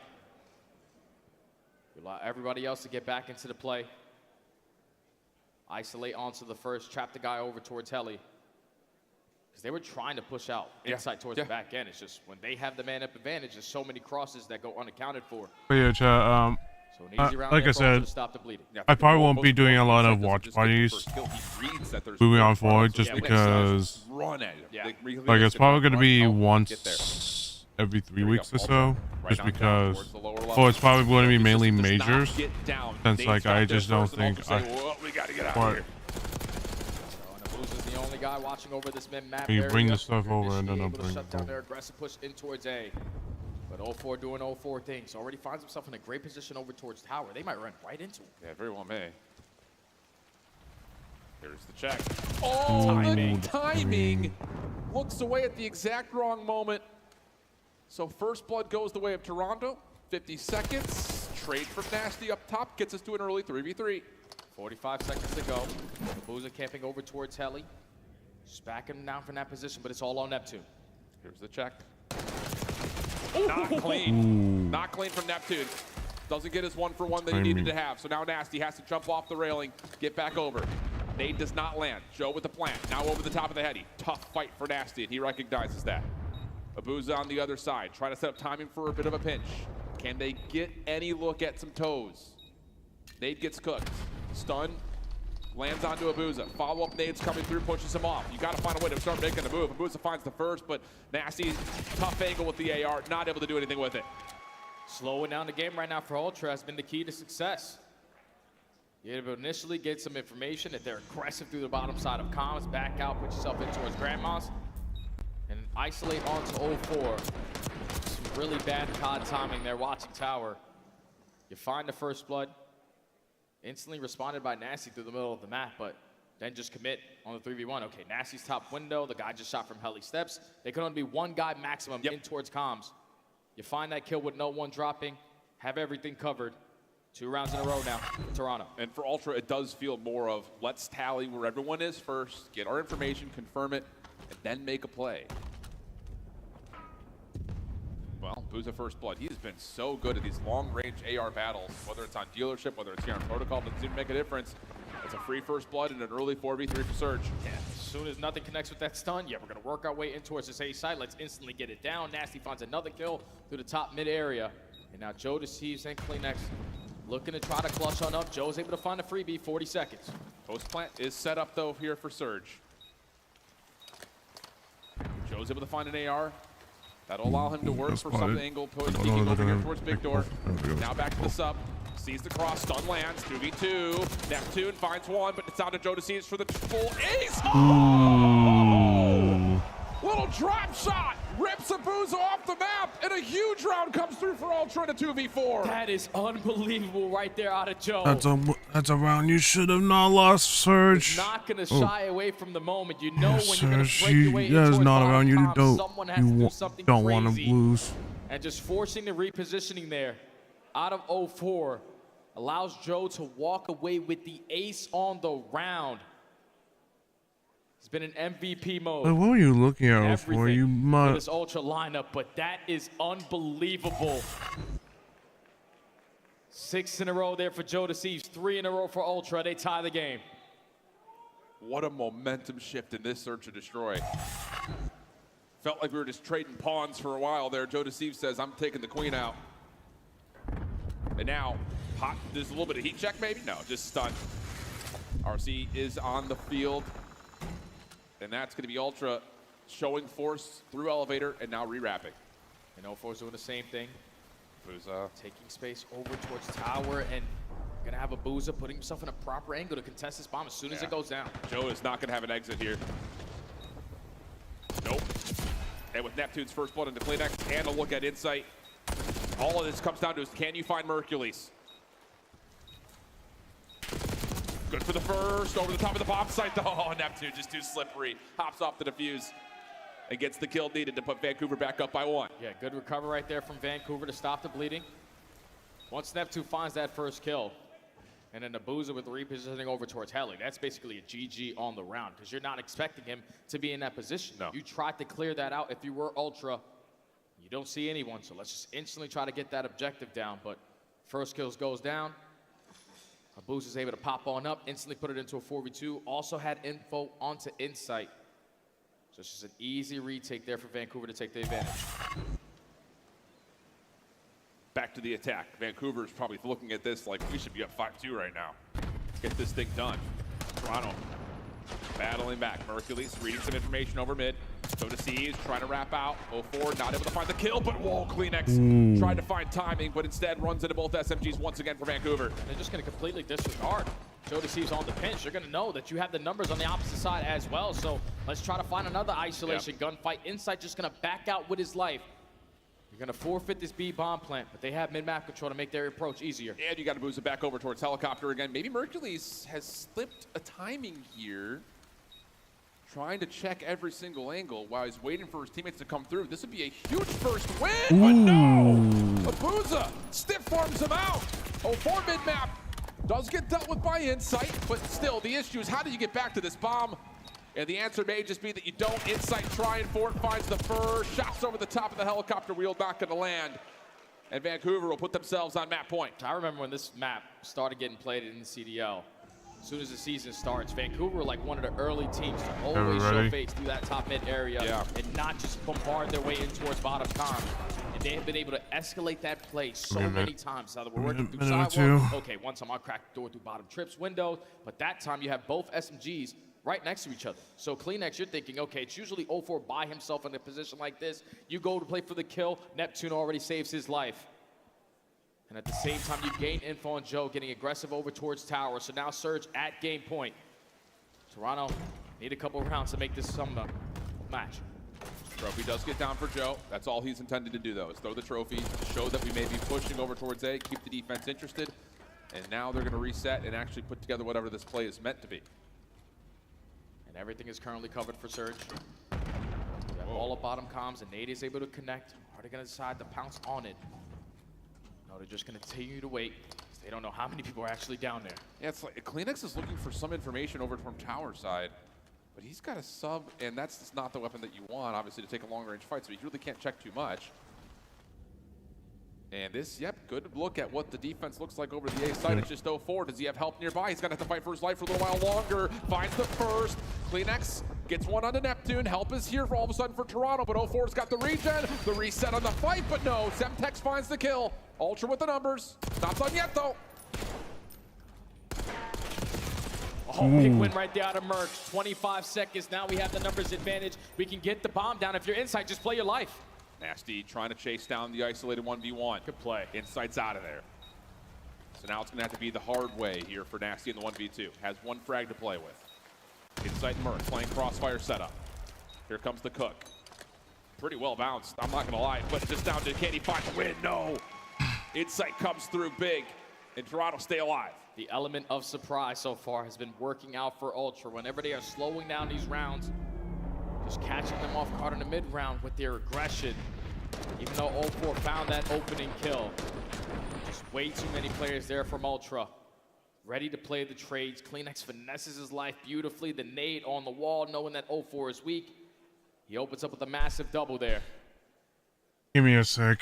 I'll be right back. This search and destroy a little bit longer. Yeah. And going on to this, you know, how do you get to around 11 here if you're Toronto? Destroy a little bit longer. Yeah. So slippery, and he's ready to pounce as soon as he gets info. He just keeps on getting through. Try to shut down their aggressive push in towards A. Now you back up because they did not show face. Joe deceives spotting with the AR from top trips. They're just trying to make an opening for 04 to strike. Yeah. Kleenex was operating the RC, that gets destroyed. Here comes the plant onto A. And look at Ultra, they're trying to clear out towards field, but they don't look down below them. So now it's just down to how do you get this retake going? You have no idea that 04 is playing this position. Does Joe check it? He does, but 04 finds the first blood again. His fifth. Trade is out, 3v3. Just got to hold. There's only 3 entrances in towards the site. Everybody iron up, clutch up on their one-on-ones. Neptune switching back and forth. 24 seconds. Ultra have not shown where this retake's going to come from yet. Insight and Kleenex from Big Door. Hercules trying to watch the cross. Here comes the hit. You're going to get Kleenex in a little bit deeper. You got to go. You just got to find a way to get on in. Neptune finds the opener. Abuza another. And there's just no way you get over to the bomb site. Vancouver put it away 6-4. And now 2-0 up in the series. There's a lot of strategies on their search and destroy. When you're allowing them to just dictate how the game is going to be played, throwing early shoulders, gaining some info, creating openings, for 04 to always magnificently find his way through the map. He just plays it so patient. I'm sitting bottom zip. Okay, they're shooting from top windows. There's a player over towards Heli. Yep.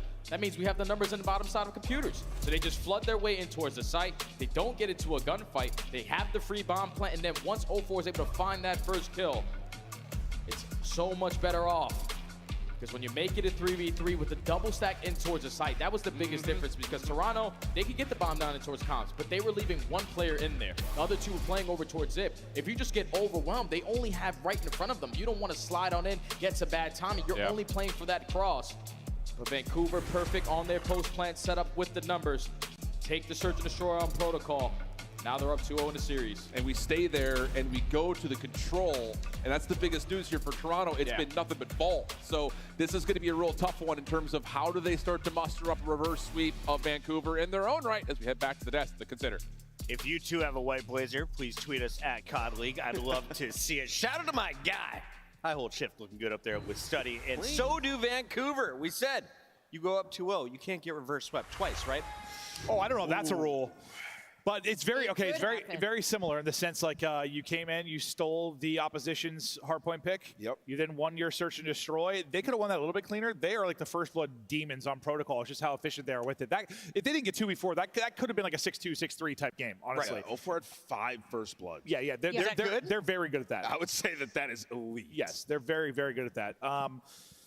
But yeah, now I don't know if you're thinking about that winner's bracket a little bit, that final, like, oh God, not again type thing. We'll 7 see. of the 10 rounds, you get first blood if you're Vancouver Surge. Let's take a look at the highlights here, Allie, because this was a very impressive protocol, and we have another protocol loading up for control next. Yeah, I mean, a lot of it is 0-4 winning the 1v1 versus Kleenex, right? He rocks 4 first deaths throughout the entirety of this search and destroy, and that relieves so much pressure towards that A site, and not only that, giving multiple looks, right? Like, if it ain't broke, don't fix it. Well, they were giving you looks all over the map. I think that round 7 retake was like peak Surge defense for me. You go up early in the first 3 rounds, Ultras start battling back after a Joey deceives ace, and then you come back in with a dominant retake if you're Vancouver Surge to put the momentum back in your favor. So just clinical, and this is what they needed to do. I said that map 1 was going to be really important. They steal that away. Map number 2 already was leaning towards Surge. This protocol works out really well for them. Now the biggest question, obviously, looking forward is going to be that control. Yeah, I mean, I thought if they won the map 1, they won the series, but I thought the same thing last series. So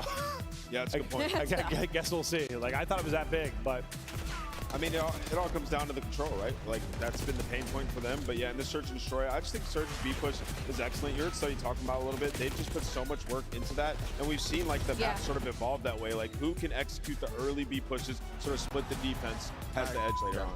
I got to ask the question. If we said Joe Deceives is a top 5 player right now, where's Neptune? I mean, he's right there with them. I mean, they're 2 of the premier SMGs in the league. They're killing it. Yes, I mean, both of them unbelievable for their squads. And right now in this series, Neptune is the best player in the lobby. Like, he is going crazy right now. Near 40 bomb, and then, of course, dropping double digits in the search and destroy. But it all came down to a 1-second difference. We could be talking about a 1-1 tie. What went on at the end of this game for a 250-249? All right, guys, let's have some fun because this is ridiculous. I want you guys to just jump inside the mind of a pro team when it gets down to the wire, right? So we're rotating over towards P1, right? Toronto Ultra, they have the rotation here. So what you're thinking if you're Toronto Ultra is like, I want to get into a perfect setup, right? So we're going to try to get as much information as possible. We're going to jump to the minimap here shortly, but now if you're Surge, like, we need to find an entry. So what happens is we spot Kleenex, right? 0-4 spots him, mid-slide. We're going to kill Kleenex, and what that happens is it changes the way we're going to play this if we're Surge. Usually, we're going to try to take routes, right? Because we know they have the positioning. But since we kill Kleenex, we're going to just burrow 3 players through mid here. And you see Toronto, what they're thinking is, oh, they're going to all be taking routes here. So you got one player watching this lane, this guy's going to reposition the hallway, and then you got a player off spawn who's watching this direction, right? So Toronto are all prepared for the routes, but after the kill happens, you see 0-4 wins that. We're just going to send 3 players right through mid, and what this allows is this makes this messy, right? So now, even if Toronto Ultra stabilize, get back, and get those kills, we then have the opportunity to take routes when they don't have favorable positions. So now you look at the Vancouver Surge. They've made it messy. Now look at this. Hallway is wide open for us to go through. You're going to get a player to go through there. One's going to split off, go through mid, and then we're going to get a pinch. Whereas prior, you would have had players in layers that you had to go through. So it's like the prioritization of, like, we get this kill, we're going to send everybody through mid, and now we have open lanes to make plays. And this is just beautiful. You see they get on through, they find a couple of kills, and now it still comes down to big-time plays. 0-4 finds a huge 2-piece. Yeah. This hard point was insane. This upcoming moment, though, is when I almost had a heart attack. Like, it's the next win. Surge are going to win this fight, and it's the Kleenex spawn that comes in next, I believe, that I thought all of Ultra were to get blessed with like the P2 side spawns. Yeah. It's like, watch, like I literally said no effing way in the green room. So right here, Kleenex, like you have one player left, Kleenex spawns right. I'm like, oh my god, they're all gonna spawn there and have the free time. But thankfully it's a split. At least it's only one of them. But I like, oh my god, it's just a literally situation because Mercules gets around and he's on the other side. Yeah, I hear you, but bro, half map gets behind him. If he has one more teammate spawn like right with him or another one to do, they win. They could change the outcome. But I think in that situation, Joe's thinking, I got to take a route. I have to go low vault. And when he gets down low bottom vault, he cannot find an opening kill for the team. He gets spotted, can't get the final shot in. Somebody finesses the pillar. What a hard point. That was the best hard point of the season. That was incredible. That was incredible. And it was a great decision by Nasty to spawn on the hard point at the end, right? Yeah. He definitely calculated that 100%. That's how it worked. By the way, how does 0-4 win that gunfight? Guys, he just slides into him. Phoenix is like, guys, I'm out of here. They got to win a few more. We have a game 3. If Vancouver Surge wins this, we will see a rematch against LA Thieves for the Major 3 title. Our casters are ready. Let's get back into the games. Very ready. Could not be more ready. Wow. It's been a really solid series. I love the breakdown there at the end. And it's just really fun, I think, to see this level of COD being played and just to know that it really comes down to the smallest, littlest individual decisions or sheer luck when it comes to COD timing. It's just when you watch this Vancouver team off of those timing plays the way that they do, they just understand so well, like, all right, we have the advantage. Yep. It's as simple as that. They find the opening kill. We're not wasting any time going on routes. We have the numbers. We fly on in. We're going to be the last one standing. Yep. And if that continues to be the case, especially on a map like Protocol, it's going to be so tough because you can already see it. Neptune is getting lost in respawns and in Search and Destroy. Same thing could be said for 0-4. On a map like Protocol, if you cannot account for those SMGs and the routes they are taking, your life is going to be a living hell. But if you're Ultra, backs against the wall, everybody's expecting them with a substitute to not be in this position on Championship Sunday. Your tournament is far from over. It's just you haven't played Protocol with Merc on the lineup. Yeah, this is a brand new question for Toronto. Not just how long can your legs stay underneath you with the fill-in, but more importantly, playing a control map that you have yet to touch. And it's going to be Toronto on the offense first and foremost. Mercury's creating some noise over towards mid. Actually pulls Nasty into a weird spot, and this is a solid break off for Toronto. First tick at B's looking likely as 0-4 can only find one. Yeah, and they go 3 for 1. Now Neptune is the only one behind enemy lines. He does have an AR in hand, so he can potentially find another opening or at least stall out time for the teammates to get back into the play. But you at least get one segment there at that B point, and inside isn't done here. No, and now Iwabusa, seen by Mercules, who finds 2. Progress being made up both zones and Kleenex. That's a fiery little challenge from him. Looking for the reset, and no, not quite able to find Neptune, but Jodassis provides the kill. Second tick of progress over at B, looking like it's gonna come through as Mercules continues to rip them apart. Second tick done at B, first tick done at A, and more happening on both zones at the same time. Oh my God, B's already gonna be done. If you're Vancouver, you need to try to stabilize over towards A, because now you got 2 minutes to work with, up by 7 lives. Thankfully, the ARs are whipped out from everybody on the side of Vancouver. They find 3 kills. Last player to account for is Joe, but this is where we got to take some space. Create extra layers to not allow them out of the spawn. And 0-4 is going to be the one to start on that. Nasty one's a 1v1 through the previously captured B zone to keep the outsides of the map safe. So Ultra are going to have to just take a beat, take a moment, get themselves set up for life advantage, lots of time on the clock, and the isolation to 0-4 is the call. Pistol out. Oh, that's awkward. 0-4 still alive and kicking. This 1v1 is getting real mixy. Oh yeah, wasting a lot of time trying to locate 0-4. The shots through the alley, everything is happening. 2 HP in a dream. 0-4 still able to hold down this power position. And just him being so annoying on this map is allowing his SMGs on the opposite side to just continue to be nuisances as well. 15 plays 11, minute 15 on the clock, but Mercules right at the front steps at A. Trophy system down for the defense. Good opener from Neptune. Insight, off the reload, looking to see if he can catch some heads over the railing. Tabuza the first one to drop. Neptune has gotten lost. What can he provide to get this defense cooking again? Working on that second segment now. Kleenex on the edge is way on up to the front side of Gamros, but he's only going to fall. So now all pressure from Vancouver is on the top middle map. 0-4 is able to find 2. Last man standing is Merc. You have been able to shut down multiple pushes, but you only got 6 lives remaining. You cannot afford to trade now. Another unfathomable double from 0-4. Keeps Vancouver in the mix. Neptune on the zone. 0-4 seen at range by Mercules. 10-5 on this happen. Neptune Nasty, again, taking a couple of kills with them, but the clock for Ultra allows them to continue to play for some long rounds. And the spawns coming in from Vancouver, they know that someone's already working behind them. So if you can potentially isolate onto this kill for Joe Deceives, or just pull the focus on this end, you can attack from the front if you're Ultra. No 4 is just over towards Helicopter, trying to keep Ultra away from the zone. Here comes the check over towards Sidewalk. Joe for the first. Knows he needs to do some work over towards Grandma's. Trades come through. 12 seconds on the clock. This is still doable here for the last movers for Vancouver, but they need to get Kleenex off the zone. Now down to 11 seconds. Semtex only a momentary reprieve. Here comes the pinch though from Neptune on the backside of the play. Nasty gets shut down. Now you change your focus back over to Neptune, and he's caught, nowhere to go. Ultra with the offensive win. And it's a perfect break-off that gets it done for them.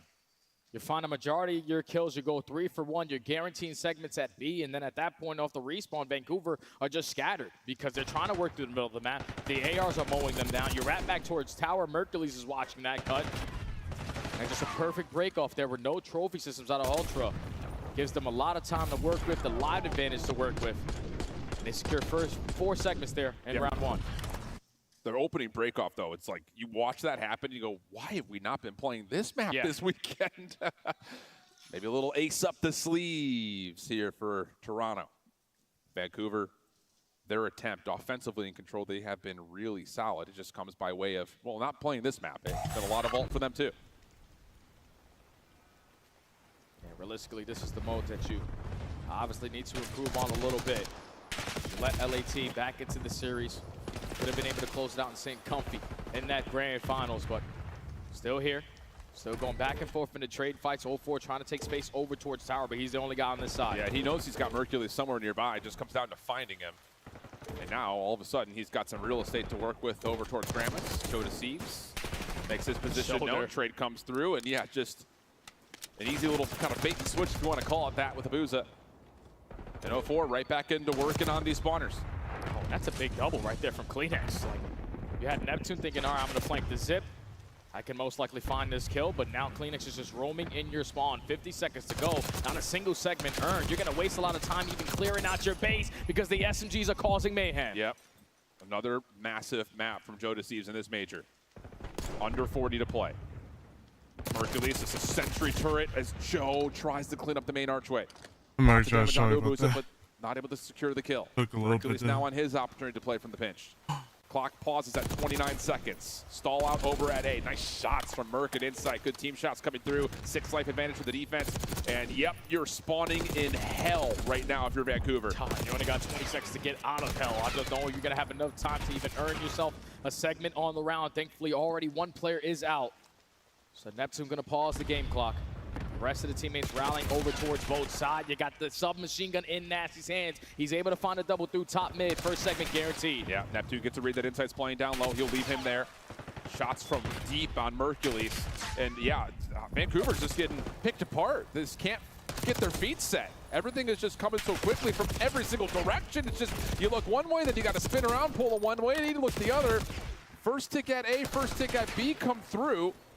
More progress on the way as 0-4 has been untested on the A zone, but Ultra coming off spawn will deplete the second ticket B and now take their defense back over to the A point. Oh, and that's a big kill right there from Neptune to find Inside working on the pinch. Second is already locked. Third going to be guaranteed, but now you're down by 6 lives. If you are Ultra, just play all of the exits. Take the space away from them. They're dominating in the kill feed now. 3 for 1, only 5 lives remaining for Surge.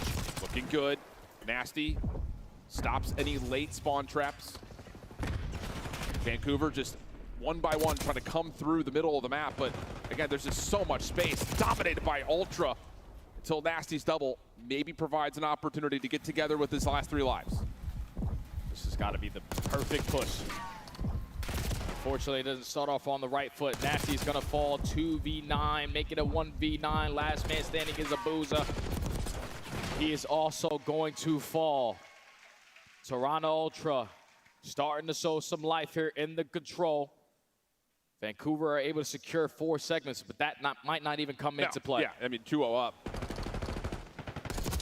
I think there's, again, like a level off of that map 2 to map 3 break where you're just gotta, okay, guys, let's calm down. We should have, if not could have, won map 1. We're right there in the search and destroy. We're fighting with these guys. And if you can come off of a kumbaya talk like that and 3-0 Vancouver on the control, you're going to be feeling really good about what this rest of the series could look like. Oh, yeah, because that map number 4 on Skyline. Yep. We saw what they've been able to do so far throughout this weekend. Beat the hell out of everyone. You're just trying to get there first and need one more round to do it. Just go back on the attack. This time you're going to switch up the break off, go over towards A, but Abuza makes you pay for it. They find the opening double. Yeah, now you've got Mercules in trouble, or is he just running for his life, is waiting for the regen? Abuza can't find the final shot, and Mercules, yep, he knows there's another player down low. Really good from Ultra. Plus the shots on the cross. Oh, who is this kid? Remember the name. It's Mercules. 22 and 11. Kleenex pushing forward to get some scaling done. And now all of a sudden, they're on both zones again. Abuza. Team kill, but at least he stops the bleeding on B. May not make a difference to A, though. 2 ticks already gone. Yeah, Vancouver are now forced to give up that A point. You're up by 6 live again. If you're Ultra and Joe deceives the contesting the spawners, you're just drawing the attention, making them weak on their setup off of the respawn, and he just continues to dance. He's continuously finessing, and he's just waiting for someone to strike. Now Ultra just trying to really pack a punch here after the quick capture onto A. First tick at B, being depleted. Inside. Whoa, if he gets that win. Kleenex chasing down as much as he possibly can through sidewalk. Lost his target. But Joe Deceives gets PC control. Vancouver still trying to work for map control, and Neptune at the big first, but no second as Joe finds the trade. Just got to keep on trading now if you're Ultra. You're up by 5 lives, 1 minute and 25 to work with. Joe almost slips by Abuza, and Abuza makes him pay for a massive double kill. Leads to now all 4 dead, and Vancouver can take so much space away. It's exactly the case with the trophy system. Make sure no nades make their way in towards Locker. Nasty showing shoulders, not wanting to overchow. Knowing that Ultra has to chow through this position. Initial check from Joe. How does he get the win on the Neptune? And now Nasty's in trouble, but still catches the double. In and out he goes towards Spiral. And Ultra still trying to battle out of spawn. Yeah, and just continue to be annoying if you are Nasty. And continue to create those extra layers, not give them space to work out of their spawn. Basically almost tied up in the lives remaining. 40 seconds to go. Ultra trying to work their way on through. You're banking now on Mercules on this bench. Gets the read, but doesn't find the win. Nasty down low, and that will be enough to finally take him out of commission. And the follow from inside. Hold on a second. They can get here quickly. Kleenex to the pitch. No, Abuza shuts it down. He's got a hold from the top side of the middle of the map, though, and that's not going to be enough as Mercules takes the angle away. Pinch on the way from 04. Insight can't find him, but Mercules can. Clock paused at 28 seconds. Mercules for another 3 spree. Joe with the kill. You can stack here as Abuza's the last one left. If you're Surge, you better hit a stun, a nade, something to try to find an opening here, because you have to push through backside of tower. Second segment almost locked. There was no trophy, but there's no kills coming through. Mercules and Insight getting it done. Kleenex gonna join. He finds the trade. 8v2. Second tick done. Insight gonna hold the clock at 26.2 seconds. Kleenex working on the cross with Joe Deceives, and the kills are there. Toronto extend the series. Damn, why did we not play protocol control this entire weekend? Because you made that one look easy. The SMG continuously getting lost, and the rookie always putting himself in the proper positions with that AR or the SMG. He goes 27 and 16 with 29 traded kills, 3,600 damage, and also 8 objective kills. It's like every time we think he can never one-up it, he continues to outshine that. It's unreal what this guy is doing. He's able to allow his team now to force that map number 4 where they're smiling from cheek to cheek. Dude, if Mercules doesn't get picked up onto a CDL team, that's not a question no more. Is he still eligible for Rookie of the Year? Just because of the one event?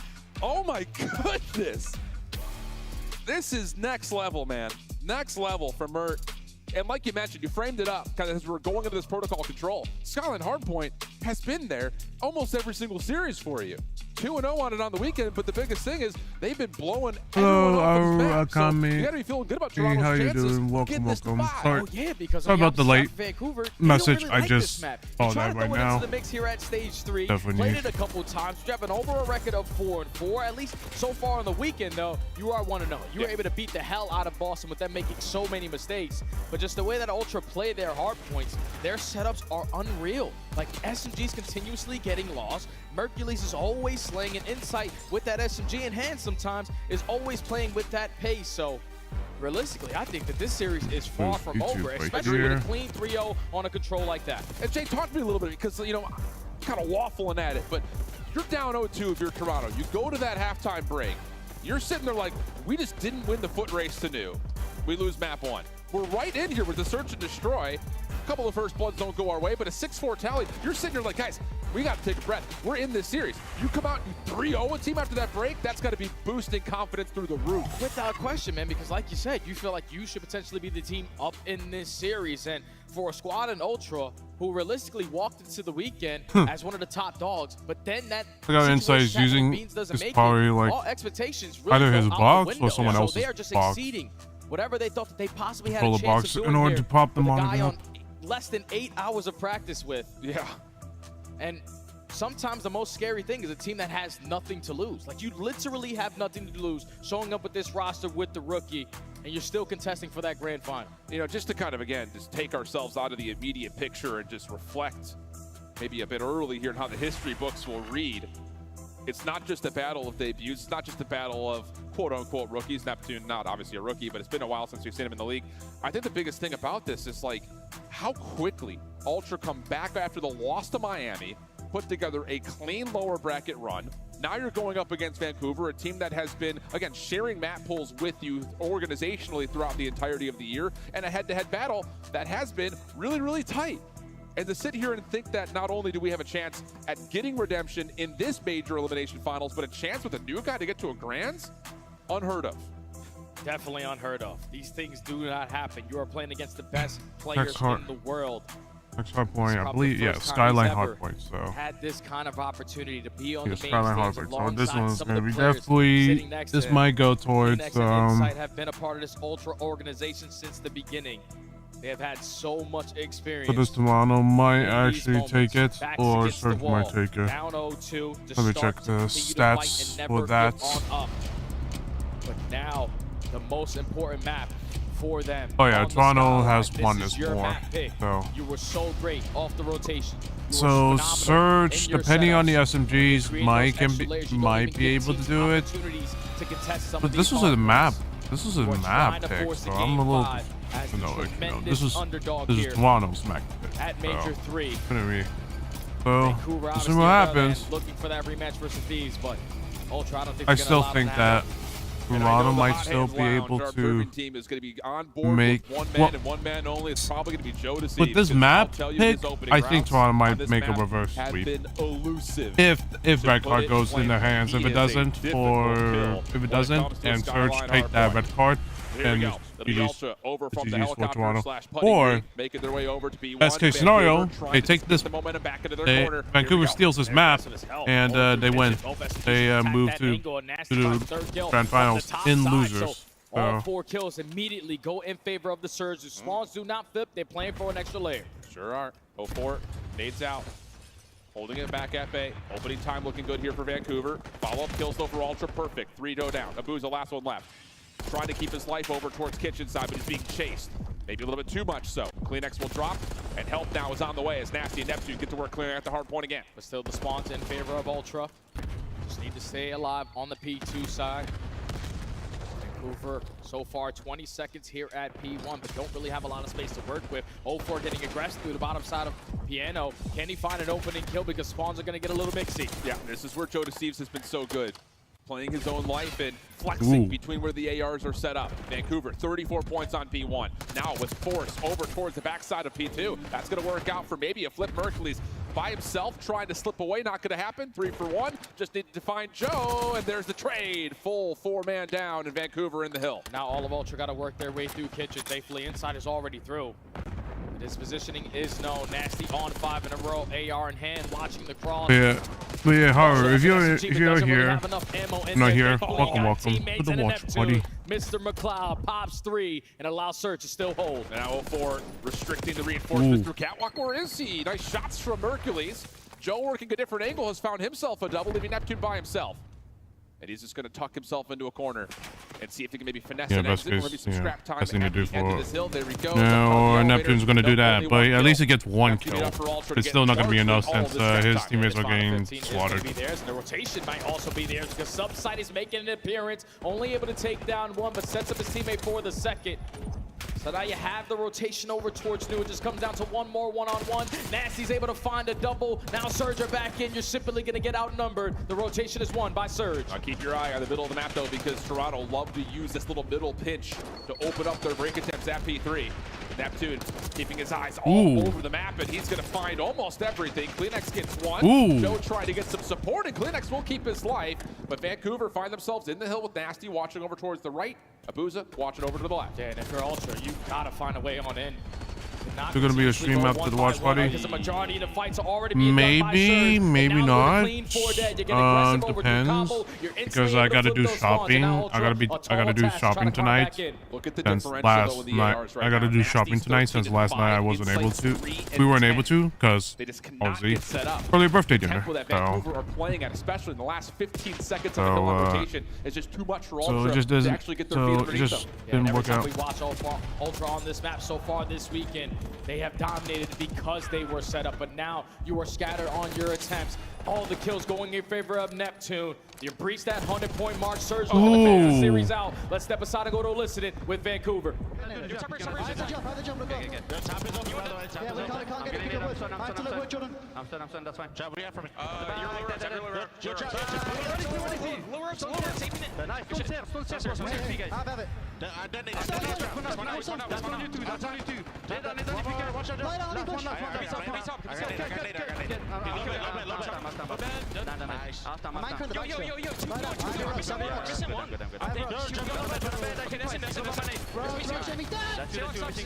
need your little bed. Watch out. I'm going top. I don't see anything top. I'm mining my top. I'm waiting for you. They fucking shit themselves, bro. Yeah, could be lay down close. Give me 10. You ready? Listen to me, Jimmy, just push Jimmy. Jim. Kiss me. One kiss. I don't see anything on the tail. Kiss. He's for rocks, maybe. Watch out. I'm jumping on him. I'm tying you bed. Kiss. Yo, hit him twice. Kitchen. Top cut. Kiss on me. Nice, that's me. Stay down. Yeah. We good. All take shit again. Watch out. Get my kitchen. I'm looking top. He's pushing you, cat. Stop it. Inside this piano. Nice, that's you. Nice, I'm going top T. Almost TT, right? Yeah. T, watch it. We can check. Time. Get rid of him now. I'm trying. Get rid of the shot. I'm on his speed. Jamie top, wait. What? What's your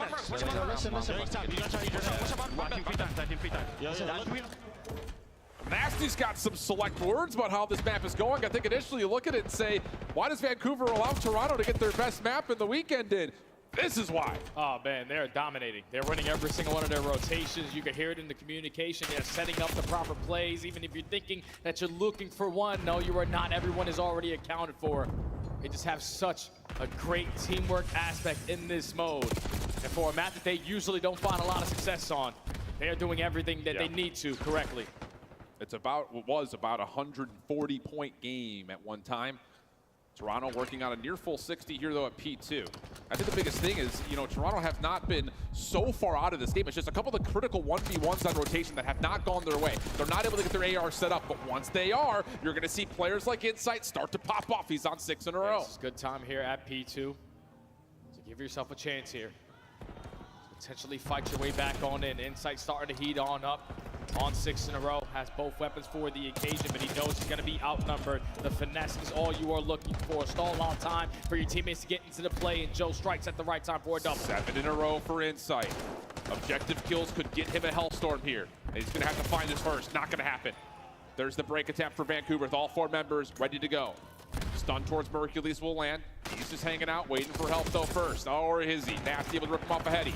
Joe trying to pinch, but now he's the last one standing. Finds himself 2, almost snaps for the 3rd, but not going to happen as Vancouver are good with still 30 seconds to fight for a 3. Yeah, you see the difference there. They don't get all 4 then to initially push over towards Cabo and flip those spawns. They are still thinking about all this time that they have here at P3. 20 seconds still to fight for. You breach the 200-point mark. This is where you start to get aggressive. If you're Kleenex, you got to play your life. This is all about saving the game right now if you're Kleenex. Oh, and he's just going to try to hold this from inside tub. Here comes help from the front, but it's not just fully going to get there. Kleenex take it down. Vancouver's going to win rotation, and they are trying as quickly as humanly possible to get back for a rematch with Thieves. Gotta invest the Hellstorm here for your Joe. Try to find an opening, but no one should be dying once this is getting called in. Nasty finds a kill. Now everybody's turned into a 3v3 at this P4. This is still time though for Vancouver. Oh, No 4 pushes it out. Finding himself a double. Hercules from the front. Doing what he can. A couple of tags into Neptune, who's now low. But Nasty's got the help, and Neptune wins the 1v1 in the back door. This may be it. The pinch is here for Booz at the same time, and Neptune gets his third. Plenty of time to still win it here for Surge. Yeah, Spawn's so far out. If you're Ultra, you got to get past all the layers that are being created on the side of Surge. They only need 5 to go back to the finals. Here's the last couple of seconds. Hercules not gonna get there. It's a 100-point club. Map number 4 for Surge to make it to the grand finals. And a chance to one-up their performance from Major 2. Unreal. Skyline HP played by Vancouver there. If you're Toronto, you were so happy to get through that control because you have basically been uncontested on the map 4. But when you don't win a majority of your rotations, you're losing your initial one-on-one gunfights. You're not finding an opening for these break attempts. You're just consistently going to be outnumbered, and that's where Vancouver always played to their strengths, is their advantages. They realize, okay, we have the numbers, we trade it out. Always, we're gonna have the last man standing. And the hard point difference is here.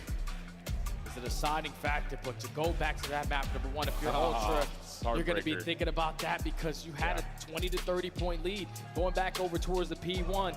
Just when things get mixy, the Spawn's in control of Surge. They were able to rotate for the W, and now they got their rematch versus LAT again. But what a typical performance from the Toronto Ultra.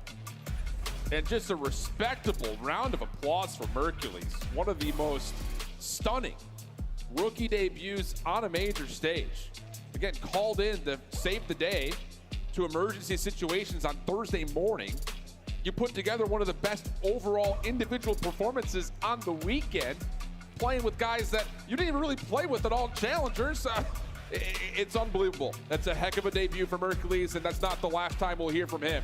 But now the question starts to go over to Vancouver because this is the same result, at least by map count and opponent win, based on what they did at Major 2. You lost a phase in the winners finals there, you dropped down, you beat Ultra in what was an emotionally charged series. And then they get back, trying to face up against FaZe again, they look drained. They got 4-0 bopped.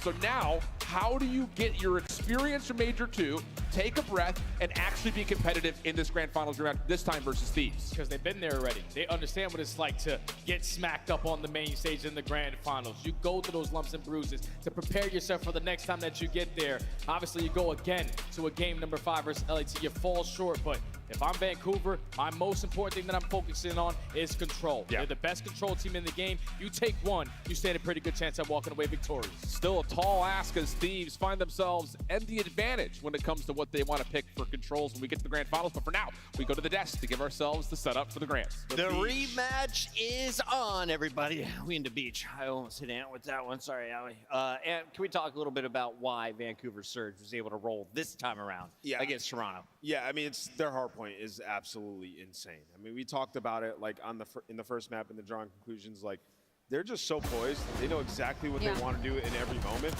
And, you know, these are 2 of Toronto Ultra's best maps. You talk about Vault and Skyline. Now, it's a couple of Skylines now that we've seen them just destroy teams that love that map.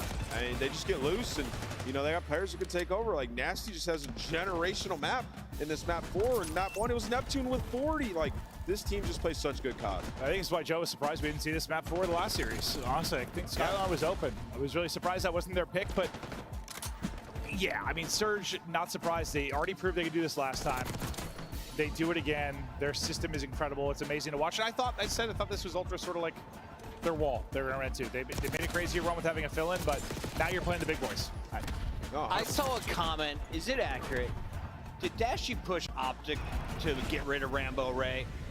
I don't think that. Is that when Surge turned around? Was Ray joining the squad? Because, Al, you were talking with your dad. He's like, they must have one hell of a coach. They do have one hell of a coach in Ray. I mean, you're talking about a team that, like, the way it's built is just all of these players, the ceiling is so high as far as, like, KD and pop-off potential is, but also, like, all of them are just so fundamentally sound. So you know that majority of the time they're going to make the right play, and that's when you get results like that with players that are having pop-off potential. We had 3 straight Game 5s. Unfortunately, only a Game 4 in this one, but it did deliver the best hard point. Let's revisit it. It's our Scuff play of the weekend. Let's take a look at the 250-249 finish. Vancouver pulling out all the stops to get the dub. What's even more unreal about this is a team kill comes in for a side of Vancouver Surge, right? And then you got Neptune. He falls down into bottom vault and is just trying to get a couple of damage and waiting for his teammates to make this push. Toronto Ultra, what's another impressive thing about this is they're an unreal P1 team when it comes to vault. Every single time it comes out in this P1 and Toronto Ultra is spawned into the map, it should be a lockup, but it's the double from 04, it's the pressure from the top side into these hallways from Neptune, and then of course it's going to be that single second that Nasty's able to get from that spawn out. No, we already broke this down in the game break. Yeah. You know, an incredible ending. I just want to say, like, towards the end of the year, when the top teams really start to master the game, we get these epic. So fun to watch. And on both sides, when you go into listen-ins with either of these teams, communication is so crisp. We're timing nades, pushes, everything. And, you know, for Vancouver Surge to come out on top here, it took everything, right? Like, everybody had to make huge plays when they were called upon. And, you know, at the very end, they get that final tick. But honestly, it could have gone either way. Honestly, it was fun to watch that. Like, I've casted a lot of those, and they're insane. But I always have to, like, watch them back because in the moment, it's so much as a commentator. Like, just sitting there and watching it was, like, way more enjoyable in some ways. Like, the game felt a lot slower because that, you know, we've had a lot of them per se, but dude, there's nothing like it, bro. Little 249. It's exhilarating. Mercury's called in less than 10 hours. He steps up to the plate, says, I'll try and get it done for you. Well, he takes you to a 3rd place finish. Toronto Ultra have to be proud of this, but it is Vancouver Surge against LA Thieves. After seeing that first round upset, everyone knew Vancouver was dangerous. Are they a threat, though, in the rematch? The previous series went to a Game 5, and at the half, they were up 2-0. This is where you think with Ray, like what Ray said, like, you know, getting to the Sunday was a step. Getting to the final was a step. Last time they got there, they got 4-0'd. Do you learn from that? Because I think, in my gut, I'm worried it's going to be the same type of thing. I think Thieves are better right now, and they might run through them. But I'm hoping, yeah, you learned something from last time you got there. You're going to get a better performance from Surge. Because they can win this thing. I just keep going back to, like, the series that they've had against Thieves. And it's like the minor 2 where they go all the way the distance, right? And you think about the series they just had where it's a reverse sweep Game 5, right? So for Surge, I do feel like they can take this series, and I think we potentially go the distance once again, Chris. Maybe, but unfortunately, there's only enough room for 4 of us on the beach in this upcoming matchup, which means you have to leave your chair. But before you go, can you please tell me who wins Major 3? What is our final score of the best of 7 coming up next? It's LA Thieves versus Vancouver Surge. I think Thieves like 4-1. Really? I do. Why? Why? I don't know. I just got a feeling like it's just similar to last time. Like, you really have to grind it out. You have a lot of grueling series if you're Surge. You sort of cruise a bit more. Yes, you have to pull the reverse sweep, but I just feel like it's going to be a similar outcome to what happened last time. I really do. Like last major. Ladies and gentlemen, thank you for watching so far. We have one more match to go. It's the best of 7 for the Miami Trophy. Who will hold it at the end of the night? Stay tuned to find out. Surge taking on Dan Ghost. The LA Thieves. Let's go. Come on. That's how they be, bro. That's how they be. Right here. It's game. Reverse sweep.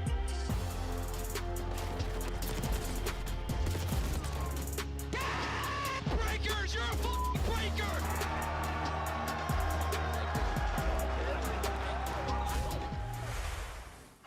The Esports World Cup is an official partner of the Call of Duty League. Upgrade your game with the Scuff, the official controller of the Call of Duty League.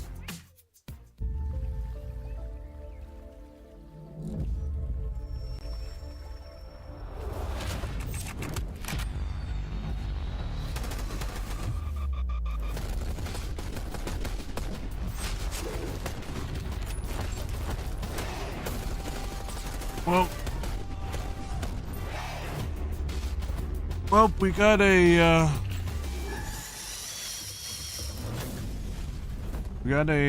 map.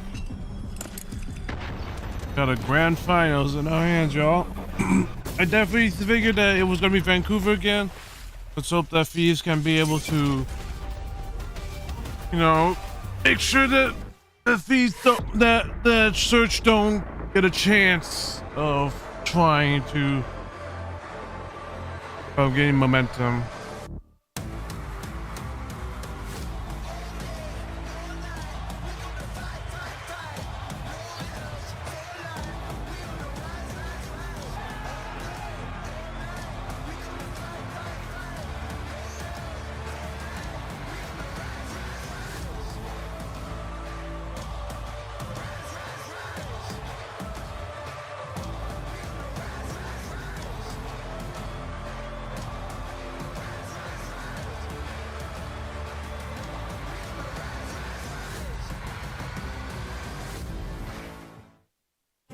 On match day, everything matters. What you focused on the night before, how you slept, what you ate. Players gather in the arena, ready to go toe-to-toe, fueled by the dedication, passion, and love of the sport. The mind has to be focused, clear, locked in. Any unknown variable can mean the difference between winning and losing. And when you have your pride on the line, every decision has to be perfect. Every movement calculated, and every shot on target. If you want to be remembered here, you have to make them believe. Scuff has been a proud and passionate supporter of Call of Duty esports for 14 years, and enables you to play like a pro.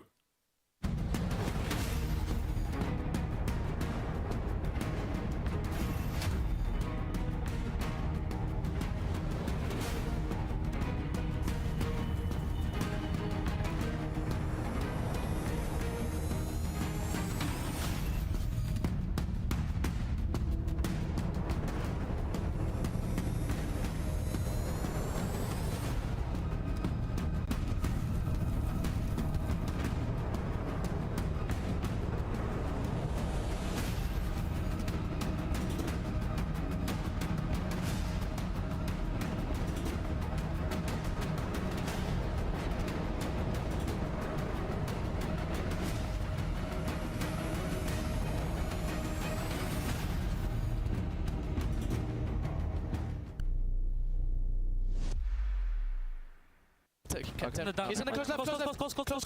Dead. Nice. Yeah, nice. I'm on shot. Tempus Freezer when he killed me. Okay, I'm chilling in. Oh. TK. Go back. Oh, no.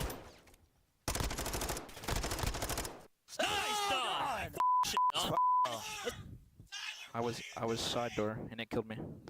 I was like right inside a side door. Map number 1, I'm leaning towards Toronto. Oh, Joe, I think we have a gift for you. Oh, it's early Christmas. Yeah, I missed out on all Christmas, man. Did you guys send that one back? Do you need a receipt? I got the receipt over here. Yeah, receipt. What's the return policy on this thing? I think 24 hours. Do I have to open this? Yeah, you have to open it I first. do? Okay. Hello. This is weird. You look great. It's a brand new Maven.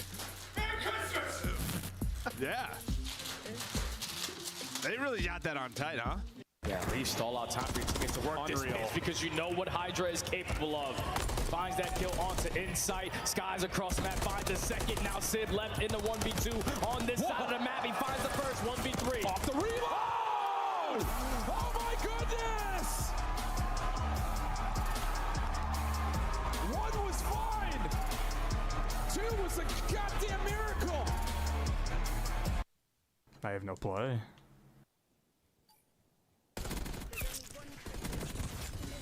You don't need to play, bro. You don't need to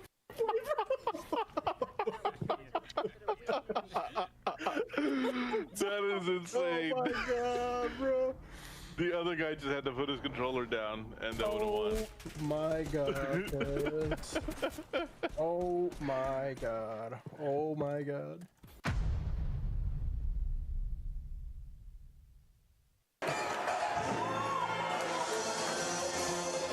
No way. They're doing the CDL song. No way. Are we back Everybody gets skirted. Yeah. Everybody gets skirted.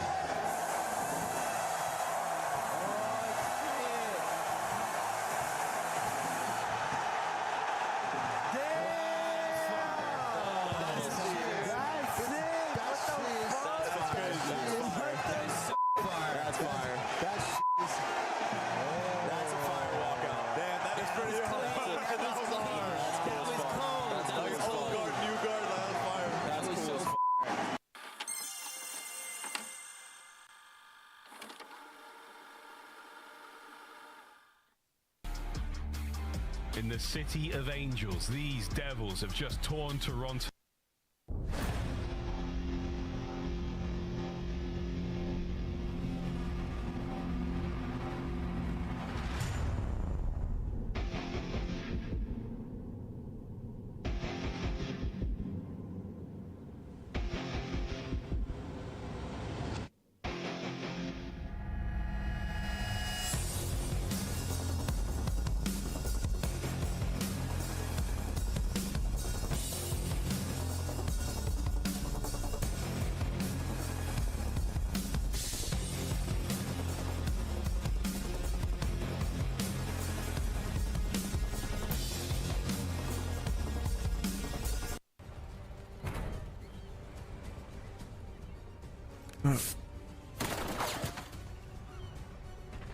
We're winning. Keep it that way.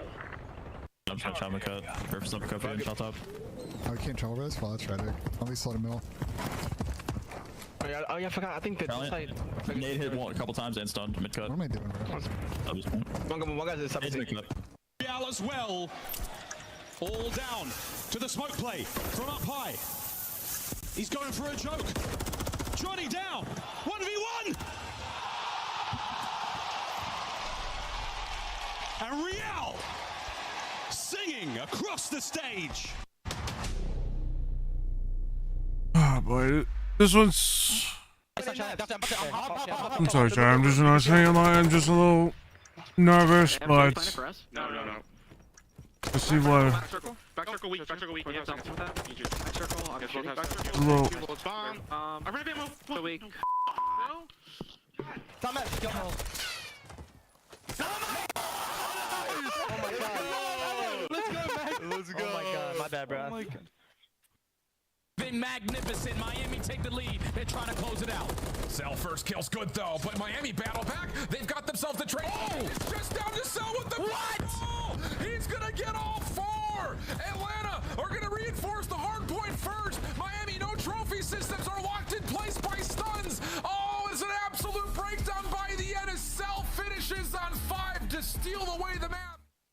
Yo, no, it's Misty. You have their side. You have their side. I have their side. Okay. Yo, load him. He can't jump. That's what I'm talking about. What the f are you doing? I hope you know. You will never be in a finals ever again, you bum. You will never play me on LAN finals, by the way. I hope you know that. Never!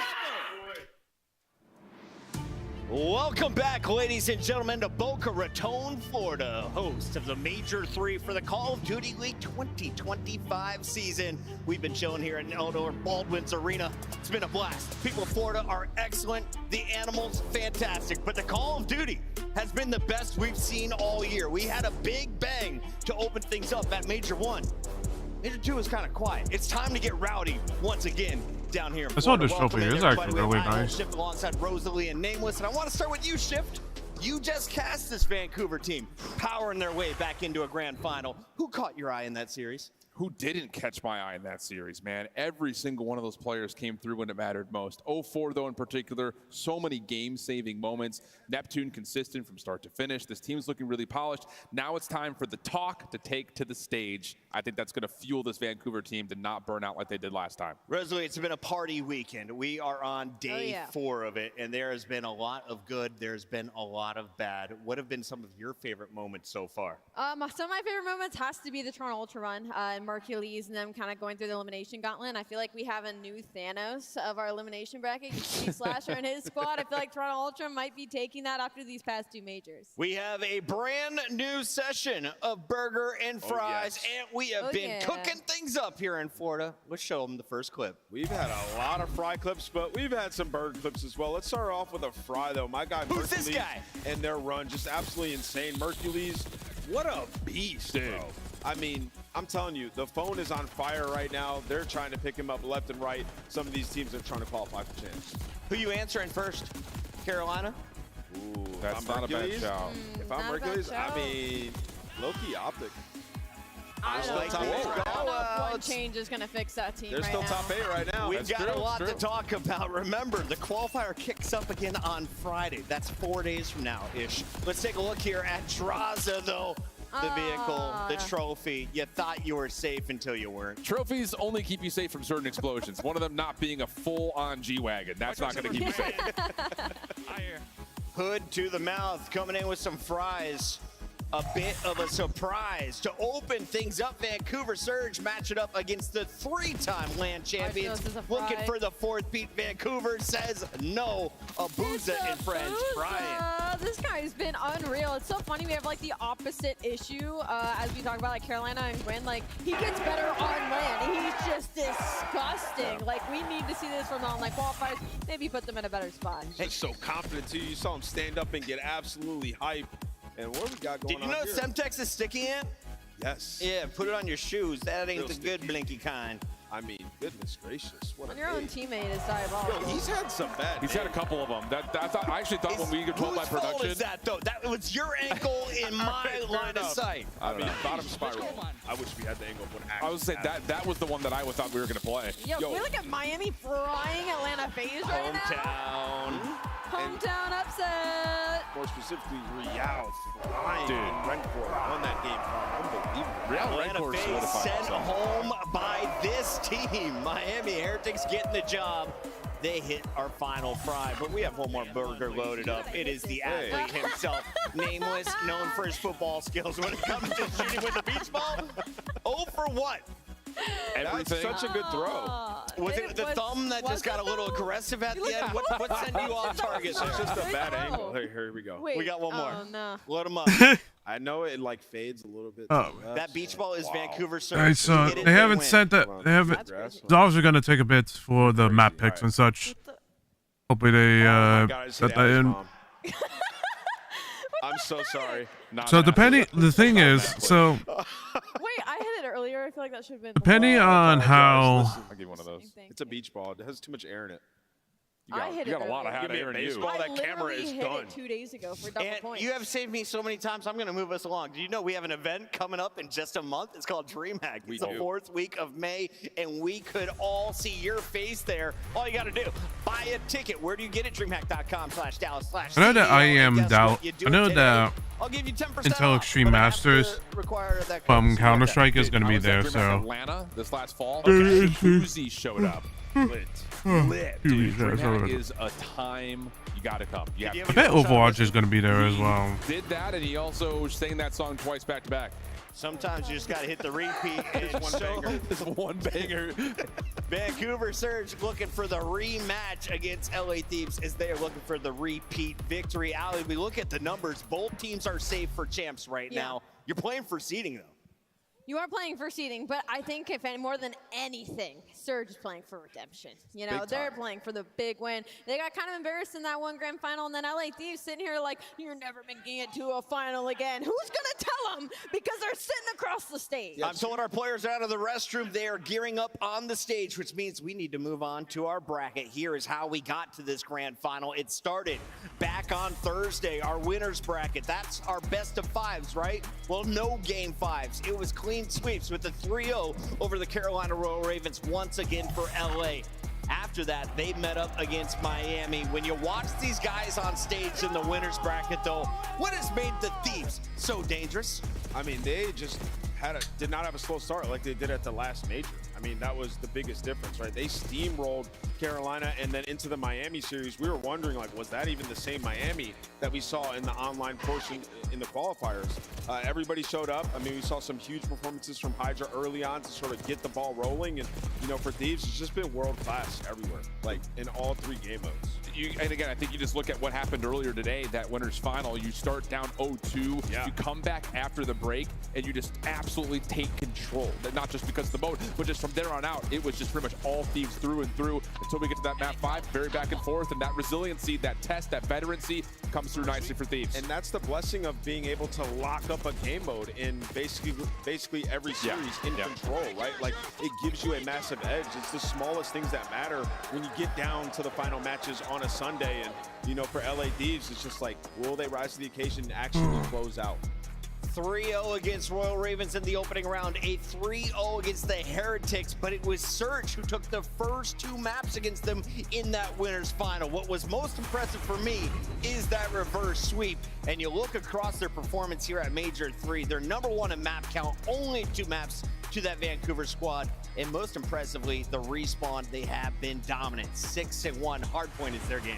I think the biggest thing for LA Thieves is that they had a really testy series right before this against Surge, so it put them in uncomfortable situations, and we saw players like Envoy get a lot out of that. We saw Hydra get a lot out of that, so hopefully we're in for a long one this time. Can we talk a little bit about what's up for grabs if you're an LA Thieves fan? Because you have Hydra, he's won a world championship, right? You've had Scrap, he's won tournaments, never a ring. Dan Ghosty does not have a ring right now. And or chip, is it time that he gets his first major win? Yeah, it feels like it's time, right? And even when we had him here in the interview, he was just so locked, and he knows how dangerous the Surge are. You know, we talked about historicals and how many times they played each other. It's been Thieves every time that's come out with the win. Well, he still said that, like, Surge is our most dangerous opponent. We know that even in these series, some of the maps are very close. They can get going at any moment. And Dan's been so solid and consistent for these guys. I think it's his time. And while it's year 3 for Dan Ghosty in back-to-back years, it's month 3 for Neptune on the other side. Let's take a look at Vancouver Surge and the young stars that they are hoping to lift the trophy at the end of the night. You look at that guy, 0-4, he calls himself a pit bull. He has shown that tenacity throughout the tournament. The explosions, though, going off in the losers bracket. I'm just gonna hope that Thieves don't start off slow, because right now, I mean, obviously best of 5. You say consistently across the board, I'll say because obviously best of 5s, you didn't have a lot of wiggle room. Best of 7s, you definitely have some wiggle room, but unfortunately, if you let Vancouver start off slow, if you let Vancouver start off hot, and Thieves themselves start off slow, like they literally said that they started off, they had the energy. It's just it didn't go the way they thought it. It didn't go the way they thought it would go. But see what happens. As long as they stay on top of their respawns and their S&Ds. The only question is the map picks and bans. Because right now, the map picks, I feel like obviously Thieves are going to focus on... Where could they have an edge tonight, Nameless? Yeah, the hard points. I mean, you even think about the time they played. Because right now, they can't have a slow hard points. They can't have slow hard points. They have to start popping off, and Thieves have to start popping off in hard points, or else they're going to lose. You have had so much success against the LA Thieves. Shift. Like, and also like the S&Ds, they're going to have whatever picks they have, whatever the picks they have. One of the other teams. Who do you think? For the S&Ds, you're looking at this from Vancouver. They have to not get success. They have to not throw away their lives, or else they're gonna lose. So I'm hoping that Thieves don't throw away their lives easily, or else they're gonna lose. In that last series, I'm just hoping that they can clean up their S&D forward to kind of keeping him in the mix, even though he may not in this be listed matchup. right here. We had Easy Mac help us come up with some of these names as well, and he said Dan Ghosty is very much in the running alongside Scrap. Taking a look across those 4 players, though, and if you had to judge just by your eye with what you have seen on screen, who's been most impressive in Miami? Yeah, I'm going to have a bit of an out of left field answer here. Abuza, in my opinion, on the side of Vancouver. And that being said, like his search, 1.7 in the game mode, taken over multiple times, specifically on the dealership. when I think about this series or this right now with MVP, whoever turns up in this finals gets it, right? It's very much open on both sides. Let's see all 7 of your maps and modes brought to you by Scuff Gaming. And Ali, you are all smiles right now. We know we're going to see Control. It comes up at game 3. Will we see it twice this is interesting. with Protocol at number 6? Amazing ban from the side of Vancouver Surge to get red card out of here because they are happy to take you on literally any hard point map, and their biggest struggle is going to be that red card. So I love this layout right now for the side of Surge. For the side of LA Thieves, they struggle with dealership search and destroy. I don't like that it's map number 2, but they do have one of the deeper map pools as far as Control goes as well, so they're feeling a little bit confident. We should go a full distance. Time for your Scuff pickups. Let's lock them in one final time, and I will kick things going. I don't like that map picks, but hopefully they do learn from map picks. After that reverse sweep, hopefully they do learn from the mistake from last. Thieves have such an advantage being able to essentially determine what the controls are going to be. And with a Vancouver team that does look solid across all 3 maps at times, I'm leaning towards Thieves and getting it done in 6. Ali, catch-up time. Oh my gosh, this is actually so hard. Can I ask the crowd to help me out? Back-to-back grand finals for Vancouver. Crowd. Second grand final for LA Thieves. Crowd, do I go for LA? Okay. Do I go for Surge? Ooh, split. Ooh, that was so 50-50. I'm gonna go LA Thieves. Dan Ghosty gets his first chip. I got LA Thieves taking it. I think Dan Ghosty gets his chip here. I mean, there's a lot of I don't like the map picks, but maybe they learn. But they feel they kind of feel confident. I mean, they kind of feel confident. I mean, it is a little upset. It is a little weird that they let dealership through, but. We'll see what happens. They steal the map 1.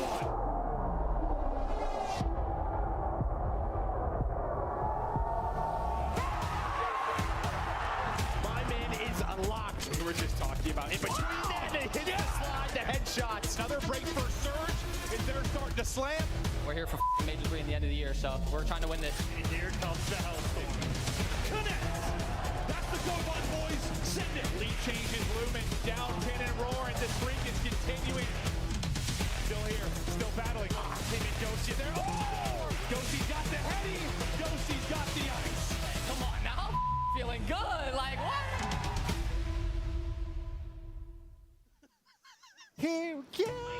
Gentlemen, we came into this weekend with the best Call of Duty teams all around the world here in the Sunshine State with one goal: to hoist this trophy and become champions. But now just 2 teams remain, and they're gonna have to handle the heat outside and inside. Definitely screwed up the production. Now, Florida, let me ask you this real quickly. Are you guys ready to get the grand final started?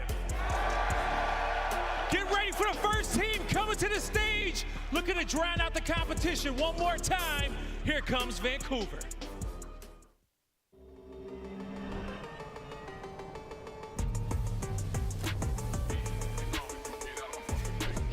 Let me look at the map picks because it can go either way. I just feel like I don't know.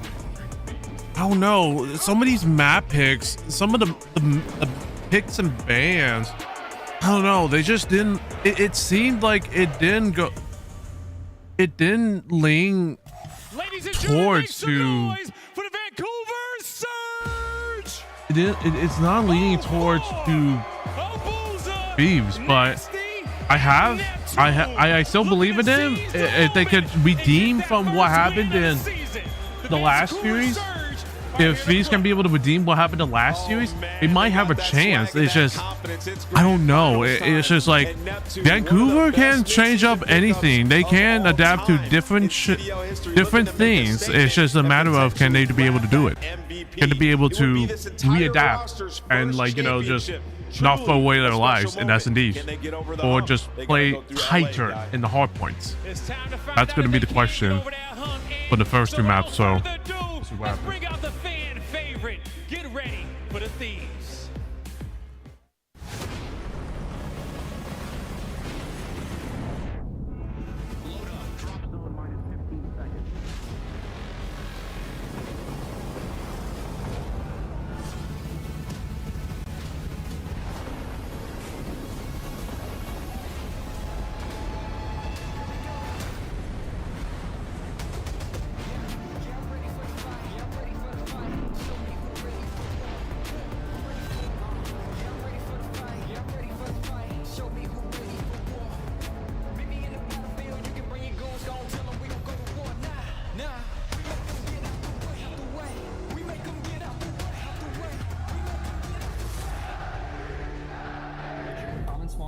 Count names. Listen to each other. Listen. This time, we take everything.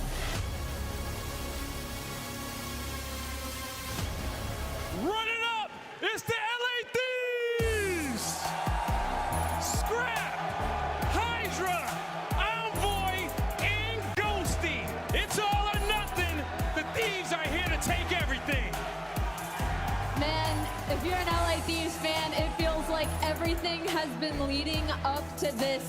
First, it was the search and destroy that wasn't there. Then it was situations that they hadn't been put in before. And now it feels like the road is golden ahead. And the only thing standing in their way is the Vancouver Surge. This is a matchup they're used to. It is a matchup that they dominate.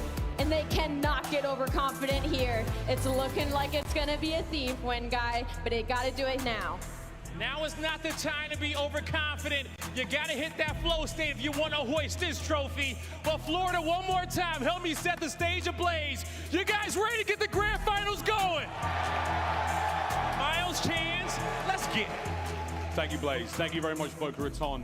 What a tournament it has been, and we are going to be treated to an exceptional grand finals. Two heavyweights, true heavyweights, in not only Hardpoint, but Search and Destroy, about to go up against each other. Yeah, it's been a fantastic day so far, and we are expecting fireworks for the grand finals as well. It went to a game 5 when these two teams faced off earlier. We've had some nail biters at 250-249 in the Hardpoint. It has been a gorgeous day of Call of Duty.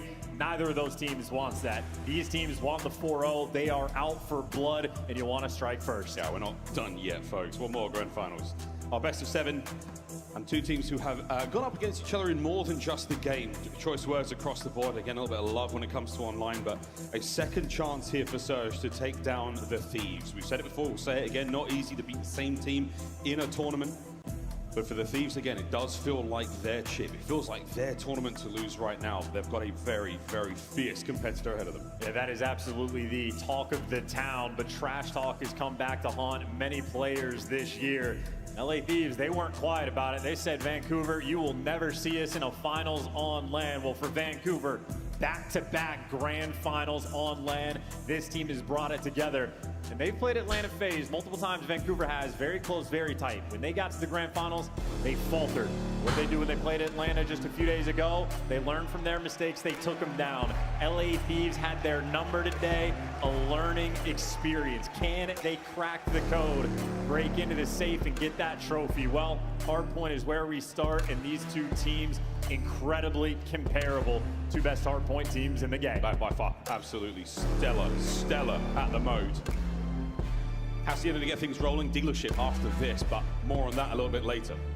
For a hard point on Hacienda, it's a run it back. Same thing with the dealership. It is a run it back. Vancouver, they set the tone off right. And I know Neptune, that man, he was hitting the flow state by the end of his last series. Might have the hot hand strapped. Can't afford to start slow. Good shooting back and forth. A couple trades out and about, and Envoy is flying into the enemy. Kills getting traded. Neither of these teams wants time. A very interesting tightrope of a play to open this one up. Time going the way of Surge for now, but a bit of a wraparound is going to be the case for the Thieves. Not going to amount to a whole lot there as, again, you've got bullets riddling across Hacienda right now, and both teams fine for control. Ghosty with a nice 2, 3, now 4 dead for Surge. After his first chip, Ghosty 4 second places in a row for when he gets to the grand finals. He is out for blood. He wants to hoist it, but a P1, where all things considered, nearly tied up. Vancouver might have the lead in the points department, but that rotation, LA Thieves, 3 players are going to be nearby and make it all 4. They get the spawn as well. We're going to commit for the well here, all 4 of them though. This is a big one here, Ghosty. How many can you get? Oh, you got damage into 2. That's good enough. Yeah, watch out for the throwables. Nice work there to help out from Envoy. The feed trades done. An avenue of attack is now on, but you got to get in there quick. You don't lose too much this time. Yeah, 2-2 split. Hydra actually backing off the time. Worried about the spawns for just a moment to get the spawns. Don't get kills. Nasty for 2, and now the break is going to be coming. Oh, nice shots there. Nicely find Tears 04 as well. Nasty, keep the run going in the back line. Yeah, you're in time. That's a nice break, Vancouver. That's a massive moment. A P2 could be a money hill. Vancouver not letting the score bleed away. Now Envoy in their approach. Has the timing, has the reads. That 2 in the feed. This is clean. He didn't take any damage. You can slide straight in, get the shout, get the trades, and an instantaneous break back. A little bit mixy, but the final gunfight is Ghosty.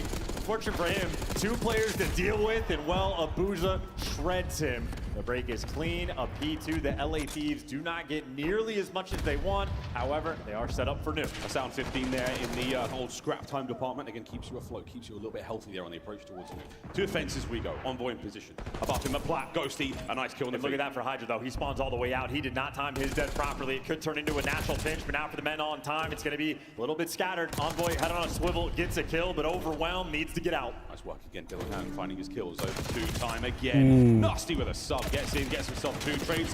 All once more. But this time, an unfortunate teammate. So reinforcements are arriving, but a little bit ugly there on the attack. Still, though, keeping this play alive. Yeah, sloppiness right now from LA Thieves. Hydra missed time death. The teammate rolling through. Ghosty, bad habits, back at it again. And now a P3, the Thieves one at a time, and it's turned into a contest fest. 2-2 trade, though, win No, the feed, why are we pushing up? Don't have the time, but they have the edge for the pressure around it. We're squaring up for the final time. Got mean shoulders from that there, but beautiful work of Scrap.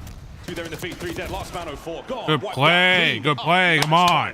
And they get the rotation. Those kills are Rotate, come on. So LA Thieves will win the foot race to new 3 times. They have won the rotation, and yet it's still effectively a tied-up game. Strong breaks against strong breaks, decent holds. Both teams looking very good so far in our first map.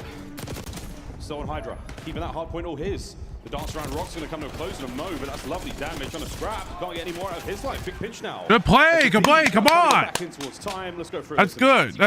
Good shit. Absolute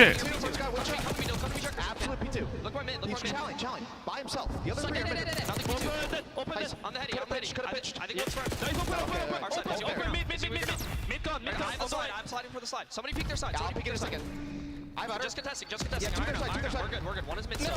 Watch out. Their side. Wait, 3 their side. There's a side. Slid in outer mid. Heard. 2 on time outer. 2 on time outer. Going close, Rob. Going close. Going mid. I'm coming right behind you. Go right. Yep. I'm gonna iron your deep. Just push up. I'm ironing deep. I don't see anything open. Nothing deep. I'm stunning deep. He's pushing outside. Nothing close. He's pushing outside. Low fire. It's close right now. One is cat 04. Low fire. 2 open. One shot. More cat. Absolute open. Cat open hold. I'm going fire. I don't see cat. It was low fire top. He's low secret top. Really weak. Their side close. There's side close. And then waterfall. There's side close and waterfall. I'm pitching. Waterfall. Open, close, waterfall. That's all 3. Go pitch me close, yeah.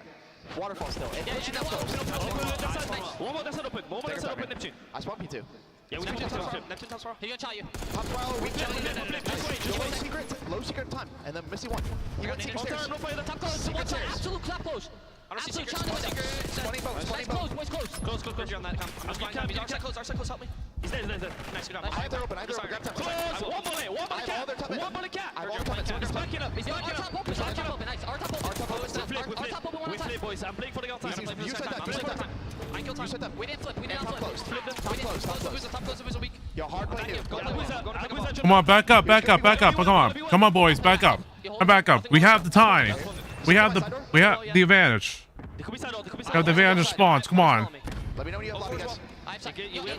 Play tight. Come on, Thieves. Come on. You guys have all this area. Die! Yeah, one's one front. I think they're all spawn in front. Play for this guy in the back. 04 shit. Nice! One more side. Low secret. One shot. Nothing else in the back. Absolute low secret. One secret. Side. One shot. Nasty. Try this guy front. Dead. Side. One shot. Nasty. Kill him. Shit up. Over in the back. I have side. In the back. Nice! Nothing lobby, boys. Yo, listen, I'm rotating. They could be lobby. I'm rotating. Could be lobby. Ooh, that's unfortunate. Come on, slow down. Come on, Thieves. Get new. Come on, get new. You guys have time. Plenty of time. Really weak. Really good P2 right there. Take your time. Jump the hole. Take your time. Get the kill. Come on, get the kills. Play your time. Get a bunch of area. Hard comms from the LA Thieves. A little bit times frantic, but nonetheless a solid lead. Now going into new hard point chance. It's Surge in control. And a very interesting moment in the game. This is the first rotation Surge have actually won. They're desperately trying to hold on to the time, and they're not going to be able to. Hydra for 2. And Neptune wipe off the board. The break is in, and LA Thieves maintaining that lead. Yeah, nice early break as well. 30 to go on this time. You're going to want that. Opening now through the back. Plat open now. Up by fences. Can we get another third? No, this time Ghost is going to stay alive. Scrap with the coverage. Beautiful stuff. That's going to be a hold still. Last man through tin. About to be dealt with. The Thieves have held onto this push well. And the Thieves are going to turn this in potential another rotation win. They're going to have 2 players to get to the new time first. So final 10 seconds of Scrap going to Surge, but you had a key gunfight by 04 being won, and LA Thieves getting chopped down along the way. So where Thieves have won nearly every rotation on the map, here's a potential money hill. Vancouver here first. Cash register out there ready. Will it be money? Or will it be a mess? Lovely stuff, Abuza. Neptune on the pitch, trying to take care of the last man. No, Scrap's going to be up. 3 dead in the moment there, and it's going to be an awkward split spawn thanks to Nasty's flight, but that's going to be a big one. And another spawn now towards the back. So what a moment this could be for both teams. I mean, this is awareness that needs to be absolutely on point, and that is not going to go Neptune's nice. way. Yeah, he's going to get caught. So his scattered minimap and Thieves come out on top. The hold was good enough for Surge to retake the lead. Watch Bo, come on. Come on, y'all. Back up. Come on. Be a good final 20 right now coming for Thieves. Yeah, great pace by both teams. Nice. What a first set this has been. Oof, Lord. Play contest. Nice! Stickies about now from Hydra and Envoy as they clear up the last few moments here, and 04 is going to look towards new time for Rock. Back over the middle we go, and again, what a hard point this has been already. Yeah, the adjustments right now being made. Last time it was Vancouver with a comfortable win. Now, well, they're having to go for the long pinches to kick off a P1, right? But this might be all 4 in the feed. 04 dialed in for the bangs, finally finishes off the kill. Now you get a Booza in time, you get a collect, and play for the next set. How long can you keep them off of P1 though, Vancouver? You've shown us the proficiency on other maps. Oh, Foresight, he slides into that one's going to slow down his battle through the open corridors now. But checking out these players down mid, the slide is on, and my word, again, flow state for nearly everyone here in the lobby. Another 3 dead for the LA Thieves. Yeah, he's on 4, and this is going to be maybe deja vu all over again. LA Thieves have been on point of out-rotating towards P2. 25 more seconds on this time for Vancouver to look for the extra set of kills, and Nasty, great damage being done. Scrap tagged up, 1 shot. Gone. Beautiful. 20 seconds to get. They basically just made that P1 a money hill. About 40 seconds collected. That hill was huge. I'll give you a little bit of extra cushion time, and I'll push over towards P2. Thieves getting the good spawns. They're right where you want them to be right now. But Abuza buying up with space. The detonate's going to get him a few more seconds before his teammates can now get into the move now. Across map. Abuza, how much can you get out of this life? A kill is good enough. Over to Neptune now, trying to break in through lobby. Yeah, they just don't have the reinforcements. This is a solo play out of Neptune. Unfortunately gets caught. Too many things to check. Back spawn's being worked, but they're getting cut down. We even heard in the listening, LA Thieves so ready for the well pressure. Once you take care of that, it's all guns forward. Nice teamwork once again. Thieves starting to fight back in this one. P2 is treating them very well so far. We're looking at lead change in 10 points time. And again, Surge, nice! Been good. They've been late, but that has been keeping them alive. And this is 30 seconds. Abuza has to pump the brakes because, well, 2 of your teammates die. You're looking for the timing, and he gets trapped. Now it's a scattered push. Now it's Hydra in prime territory. He might get cut down, but you have to chalk up all this time for the rotation. I mean, a miserable spot for Vancouver to be in it. Down by 20, going into new. For the moment, though, they have the players contained. You're only taking the long routes all the way through. Or you might have just let Envoy through as well. Yeah, Nasty goes down. Envoy's going to make his way through the back as well. So Abuza guessing game is going to be on. Spawns are going to tell you enough. Can Neptune getting out this life? Shots into the second man as well. Envoy now through tin. A sneaky play and an opportunity to break the hard point. Has he been red? No, he's been getting kills all map long. 21 to 22 on a 3. Yeah, you got the back spawns too. Massive moment. Now you got Vancouver. Need to fight this through the front. A 10-point game between these 2 teams. Looking for the break. Once again, you got the contest on time. Cleaned up now. Surge starting to tick this one over. Pulling back the lead 1 second at a time. Going for the pinch. You're not going to check the deep corner. Can't do anything there. You'll hunt down the extra kills. Collected. You got the extra man. Here we go. Closer and closer to time. Abuza being pushed back. Pressure now on the time. Contest is over. The nades are complete. Last man left alive. 04. Got to fight. And what do you do if you're Surge? You're going to hit the old time. You're going to rotate. 2 players now trying to hit old. The other 2 are going to be taking a hike across the map. But if you're going to fight for it, you got to make damn sure you get it. And the trades in favor of LA on this rotation. They'll need 5 seconds to win, and number 8, Neptune, doesn't have the help. Nep doesn't have help. He has to win a couple of big fights. No, he doesn't win anything. Now through middle of the map. Abuza trying to make the play. Nice. Ghosty's there with a big gunny, holding it all now down. Thieves looking to take map 1. The pressure forward, but the contest is still in. Scrappy on a 5, still contesting. Nades! But the contest still on. He's shallow, and he's going to drop. The Booze is able to get him. The team kill that might cost you. Not over yet. Here we go to Ghosty. Once again, another contest this time round. Keep the kills going. Neptune bangs them up. 2 in his name. Over the top. Nice! Thieves take baby. Come on, baby. Almost choked that. Holy fuck. And to me, it felt like in that listening, Thieves starting off maybe a little bit slow, a little bit disjointed. The comms not quite there. Oh, but they holy were speeding fuck. up the longer and longer the map. Come on, they found baby. their form. Thank God for LA. They were winning those rotations early on because the gameplay was not there to match it. They found it towards the end, and guys like Envoy always taking the long routes, always finding the breaks, the heads-up plays, always there. You needed a series of heads-up plays from both our teams just to get you that far. 250, 228, map 1, folks. Kudos again to Envoy. 20 assists. That's unbelievable work. Yeah, an idea for the teamwork. That is about 50 assists combined there for LA Thieves. And on the flip side, maybe 32 coming in from Surge. Outperformed them in the teamwork department, even though the damage, everything else nearly comparable. The teamwork will set you apart. And well, if you win the first hard for LA Thieves, I want to see the Thieves win here. DNA of this game flow. Oh yeah, can for tell sure. You one thing is fantastic pedigree and good genes from these players in Hardpoint. And I love the trading blows at the end too. You had a P1. I definitely want to see my hometown team win. It's just a matter of can they keep the momentum up with the second map, because obviously they got outplayed. That's what happened last series. Let's see if they could eventually bring it back. Gonna dial it in. LA Thieves, they figured it out. Yeah, P4 is typically across every map. They're the money hills. They're the ones who get the most time from uncontested. But P2 here on Hacienda can be an absolute dagger, and that was a great showing from the Thieves. This late on in the season, again, Nameless touched upon this in the desk before the match started, that teams are getting so good at the game now. The top teams especially, those extra percentage moments as they just push forward in this race towards champs. We're really getting treated to some good stuff here, folks. Thieves, a couple of percentages too high there for Vancouver Surge in map 1. Yeah, and again, I think a good thing for LA because it didn't feel like they were quite playing at their best. Teammates rolling through, players spawning out at inopportune times, and again, a little bit disconnected. To walk away with the win, you're feeling good because they did not need this map to beat Vancouver the first time, and Surge still on their quest to win their first map in a grand finals. Yet to happen. First team to reach 4 will be our winners in this grand finals here at Major 3. And moments like this towards the very, very end, the teamwork absolutely immaculate, despite the sort of shenanigans of the teammate, an unfortunate situation to be in there. Again, it all came together. It prevailed in the end. A couple of big wins from Hydra, and the rock hard point is so important. Your camera's got to be on. We're seeing the player cams here. It is a ferocity from the LA Thieves. Ferocity from the fans as well.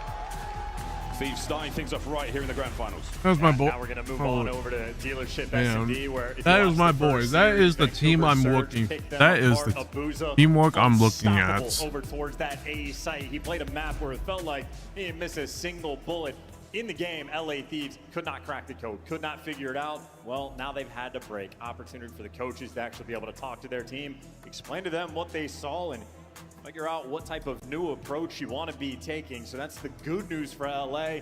Good news for Vancouver, obviously, they're bread and butter. The first team of the year we saw on this map looking dominant, and well, they have simply followed through. But now you got these two players, I mean, absolutely getting after it. Scrap was always on point in S&D, but on LAN especially, he has been a shining light, always there for the damage output and getting a kill per round.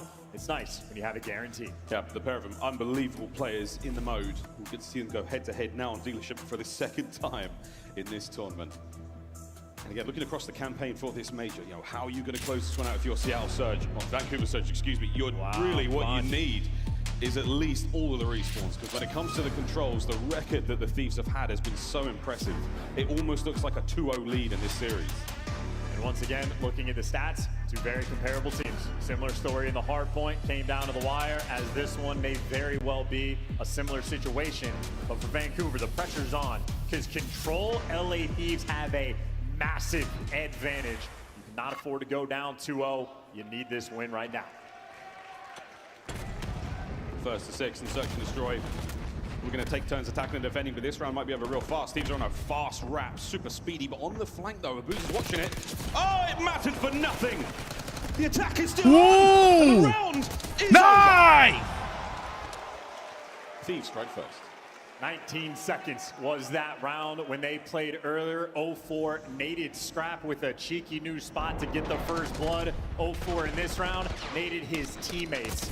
You start off like that, you're already in an awkward spot. The nerves for Vancouver. Hands might be shaking. The bodies of Vancouver were barely cold before the round ended. Wow, that was so fast. A very rapid response right off the rip there. Hydra doing most of the damage there for his squad. They got things going incredibly quickly. Well, we're going to go this time. The Thieves on offense. Vancouver, they're also going for a fast hit move towards A, but not a whole lot of showing here from the Thieves. A little stagnant on their attack so far. Well, Vancouver getting active. Neptune maybe toying with the idea of a flank. At least they've got the control, and Nasty able to find the first blood, and that's bombed down. And Neptune not making any mistakes, repositioning, going back to his team, because Envoy thinking about a flank. What, you've shown enough, and now you're gone. Is that enough to pull Vancouver Search? Will they see the play on a 1v1 win there from Envoy? 3 now in a row. And a 3v3 over towards A. Yeah, Envoy bailout activated again. He has made this round a 50-50. No trophies and a lot of exploding cars. And a slow now attack from Surge. They have to make their way forward. 0-4 will have to make noise to break down that vent and get into the fray. He will show his hand at the last possible second. And look at this. They're letting Envoy cook. Put him in an interesting spot. Maybe trade out bomb. You're letting Ghosty actually go back to watch the bench. Well, he's given up on the spot. Oh! But Envoy does get caught. So maybe a moment of awkwardness there from LA. Couldn't quite figure out what they wanted to do. And now you're running out of time. You'd imagine for Vancouver that this is going to be easy reads. Oh, no, for his spidey senses more than tingling right now, knowing that the move is over towards B. And here we go. He's going to turn, and he's going to spot a player. Hello, friends. Can you get a kill? Can you get any damage? No, right now, waiting for the boys to move forward. 1v1 on the outside, 1. All down to the bomb site and out. Still fighting for it. A true show of respect, but a headshot to clean out. Yeah, and didn't quite catch it, but just an awkward moment by the site in the 3v3. Envoy made it interesting, but ultimately I think LA took a little too long to figure out what they wanted their approach to be. And Abuza getting on the board as well. So you've killed the momentum just a little bit, and great damage being put out by Nasty. Did 400 in that round. Pressure's on back-to-back defensive rounds wins. I mean, the exact opposite of the first round. A lot more slow, a lot more methodical. Not quite as explosive. Round 3, here we go. 0-4 is going to be your bomb carry as we make our way over towards A, and it looks like we're going to try to clean out as fast as we can.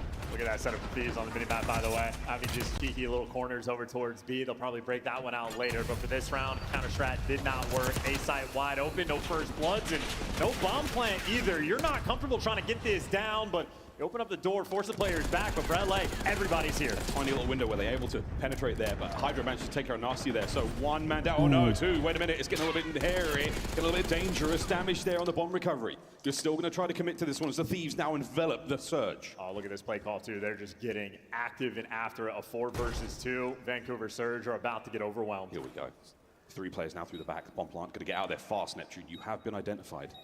Dare I say, yeah, that is that, folks. Abuza now in a 1v4. He's gone as well. Thieves, second round on the board.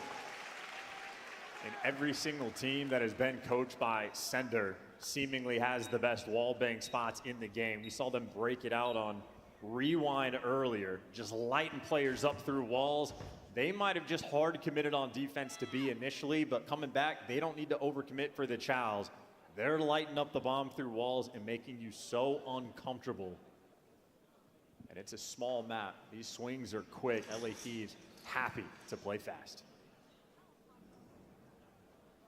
Hydra had an exceptional standout moment at Major 1 in Search and Destroy. We'll see if we can't get another one from him here. He is bringing the intensity to this matchup. Trophy in play for Abuza. Effective. First blood. Ooh. But he's trapped. That's why he's got him out of trouble, and he's alive and well. Scrap still thinking about the A-bomb plant, but now Surge are involved. Yeah, his eyes lighting up in the feed, and Scrap just wisely backing down. They're going for a double fake, though, right? You got Ghosty maybe watching the pinch, but they're waiting for somebody to overcommit. Abuza, he's weak, trades there. You maintain the man advantage in 0-4, being cheeky, but they spot him and drop him. Nasty in a 1v3. I mean, what a 1v3 this could be. The remnants of many wallbangs there. Oh, and it's a nervy 1v3. The chances of this going down are low. Nice. Hoping for an awkward situation there with a lot of team fire. They were shoulder to shoulder. And look at him, by the way. Hydra, motor mouth. We heard this from behind the stage when we were on the desk on the last game 5 they played. Hydra comms like a madman in between the rounds. He has the vision right now in S&D.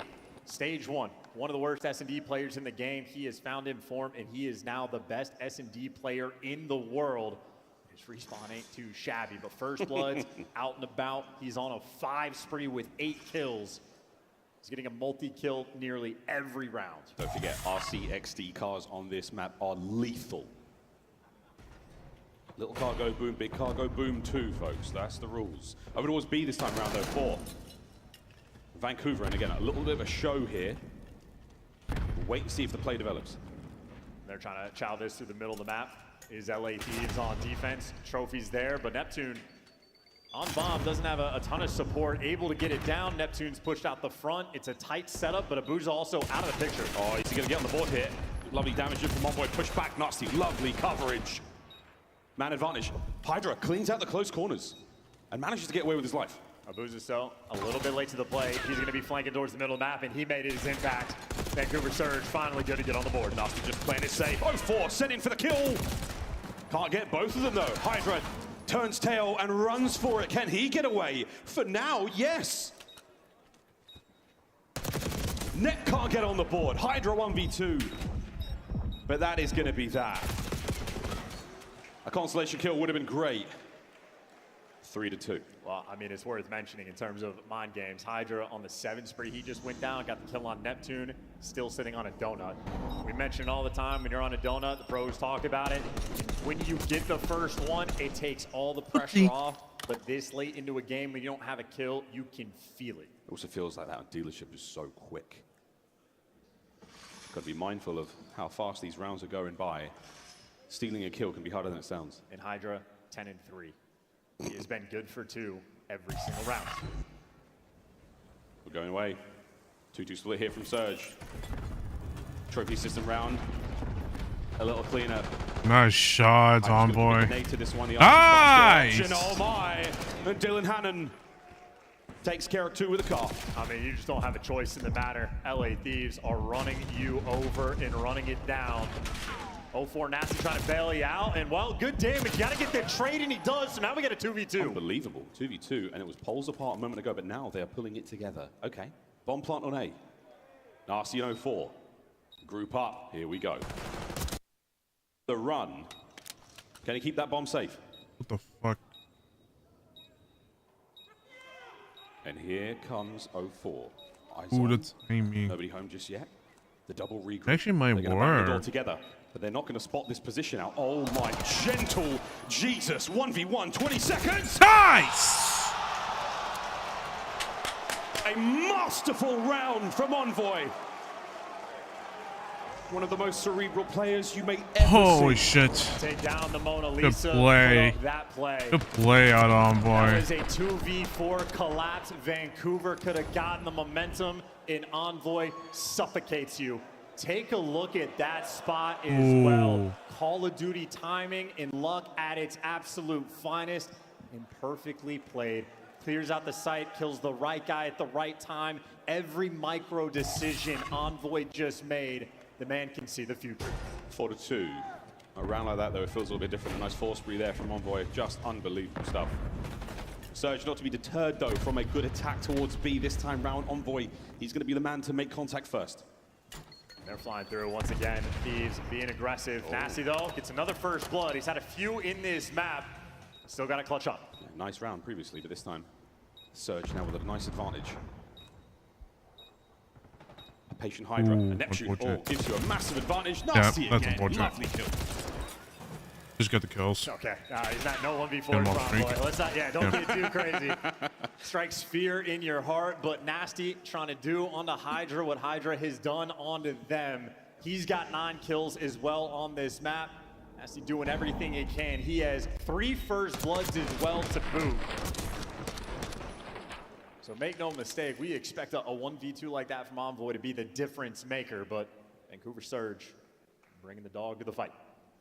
Sort of moment. Yeah, nice round, guys. That was great. Don't worry, we got the next one. No broken spirits this early on in this grand final. Hi, guys. Attacking around once again to the Thieves. And we're going B this time, off the rip. But again, lots of options here on Dealership. Hydra finally has been slowed down, has 2 rounds without a kill.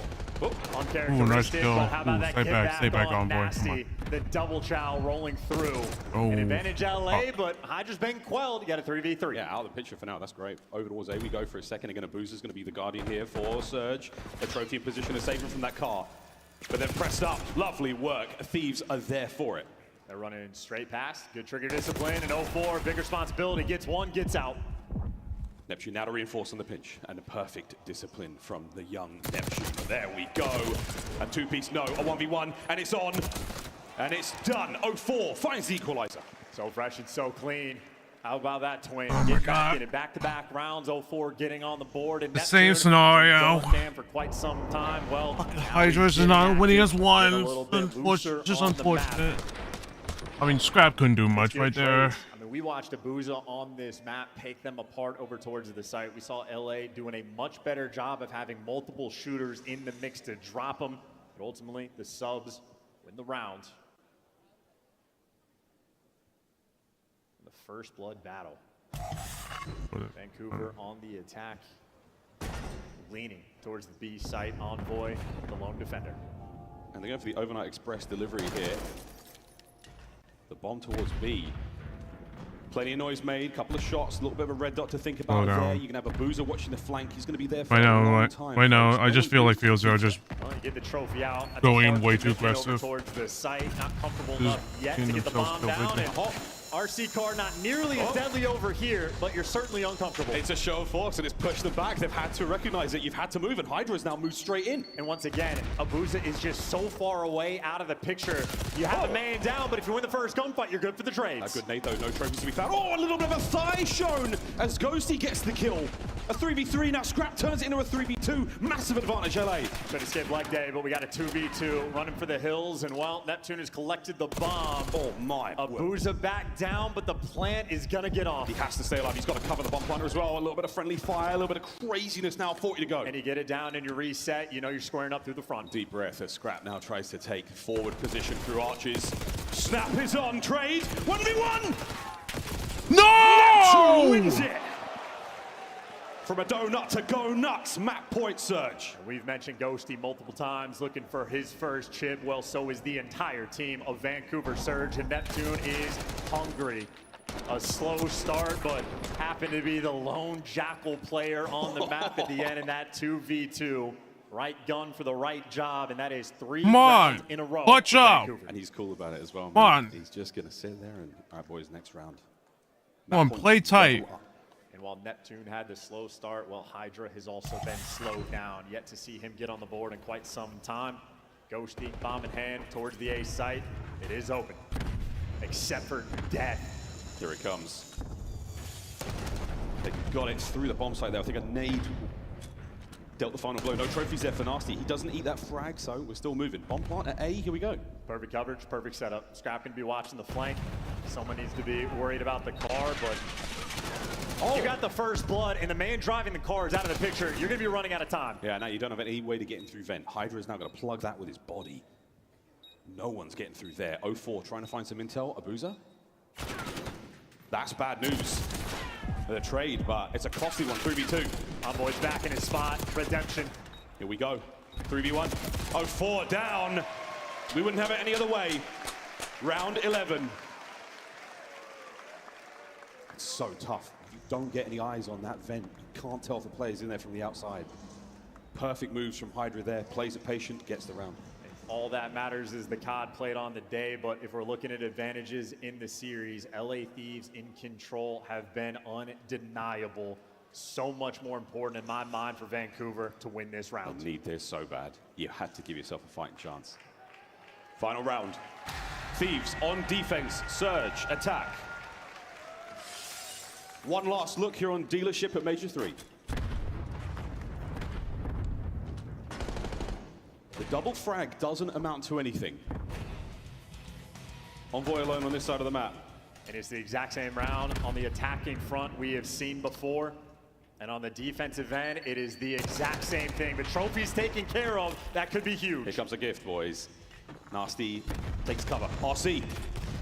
Sounds like it's gone as well. Thieves now move forward. And he's on site by himself. Those players had to back down. The nade's overwhelming. No bomb plans, but 0-4 still finds the first blood. He's going to be able to get something down here, but again, damage in from Scrap. A tight angle to take the fight. Bomb has been dropped. Trades complete there on the site. 3v2. Oh, 2v2. We got shooters in the lobby. Hydra back down, but bomb on B. Scrap and Hydra.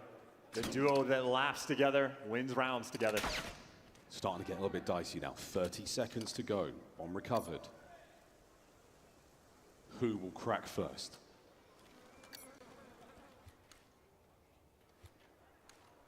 "20 seconds. Surge on the wrap. How quick are LA Thieves going to be to read this as well? They haven't jumped on anything just yet. They're making moves. They're going to swarm, and LA Thieves going for the pinch. It's going to be a pinch. Hydra now on this one. Is anyone going to give me pull rear security? Neptune, you're going to get the timing. The timing, the battle. Hydra wins the front. 1v1. A fair fight. Here we go. The dance. Neptune. Nice! Seemingly takes the Patience play. Good fucking shit. Fucking shit, Scrap. Tremendous exchange of gunfire there in that 1v1. But a devastating round 11 victory gives the Thieves a seemingly impossible advantage in this grand finals. Iced them out. A 1v1 that will haunt you in your sleep. And here's another look. Scrap just always had the extra advantage. Kept getting him tagged up, kept him weak, and eventually win. I can shoot through the windows instead. Neptune, hide and seek. Well, you take moves like that to a gunfight. Can't win it with the movement in a round 11.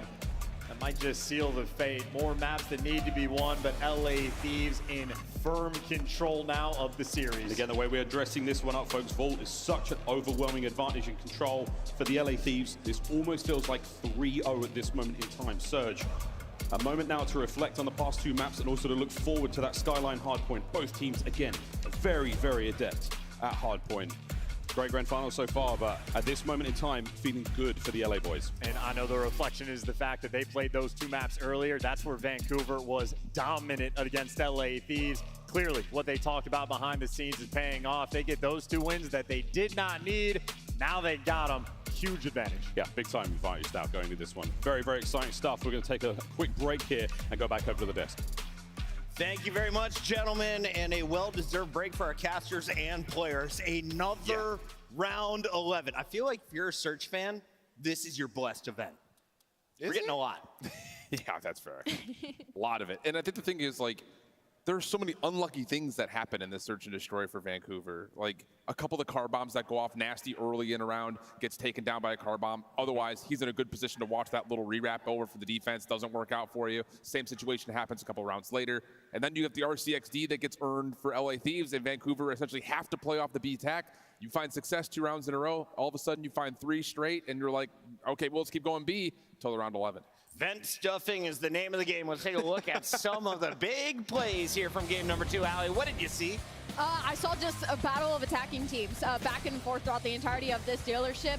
I am a little bit upset with Vancouver Surge on the side of the round 11 things, just because you have 20 seconds on the clock and you decide to rotate. That is a decision that needed to be made 10 seconds earlier before it was, because by that point, guy checks window, he looks at bomb. It is a free kill at whoever is trying to make that plant happen. So Vancouver Surge, I don't love that call from them, but otherwise, I mean, this was a battle between two very good attack teams. Came down to a few bullets between Scrap and Neptune at the end, right? That's what I'm saying. It's a tough call. I actually kind of like the wrap over there. I think Thieves made a very heads-up play by pinching it. Yeah. And then, you know, they end up getting the kill, and they're in a 1v1 with a sub versus an AR. Scrap's just elite, man. Like, he wins that gunfight. Yeah. But that being said, I think Thieves, you know, after playing them on this map before, had some awesome adjustments. The biggest one that I saw was on their offensive rounds, not letting Abuza dictate the pace on the street. What they were doing was being proactive behind their nades and their tacks, backing him down, and then sending Hydra up, and he was finding kills through the mechanical door, getting back with his life. Like early on,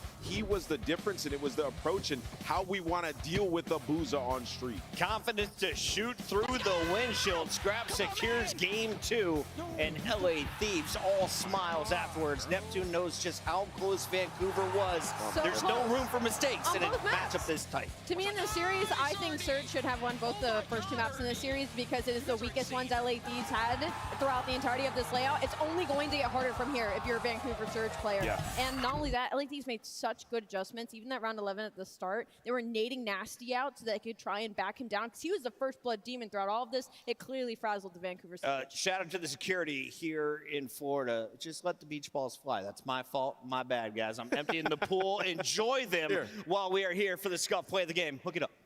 Oh, yeah. To the moon, baby! Yeah, it's got to be the end of the hard point, right? I mean, we've seen some absolutely electric hard points here, and you see, like, you're faced with a tough decision if you're the Vancouver Surge. You're like, all right, we got to rotate, but we also don't want to give them all this time simultaneously. And in this situation, it's Neptune who's at new.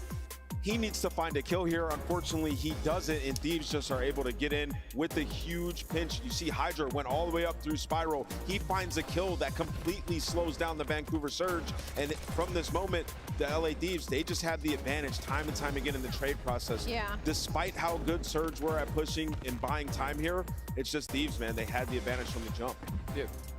These decisions, I think, in the late moments of both these 2 maps are going to be what you look back on if you're Vancouver. I mean, I get it from Neptune. You're a little bit further back because you don't know the timing of Thieves' rotation. You also don't have a trophy, so you got to worry about nades coming over the top. But it really is one of those things that Vancouver, like you mentioned, it did look like they were a little bit kind of mixed between are we committing to hit old from those wall spawns or are we rotating to new, trying to do both at the same time. I think it's fine if you, like, send a couple players through Spiral to try to get that kill. It's just honestly, it's just a proactive play by Hydra. Like, he just goes all the way up, takes the risk, and finds a kill. It's just massive. Allie, we're going into a game 3 with LA up 2-0. It's first of 4 wins, but who has the edge going into Vault? What do you mean who has the edge going into Vault? LA Thieves is 12-2 on that map and mode, Chris. That's why I said, look at this layout. Like, LA Thieves' map pool is so deep. The only opportunity that you really had numbers-wise was in that dealership S&D and in that Hacienda hardpoint. It does not get easier from here. 12-2 about to be 12-3. Let's get into the game. Oh, that was meant for Ed. I'm so sorry. Back to you guys. Meant for me. God. Sorry, Alex. Desk on, dude, he's unhinged. Abuse, desk on desk violence. Okay, back to the control game. Yeah, Chance. The record's good. Are we going to see a Surge bounce back? Because again, the team built like this with this kind of composure. Now's the time to do it, right, boys? They didn't win a map in the last grand finals they played, and it does not look like they've really shook the nerves off, right? We're watching them nade each other a little bit, a couple self-nades as well that we've seen.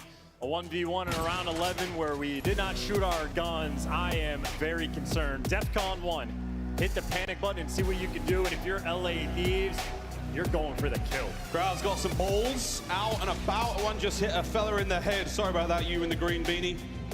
No, we saw it. No one at home did though, don't worry. We see everything. Here we go, into map number 3.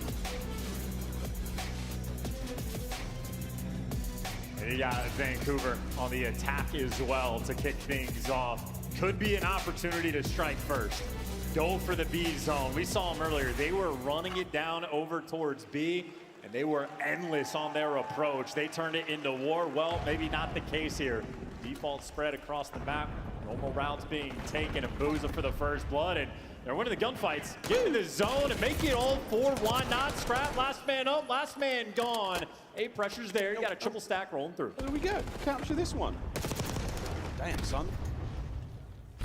Can Nep hold them at bay? Sure can. Scrap on the close push.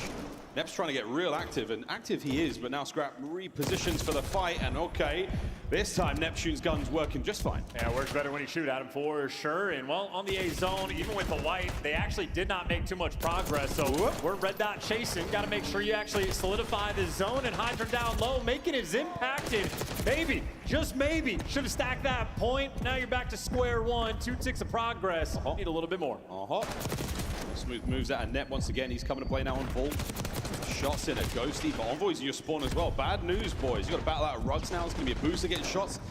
And this is such a dangerous firing squad. You cannot leave spawn, Surge, without taking a bullet or two. And everywhere you're going, there's the ring and buzz of the Semtexes going the way through. Every single place Nasty goes, they are hunting you down. Tracking impeccable, and 0-4 traded. You missed your opportunity. You had one good one to get the progress. Now it's LA Thieves in their territory. That's the first sign of life you've really got, but it's 20 seconds to go, folks. Suffocating around right now from the LA Thieves on defense. Hydra once again getting his 3 dead again.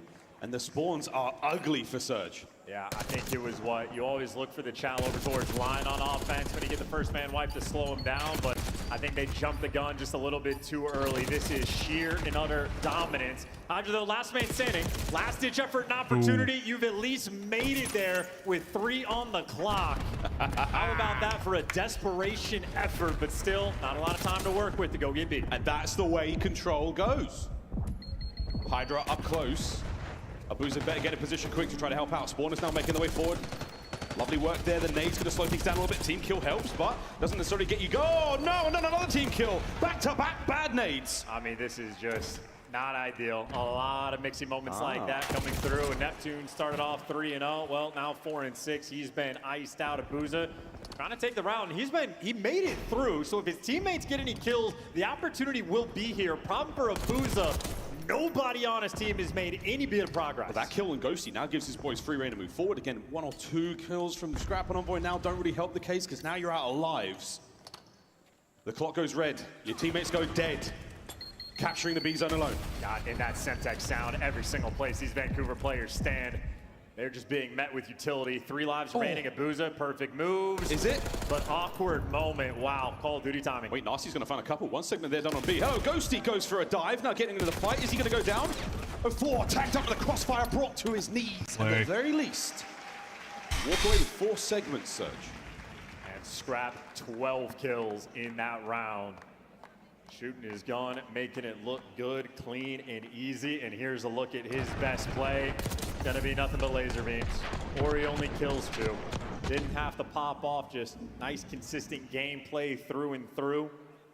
Maybe all things considered a decent round in terms of segment progression, but if you're Vancouver, you're gonna need so much more. But the 40 solid seconds of battle that took place where, of course, LA Thieves keeping Surge in their spawn, while the trades were effective, so the life count was, relatively close. That time hurt Surge so much. On defense now, we can see the LA Thieves go for an attacking round and Scrap, see if he can keep pace. They're letting Envoy get to work, and there's the impact. Nice! It doesn't get better than that. And Envoy, one of the smartest players in the game, already towards Art. He's going to slow everybody down. Oh, here we go, boys. Bang the door and guess right.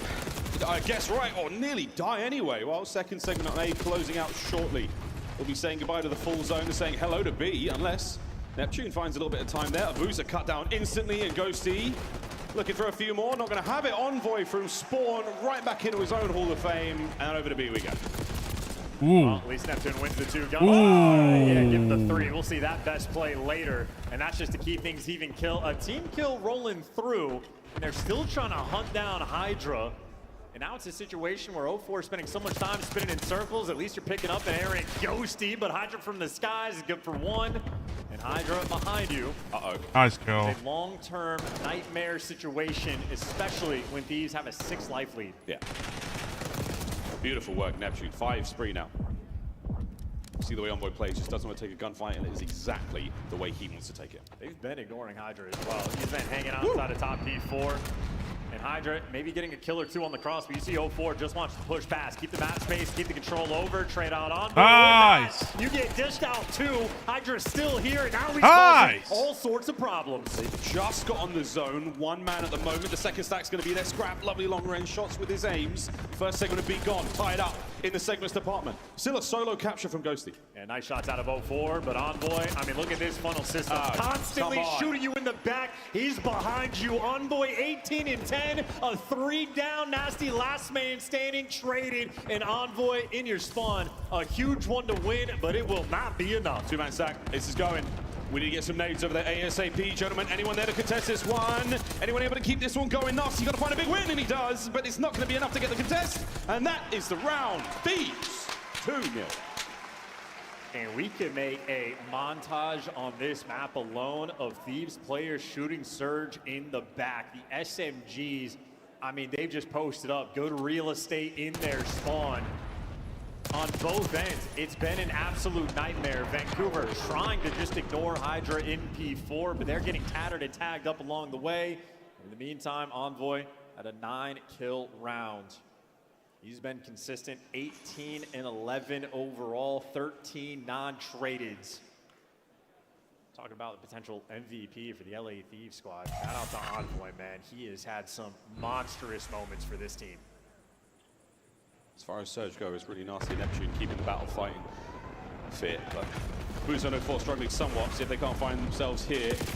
Better late than never in this game of Control. Vault, though, it's starting off very nicely. Hydra, couple of big kills. It's a 3 spree to start proceedings. Yeah, I'm thinking Vancouver might need to pick up Major Maniac for a hope of this type of comeback. You need some type of ice that right now they do not have. Envoy, again, good for a double kill rolling through, but both him and Hydra fall, so you're taking care of the ratty SMGs, and now you got to get past this front line of the ARs. Yeah, once you get them still, they're easier to kill. Scrap's super hard to kill there. Brilliant now on the counter-attack. Surge fighting forward. They managed to take care of nearly all the problems, but Envoy off the spawn, he's an issue. And now he's in position. He's done the Houdini act as with well. spawn kills. Gotten out. Neptune knows you got to deal with the other players, and you just got players' head on a swivel. How annoying Envoy is. Now his team have all the space in the world, and he might be working the B zone, but look at the pressure everywhere they go. They are being hunted, in that sound of the Semtex.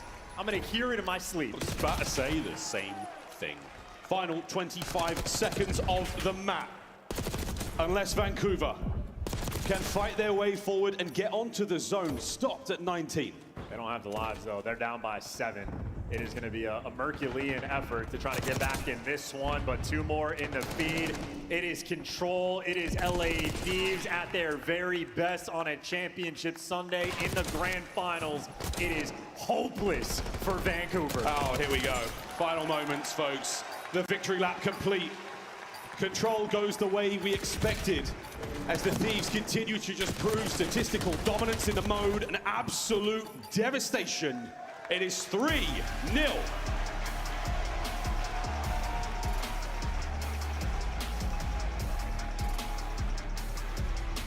Scrap exchanging pleasantries to the opponents on the other side of the stage. He's clearly feeling confident, and I'm watching Envoy's player cam. He's not even bothering to calm anymore. He knows what the deal is. He can taste the victory. They're trying to deliberate. How do we want to hoist that trophy? Yeah, thinking about who gets to pick it up first, maybe. But at this point in time, yeah, it's just so well played, so well rehearsed, and incredibly practiced team in the mode. Control, not a weak spot for the LA Thieves. As we said, not even jokingly, you go into every series nearly with a 1-map advantage just because the mode exists. 3-0 in our grand finals. It is tournament point once again. And Surge still looking for their first win in a grand finals. That is 7 map losses in a row. It is every single mode they have faltered. It feels like we have seen the moments of nerves in their controllers. And on the flip side from Envoy, I mean, feet up and coasting. 17 kills on defense, had a fantastic offensive round, and 21 non-tradeds. I mean, quick math, they just outslayed by 20 kills. Devastating.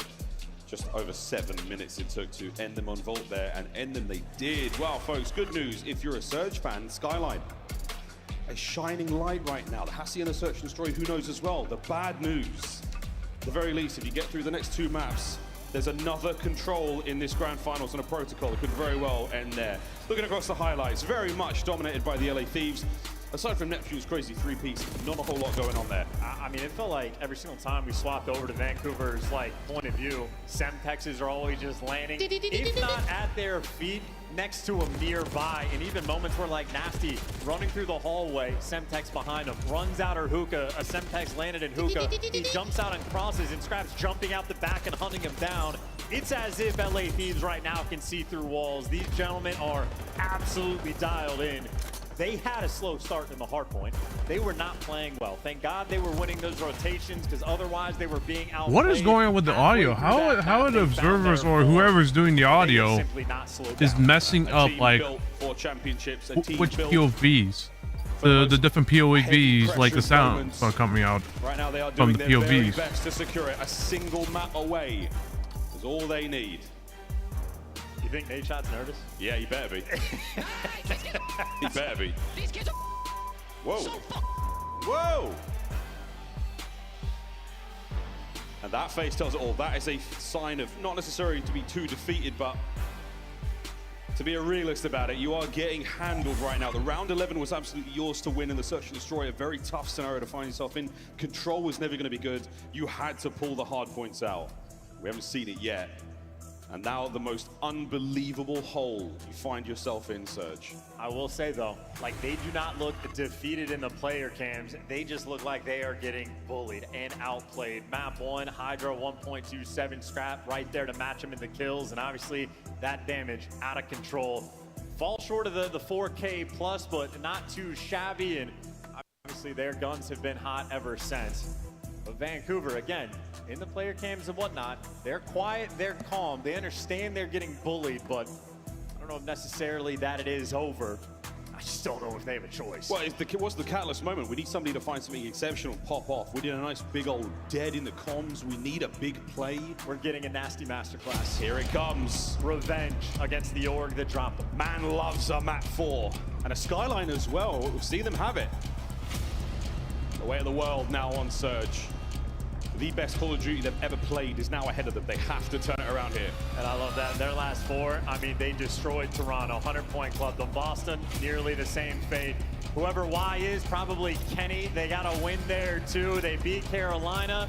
The only team, though, that took them down was LAT, 250 to 183. LA Thieves, they have played Vancouver Surge 4 times this year. They have 4 wins. They're looking for their 5th in a trophy. Is this the moment? We're battling across the map in a nice exchange here of fire. No strong position either side, just true gunfights. And man, talk about an open break. You wish you would have gotten it. Instead, it is Hydra opened up for 3. Oh, by the gym, getting the work done there, getting a big old pump on, getting the time for his boys. Scrap there, soaking away. 04 managed to find a bit of a wrap, but he's causing issues upstairs. Ooh. Nice 3 dead there. So we're going to maintain position right now for Surge. Thieves. Hardpoint time not too important here on P1, but if you can get what you can out of it, it all helps. Yeah, now you're playing for the kills though. Envoy good for 1. Hydra taking the round. No 4 is going to get it. So as far as the skyline goes, Vancouver in a decent spot, ultimately winning the P1. And I mean, frankly, good enough for Scrap. 04, by the way, the dog that wants to step up. 5 kills on the first hill. Not too shabby. They got the rotation as well. Rotation on. Hardpoint time, we're going the way of Surge in a moment. Slow approach. Lovely timing from Abuza. Very weak as well. Nasty though. Uh-oh, brought down by Hydra. So 1 hole. Oh, look at these spawns. Look at the spawns. He just got him spawns. Hydra takes the route in the timing, and he just got spawns for his entire team. Oh dear, the Thieves are in behind us, boys. Hydra, what a moment. We get some kills, Nasty. Neptune, yeah, we do. We're still fighting from down low. What a nade, and we're in. 3 dead. Yeah, punch back. That's a nice little right hook, and now for Vancouver Surge. Hey, they took it right back. Let's go for a listen in. One plant still. One's gonna be on right.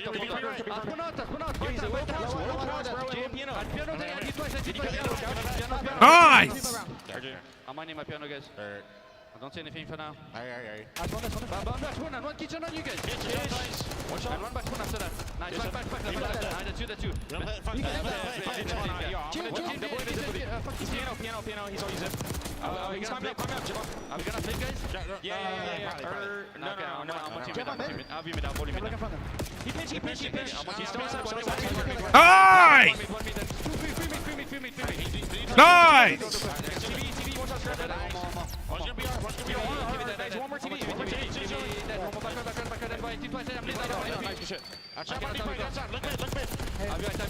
Play your time. You got the... Come on, take your time, please. You got this.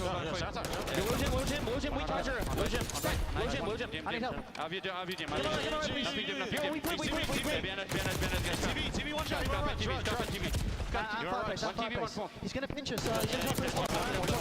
I got one. Missing Hydra. Like rugs. Yeah, one works. Okay. I'm putting your block. Putting your block. Go. Putting your block. Go. Don't see anything works, bro. One shot top. Nice. We know, okay? Okay. Alright, you want to go top? We can. Yeah, he might pinch. Yeah, looking a little different. He's trying to weak pack up. P2. Nice. Yeah, nice. I mean, they know we are top, okay? I stop top. You're top. Have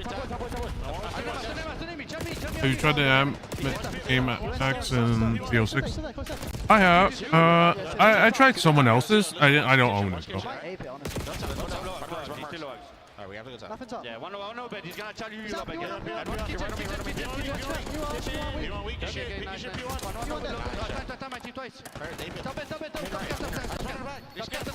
Okay, listen, Cat. He's gonna go. He's gonna pitch back. Play together. Nice. You're spawning him out. Bad top, one boy. Listen, Scrap's out kitchen. Kitchen on me, kitchen dead. Let's go. I'm hold right. One on right. Go see on right. I don't see him. He's right, so stone stairs still. What time they shoot? Top P2, yes, top P2, yes. We have to play together. He's two. Play together. In shower. Low me. The couch. Oh, Miles, I mean, nerves from Vancouver Surge, and Ghosty in the imposter role is quite literally getting hard carried to his first chip. Hydra is 21-9. Ghosty has 3. 4. Make it 4. He's doing great. He's got 30 seconds to half-point time, and he's got another death to his name. But hey, you cannot deny what we are seeing right now from the Thieves. It's starting to feel like the writing was way on the wall to start this one off, and wins from Hydra. You least expect them. Brother, it's a straight-up 3v4, and they're dominating them. I mean, big plays from Hydra as well. Flipping spawns, doing everything. Scrap has been slamming. I don't know how you stop him when they're like this. And now Ghosty just got a 3-piece. He gets 3 in the feed. Now you're thinking full 60. Oh, nice! Look at that. Goodness for Spree. And look at the face cam. She's going absolutely wild. Neptune, next man into the plate.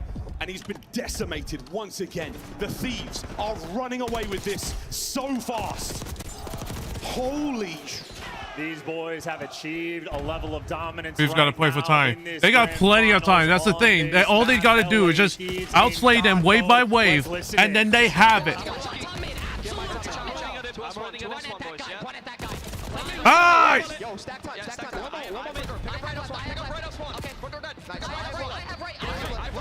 In gym. I front door. Nothing right. Iron up. Nice!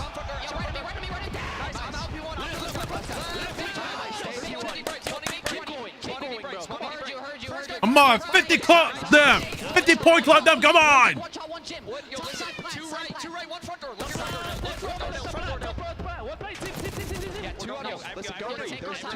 Breathe and take our time. Go new. Let's go new, come on. Take your time. You got plenty of time. You got plenty of reserves.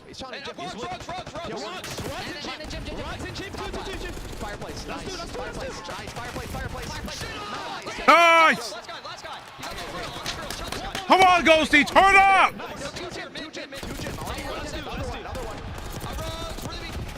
No. Trade. Nice!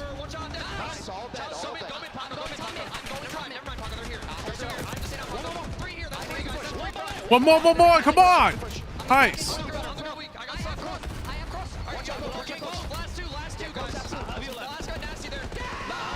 Nice!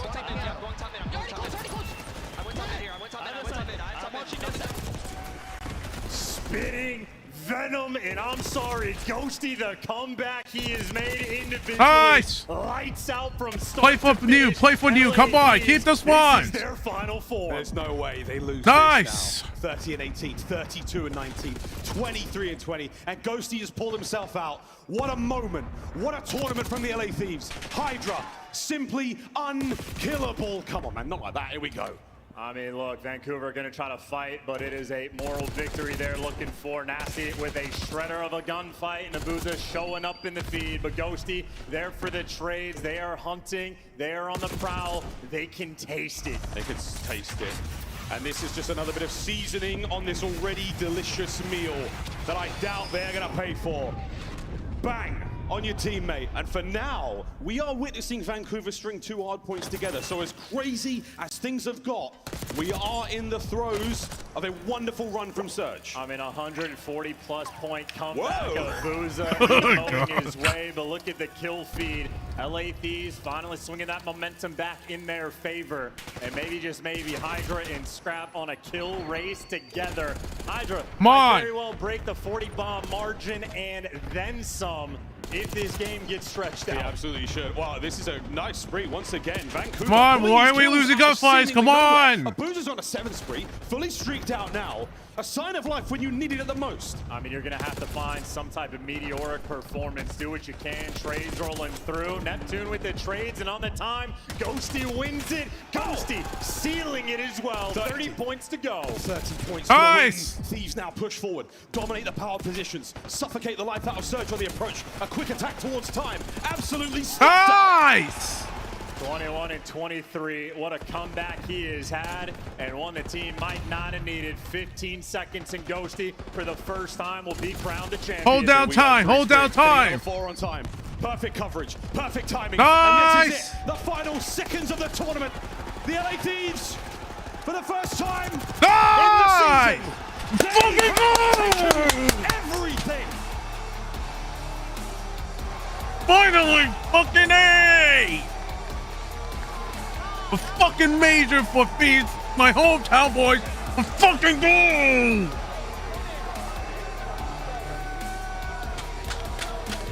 A fucking goal!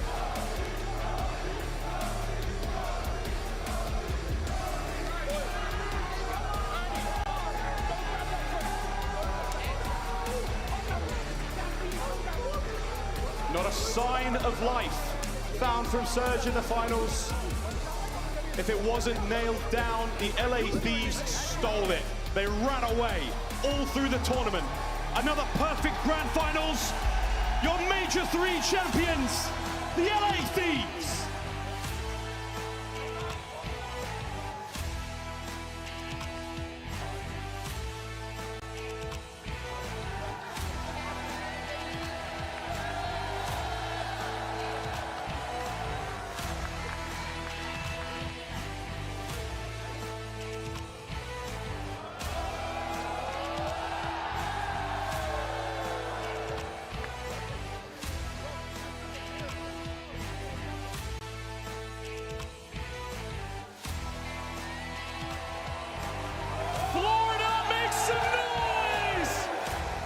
Champions, the LA Thieves! Wow! What a series this, what a tournament this has been. Ghosty, hold this mic right here while I talk to Envoy. Envoy, how are you feeling in this moment? It's been about 455 days since you won. Wow. How does it feel to be a champion again? It feels great, man. I'm happy the most for Dan, though. Finally got him his one, and yeah, we're on top, baby. You're definitely on top. I couldn't do another second, I'd kill myself. Now, can we make some noise for Ghosty, everybody? Ghosty, you are a champion.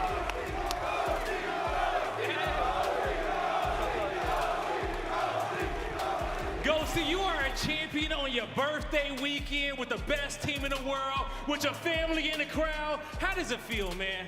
It feels amazing. I told everyone I couldn't get second again, so I'm glad I came out and did the damn job. You did the damn job, Ghosty. You definitely did. Pass the mic on over to Hydra. MVP.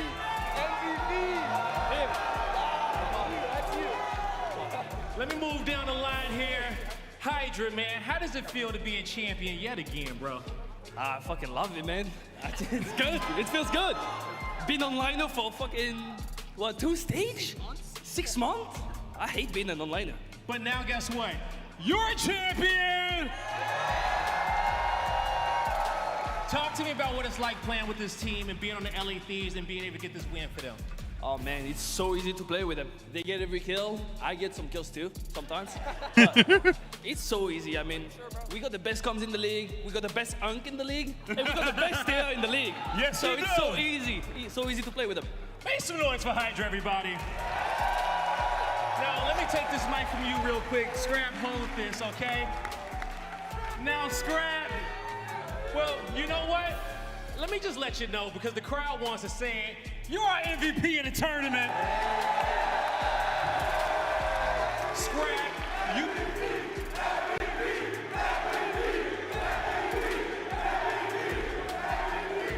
A well-deserved MVP for you in this tournament. You played out of your damn mind, man. Yeah. Talk to me about how does it feel to be at top of the league yet again? Shit, I finally don't have to lose to this kid for the next couple of years, so that's a plus. But no, it feels amazing. We've been waiting for this. It's been 6 months. Major 1 was so close, and I'm glad we got to win this one. There you go, okay? Now, lastly, man, what do you want to say to these fans that show up time in and time out to support the LA Thieves for every single heist? Come on now. You know I love you guys. Hey, everyone in my stream, I know there's probably a lot of you. I fuck with all of you. I fuck with everyone that comes in. Hey, tune in to Dallas, tune in to Champs. Let's have some fucking fun year, bro. Let's come on. You heard it here from Scrap. We're about to have a fun year. The LA Thieves are your champions. Make some noise for them, Florida.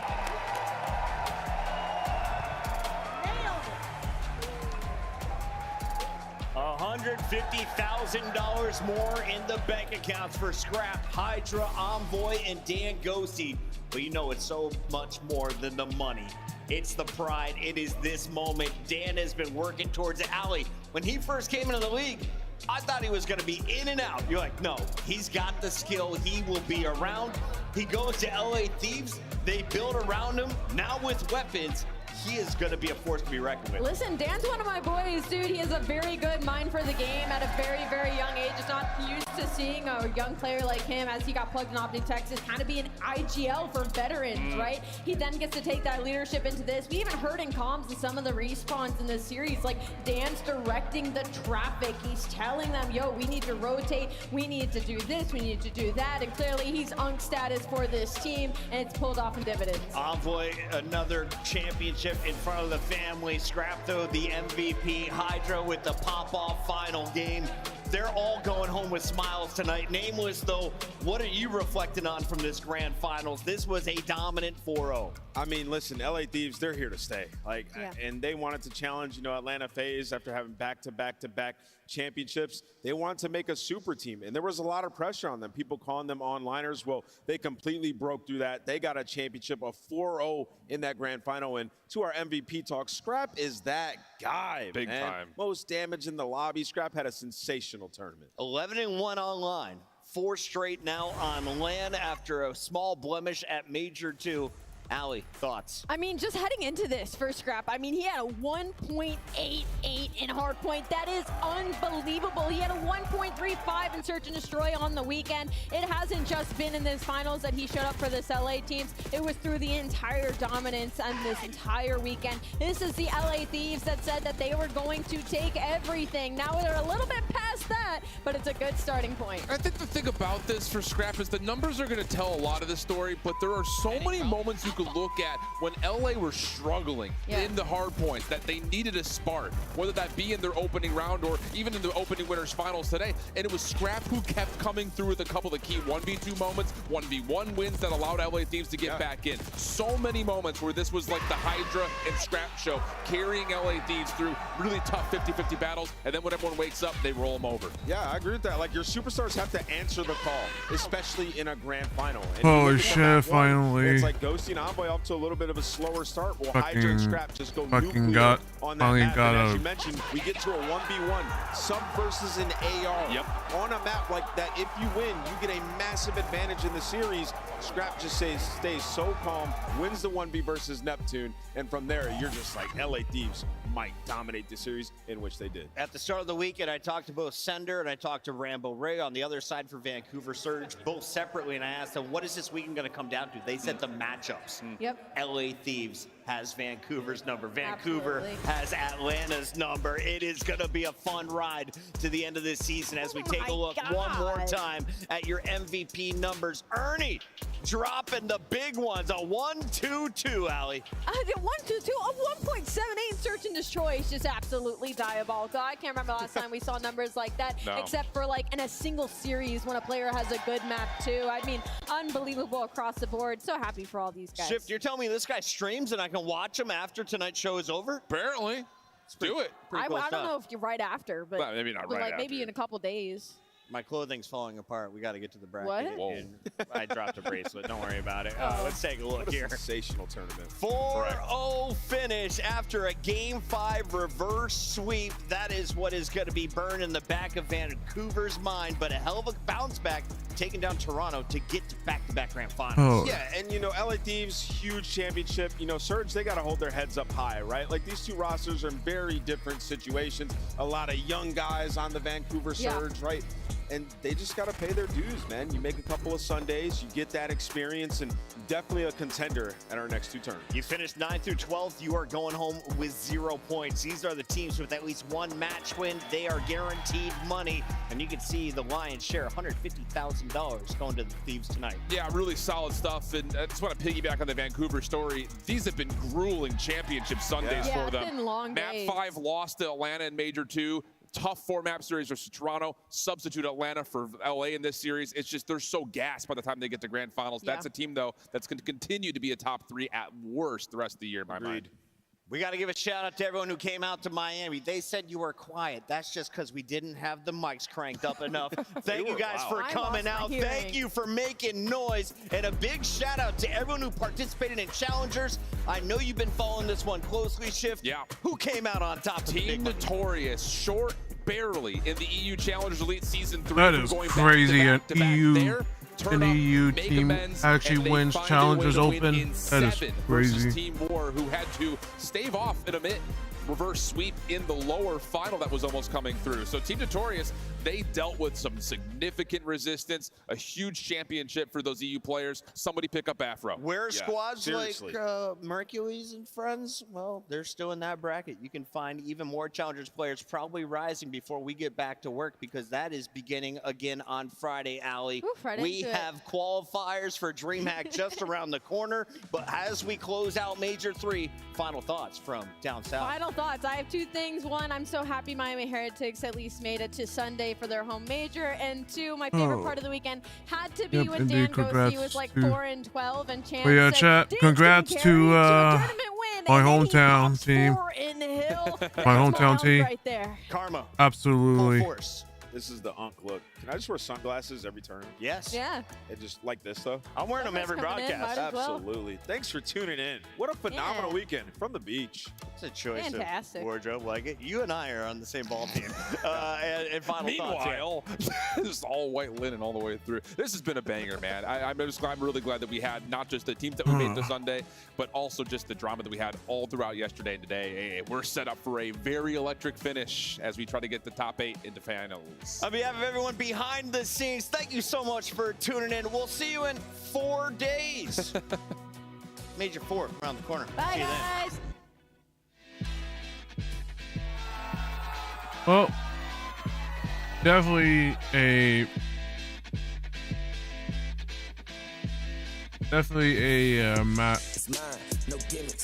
Sunday that I didn't want to miss, and after seeing that LA or Atlanta FaZe get knocked out, I was like, hell yes. I was very fucking happy that Atlanta FaZe got knocked out yesterday, and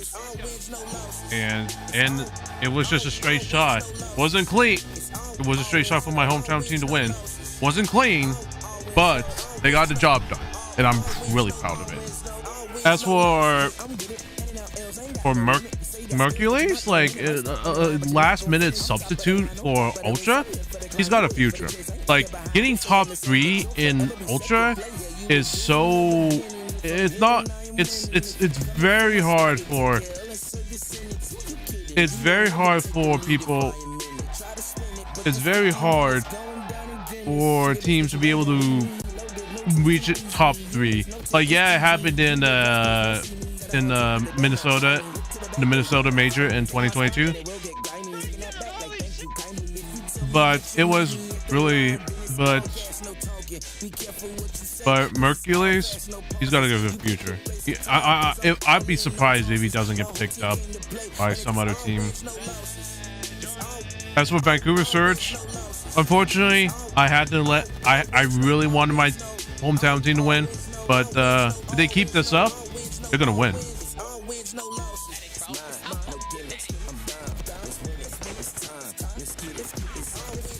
But I'm still gonna root for my hometown team no matter what.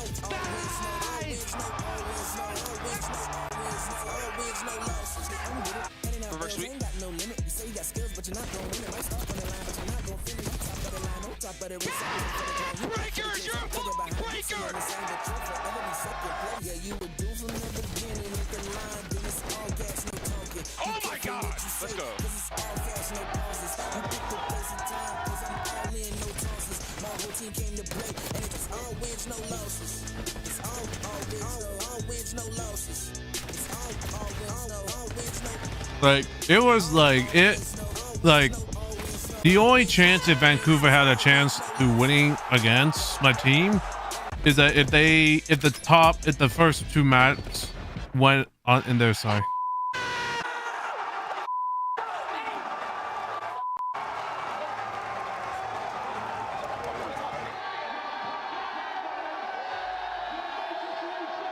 Oh man, what a fucking day, y'all. Holy shit.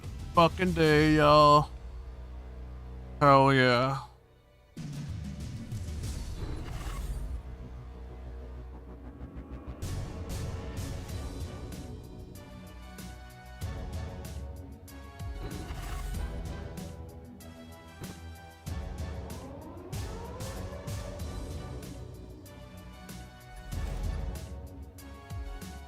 Oh, there's some matches. Chat. But yeah, chat. Oh wow, another Atlanta FaZe versus Vancouver Surge. Just like I think it was yesterday or on Friday. This one's gonna be interesting.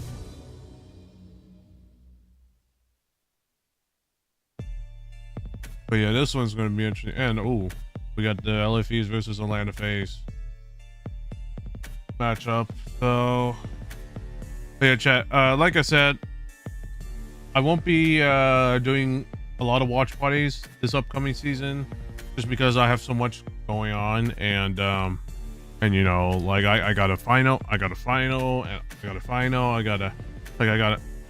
to do all these final stuff for my college classes that I'm taking currently, and it's gonna be hard, so I will probably not be doing a lot of streaming on the weekends. So unfortunately I probably won't be able to stream as much as I'll probably still be doing a lot of collabs and such. Just probably not a lot of watch parties like this. I'll be doing I'll be doing the next major watch party, but unfortunately it's probably not like I'll probably do the league matches. I'll probably do watch parties of league matches here and there, but it's probably not gonna be a lot just because of how busy I'm gonna be.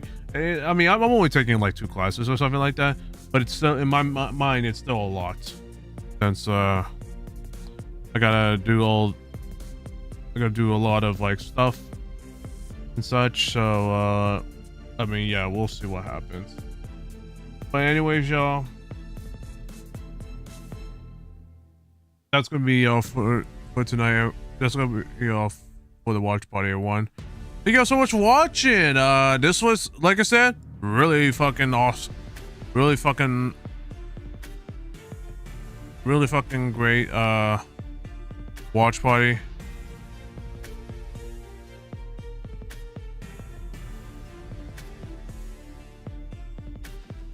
But I probably like I said, I probably won't be streaming tonight. I might stream a little tonight.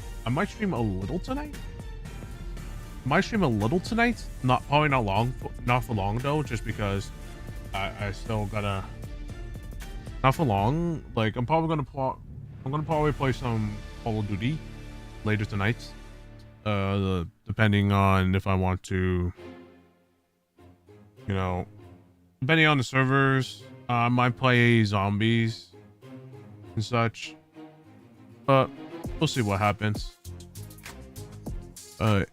Anyways, y'all, that's what we're all for now. Like I said, for now, I will be streaming. I might stream later tonight, but I won't be immediately, since I'll be doing other stuff later tonight. So we won't be. I won't be streaming. I will be switching to multi-streaming immediately. I just want to figure out what's going on, and if I could be able to do it, or if not, then I'm gonna let y'all know on Twitter. But anyways, y'all, if you like the stream, make sure you hit the like button and subscribe to my YouTube channel for future content like this, or for future content like what I usually do, like collabs and just solo, you know, streams and such. Like I stream on Twitch and all the other stuff. All right, y'all go check out my socials right here. I wish I can raid. Unfortunately, I don't have that option to raid on YouTube. But if y'all keep subscribing to my YouTube channel and checking out all the other stuff, and keep on watching my stuff on YouTube, that will get me closer to a YouTube partner, and I really hope to get YouTube partner at some point. And but we'll see what happens. All right. Yeah, check out my socials right here, everyone. Make sure you follow me on Twitter. Make sure you, like I said, make sure you subscribe to my YouTube channel for future content. Follow my Twitch as well if you all want to interact with me by redeems and such. Follow me on Twitch and get all them channel points, and you know, to, you know, just kind of, you know, harass me a little bit. And then follow me on Twitter as well, everyone, where I mainly do my where I mainly talk and such, where I mainly interact and such. I don't know why my Discord link is broken, but if you all wanted to, you could check out my YouTube channel or my Discord channel through the Discord, through the Twitch chat, if I do stream later tonight. But yeah, do also check out the sponsors I'm a part of. Godslayers is sponsored by, and also their Godslayers merch as well. If you all want to support the Godslayers organization, do check out their stuff down below. Anyways, y'all, that's gonna be all for now. Thank you all so much for watching. I will see you all for now, and for now, everyone, y'all stay safe, stay frosty. Like I said, everyone, I will probably be streaming again later tonight. I'll let you all know on Twitter, last minute and such. For now, thank you all so much for watching. I'll see you all later tonight. Y'all have a good night, and take care for now.